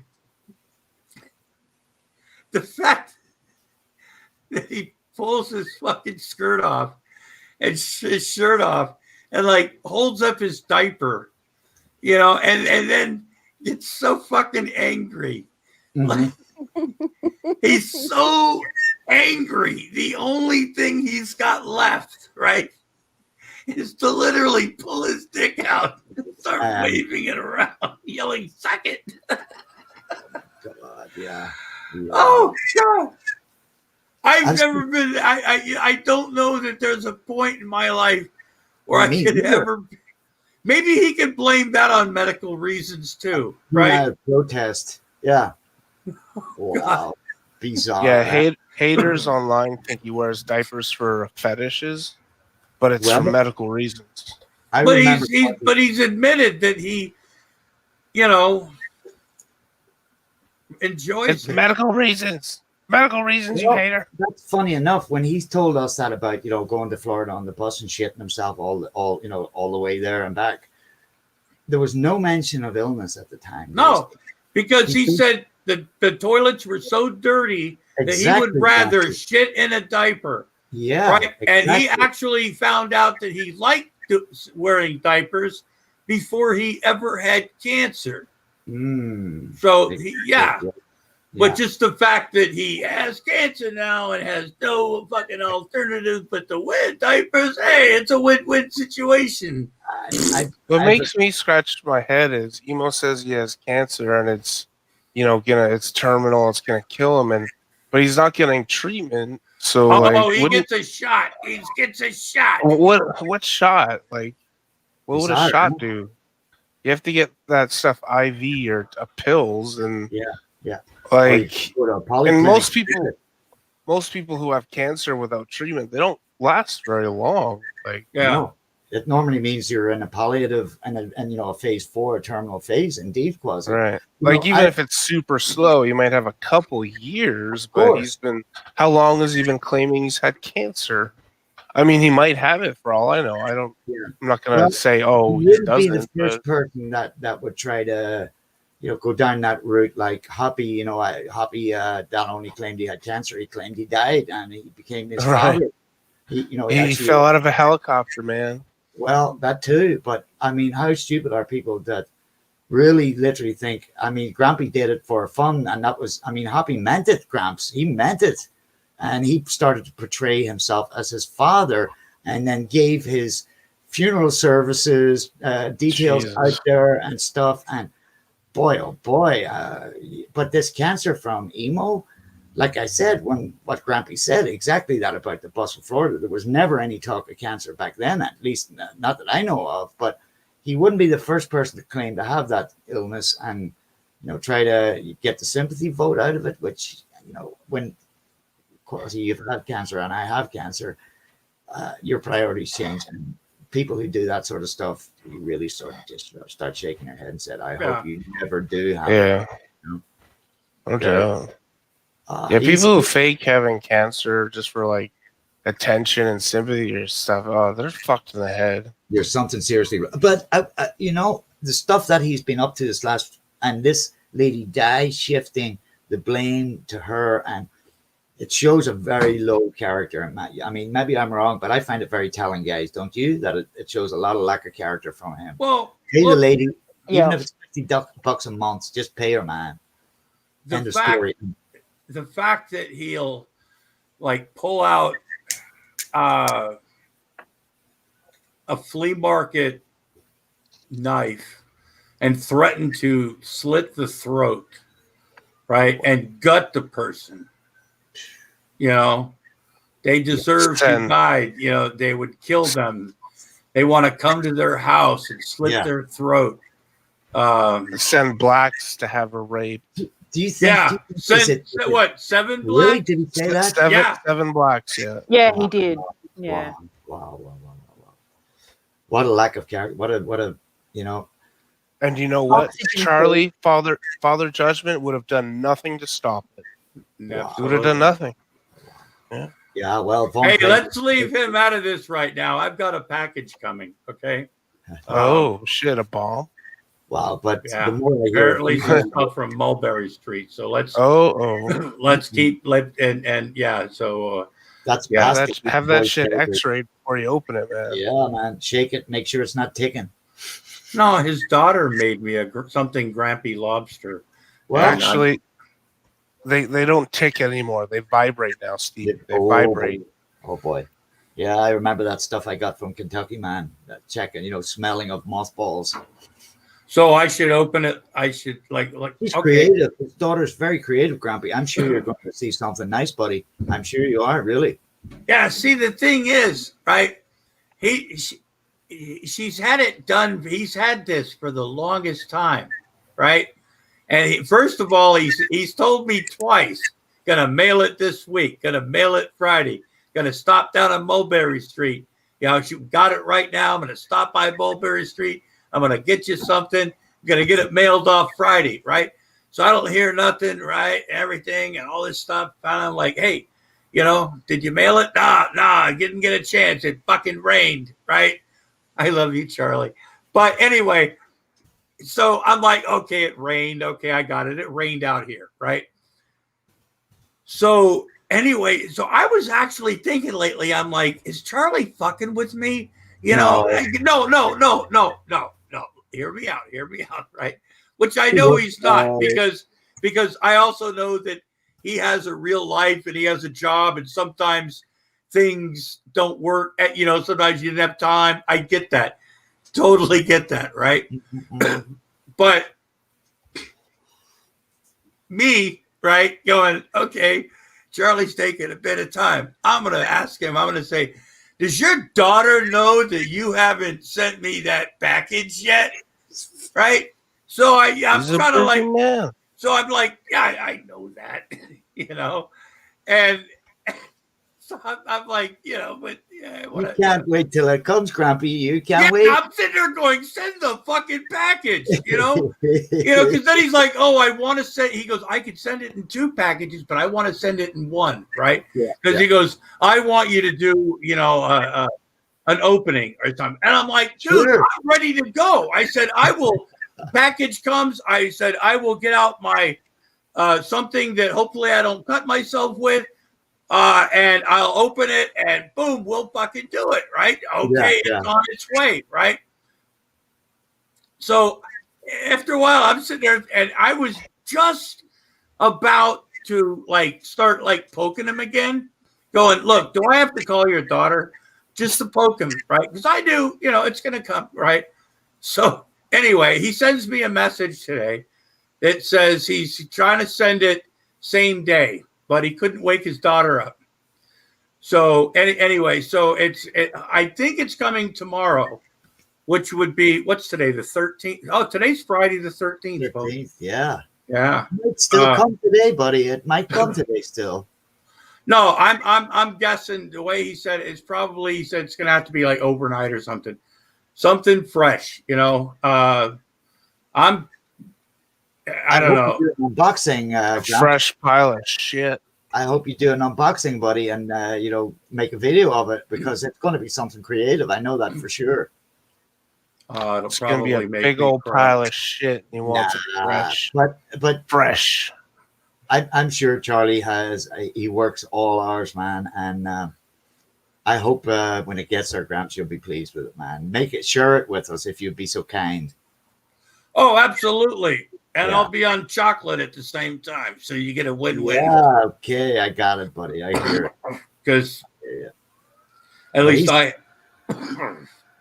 have no. Yeah, smoke another one, lobster. Fuck. He's Anyway. a straight guy, Charlie, man. He's not he's not he's not jesting. It's coming, buddy. But I'm not sure what the state of the U.S. mail is with Mr. DeJoy at the helm these days, huh? You know what? I got to tell you something. I love our mail system. I really do. They have problems with it at times, but for what they have to deal with, they do a fucking good job. For sure. You know what I'm saying? Yeah, I'm telling you. I just want to say that Trump tried to shut down the U.S. postal system, right? Because it was too much money. And guess what? They got him back this election day, man. Yes, they got him did. back. They threw out all his votes, and they had sent nothing but Biden votes in the mail. Yeah, that too. What's going to happen to you guys in the States? What do you guys think is going to end up happening? Before the 20th of January, do you think he will renege on his power, or what's going to happen, guys? I think they're going to find all those illegal votes, and Biden's going to lose.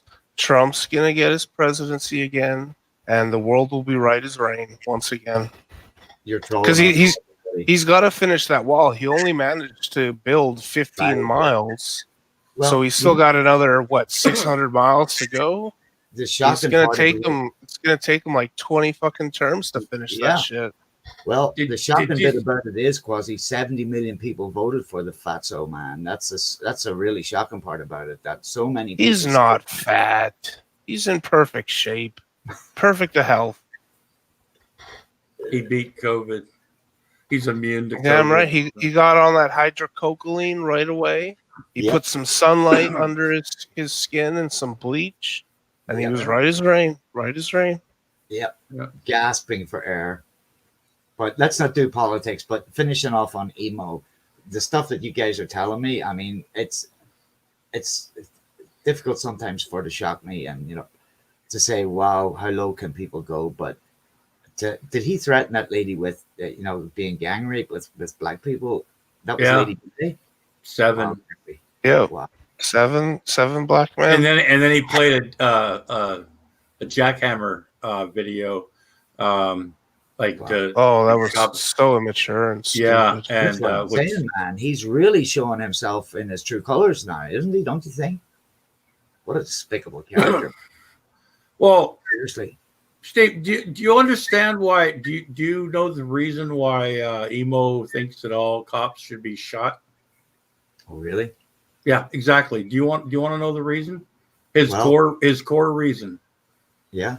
What is Okay, it? and he's actually said this.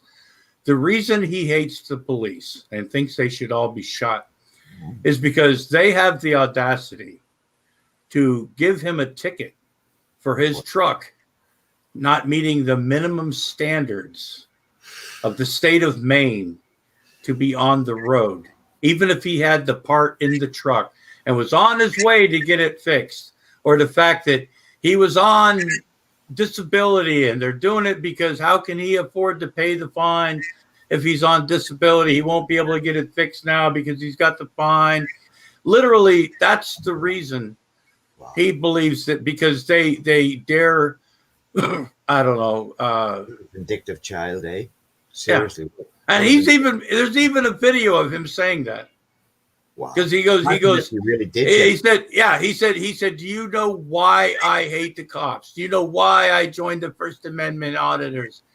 He goes, let me tell you. And then he told that basically that story is because they had, they gave him a ticket. They should dismiss the fact that, he's on disability and, it shouldn't be held to the same, because he only gets so much money a month. And, I guess his cable bill and his phone bill and his, whatever was more important than I don't know. What a sense of entitlement, seriously, man. I mean, Yeah. his toe must be fucking growing out of his shoes, man. He has seriously long toes, that guy. But to be so vocal, over something so petty, maybe in my world, that's a petty reason why you should claim that all cops should be shot. But oh wow, he's Yeah, I mean, and whether you agree politically about the police or in any way, shape, whatever, the fact that, yeah, bizarre, Grumpy, isn't it? Well, I have to agree with Emo that all cops are pigs, because look what they did to poor innocent Shani. Well, I mean, she has radial nerve palsy now in her arms, so she's physically disabled for the rest of her life. And when the cops found that out, after they locked her up, they pulled a train on her. They literally all raped her. So I mean, they're pigs, they're fascists, they're sexist. They need to go. Well, Quasi, listen, you just reminded me of something. When she got out of jail, she claimed she spent about 4 or 5 days in jail because Rev couldn't bail her out, because automatically in the state they were in, there was a protection order taken out on Rev against her, so they weren't allowed to associate. But she got out of jail, and indeed she claimed the crazy women beat her up. She got manhandled. I wasn't aware that she had claimed to be raped, but she and she made 2 videos, guys, and the they title paraded her in front of everybody naked. Oh boy. Oh, what a shock to the system that must have been, guys.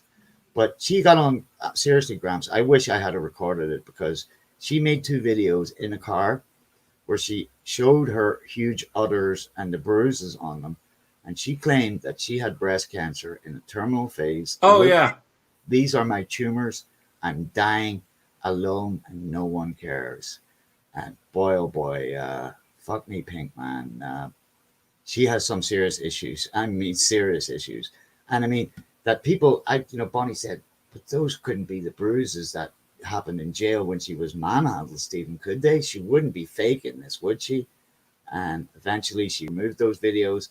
I have challenged her a few times about it, from how is your cancer? Because my mother was a double breast cancer survivor, and she lost both her breasts as a young woman. So, I took it really personal, and I gave her the benefit of the doubt. That's how stupid I am, man. I gave her the benefit of the doubt, and it was all fake, Grampy. So what some of these people are prepared to do online, buddy, it just blows me away sometimes. It really does.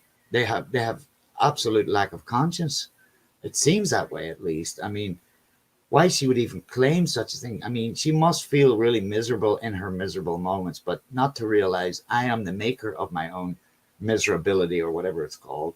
seems to escape her. And as Von Helden, as you so astutely said earlier, Grampy, is the victim of victims, the eternal victim. And they're constantly, blaming other people for their own indiscretions and that they don't learn from it. But that Emo would say that about the police, but that Lady Di, that he would even think something of that, it shows me of, a very bad character, very, very low character. That this Lady Di lady, I have no idea who she is. And, I'm sure she did want to keep it private out of fear that, maybe people think I'm a cash cow, because Shani for a while bought friends. She bought you, she sent you money. And then when you didn't kiss her ass, she didn't send me money. No, it never sent me any, and I wouldn't want any for either. I don't want any of her money, man, because I'm not to be bought. But they function on a level, man, that seems so shallow, so naive, and so petty, but at the same time, so very toxic, eh? Yeah. Look, I had somebody, I if somebody gives you money and they say something stupid, and I don't know. She bought you though, Gramps. She was expecting daily adoration from that money, yeah? She was expecting loyalty, and you only had to err, as G-Man did once with a telephone bill or something. You only had to err in a hair's breadth, and then you betrayed her. I didn't get my money's worth out of you. It was that obvious, buddy. Yeah. Well, yeah. Now apparently it's the going rate is like $15 to porn bomb people. Yeah. Yeah. Yeah, $50, and she'll send you a message. Tell her what you want, and I'm like, then you have to pay me $50. Then we're talking about paying. Seriously, Grams, what would that? The subtle intonations in such a comment. Tell me what you want in my message. I mean, what does $50 buy you, Grams? I know. I'm like. Well, then they have the right to, well, I just won't say that. You guys are, I mean, if she was serious, she would just go it. Oh, did you see her? She's got a video now. I was saying earlier, it's called Shani for Satan. All of a sudden now she's Satan. She's worshiping, she's following Satan or some shit. And she's not a redeemed saint anymore. Oh, no, she's Shani for Satan. Check it out. I'm serious. She was live earlier. It was funny to fucking watch, man. I bet. Oh, God. They reinvent themselves. And, reinvention in psychology, people who feel the need or the urge to constantly reinvent, chameleon-ish, very often stems from the fact that they are so shallow. They are literally so shallow. And their ability then to reinvent themselves, where anyone else would say, wow, I mean, you blow from one side to the other. And but I doubt, because she keeps getting on Rev's case now that, hey, I've been to the shrink, I've worked on myself, I'm better, I'm fixed, and you haven't, but I'll fix you. Yeah, and hold on. That whole thing where, I'm glad you brought that up. That whole thing where she's been to therapy and they teach her about validation, about how your opinion counts, about how to stand up for yourself. Okay. Yeah. How to be assertive. She likes to use these key words. Okay. Mm-hmm. Which are very familiar to people that have gone through therapy, been in group session, read literally anything, and to take what therapy is meant to be, right? They teach you about things. They don't teach you how to be a dickhead. No. It's not, therapy isn't about them validating you for anything. You can validate yourself all you fucking want. Exactly. Therapy is for wimps. But that doesn't mean people's perceptions of you will ever fucking change. Until no matter. Yeah, exactly. And the fact that, she's learned that, she's not learned a goddamn thing, because Look, It- if yeah. if you think your therapist is there to make you feel better about yourself, you're partly true. But if you go to your therapist all the time thinking your therapist is going to make you feel all warm and fuzzy about yourself, you're No, going to the wrong fucking therapist. you got the wrong therapist. know, Exactly. Because I think any therapist worth his said, trust me, It's not how it works. I'm not bragging, folks, but You're right. You're right, Gramps. I agree with you completely. And yeah, the other aspect of her is she's literally so shallow that, by the way, this therapy was court ordered. Lest we forget. Court ordered. yeah. And And- she and- literally is like, I done the hour or the 50 minutes. What they do these days, 50 minutes is your normal Yeah. session. I done my 6 sessions of 50 minutes. I'm fixed, Rev. I worked on myself. I'm better. Now you have to improve yourself. But Yeah. hey, I'm there for that. Get in the toilet there and make another video apologizing. Yeah. It's like, no, you don't go to therapy for like 12 weeks and go, oh, I've learned all this shit now about everything. And I've validated the fact that people don't like me because they're jealous or some shit. And Man. they won't validate me, and my opinion counts in, it's like, oh, Jesus, you really seriously don't get it. No. I mean, She is how many serious. times you've gone to therapy and really felt like at the end of the day, you're like, God, that was Yeah, it's to learn yourself, to get do better for yourself and for everyone around you. I mean, I was shocked. I think it was Burnt Toast or Rumor Research who had lip read her screaming at children. Yeah. Oh yeah. You little bastard! Or I'm gonna fucking punch your lights out or something. Wow, guys. I mean, seriously. how else do you? She said it wasn't. She said she was. I think she said she was joking, but I mean, you look at the look on her face, right? Yeah. And And of course, you're like, nah. Pretty much looks like you were just, like Dead you were serious. that close to pulling your dick out and waving it. You know what I'm saying? Well, her kids are pull fucking. Revs out anyway because there's nothing floppable about that, man. But I hear you, man. They were interrupting her during a live fucking broadcast. Those little fucking dumbasses. They probably wanted a glass of water. They should drink Mountain Dew or Yep. Dr. Pepper. Yeah. Shani and Rev are rich. They don't drink water like peasants. Yeah, but she was trying to sell that. She was trying to sell that coldest water bottle. Well, you can Yeah. put Dr. Pepper and Mountain Dew in that. Didn't she buy that sponsorship, man? She actually paid. Yeah. For it. No. What? Oh, she actually did pay for. Well, it's Yeah. like you pay for the affiliation link, and you get a kickback every time someone uses it. Right. Your code. So yeah, she wasn't sponsored by them. They didn't find her and shit like that. No. They put their shit in a web page, thing where put your email, put your stuff here, and then we'll send you the details to get a link so you can get money back from it. Exactly. Yeah. You got to sell It's- like 20 of like them. Yeah, if you go to their she only gets like 10% back, or some small number like that. But it's funny if you go to that coldest water bottle Facebook page, they would never have Shani's as sponsor. It's full of hot women in like beach. They got beach bodies. They're all thin and thin with big asses and shit like that, wearing Yeah. very little clothing. So Shani's never gonna be on their It Facebook wouldn't be page. no. She's tried to cling on to so many things right now. She still wants to be an influencer. Oh shit! Oh my god! Oh shit! Oh Panda! shit. Thank Oh, you shit. so much. Rev changed his name again, so now it's Satanic Revelation. Oh fuck! And Now Shani, they've gone on the dark side, folks. Yeah, man. Holy The dark shit! side got them. just find- Oh my find god, they're Shani. working with Satan now. Oh, this ought to be fun. Holy shit. Oh, You know man. what? Oh god. Shani for Satan is all one word. If you want to find it, searching. Where's Oh it? my god. YouTube? I've already found it. It's On YouTube, Fuzzy? it's Yeah, funny. on YouTube.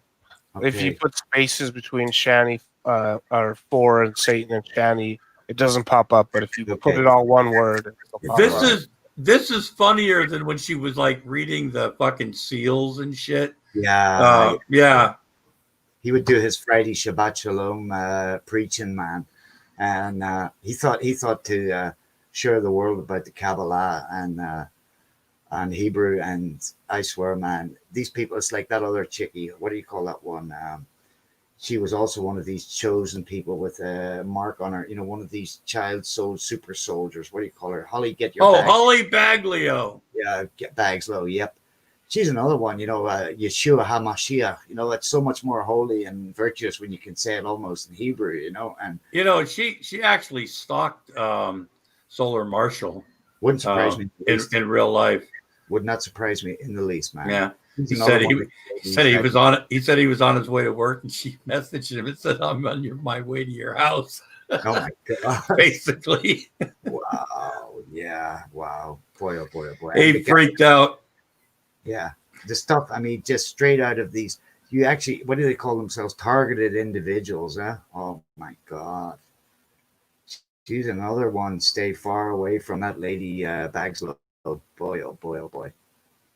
She really is. But listen, guys, I'm going to go and eat some couscous.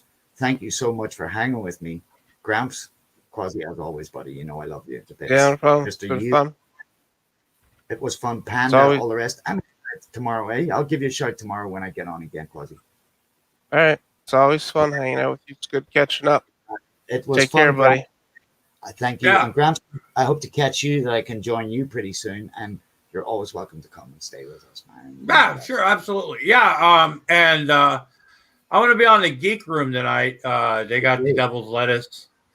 Okay. That's always fun, and there's a lot of stuff going on, folks. I mean, Great. uh, At the moment, Can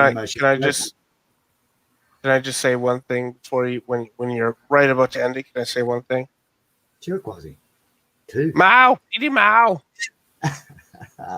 Mao, Didi Mao. Von You know- words Vietnamese. pretty soon Von Helton's going to start flying the Vietnamese flag. You know, he's going to start singing the Vietnamese national anthem. He'll go Nikolai Volkov on us. You know, Sure, man. I mean, this is. I mean, in a Vietnamese way. it's a work in progress. It's going to be fun to see this work out. I can't wait. All you guys, my love and my very best wishes. Thanks for sharing with the mix, Grampy. It was a lot of fun, man. I really Hey, enjoyed I've had a wonderful time. Bye-bye. Bye Bye-bye. it. bye bye bye Boo Bear. Hey, you know what? Can I say something right now? If Sure. Send my love. if you're not watching this on the official 2020 Uncle Lobster stream, you're getting played. Okay. Send All my right. love to Bonnie Stevie. I will for sure, guys. And Seamus is snoring here. Let's get him downstairs before he starts farting. Take care, guys. Later. Bye. Dog farts Right. matter. Dog There he bless. Dog bless Take him everyone. away, my guys. Yeah, he's a Dog- cutie, dog man. bless. He's a cutie. Oh, Thank you, man. I'm going to try and catch you guys tonight in the Geek Room for sure. That's going to be fun. Reverend individual and Shanny for Satan. Yeah, that's the next thing. I'm going to have definitely coffee with Shani for Satan. Take care, guys. For fuck's sake. Peace out. Bye.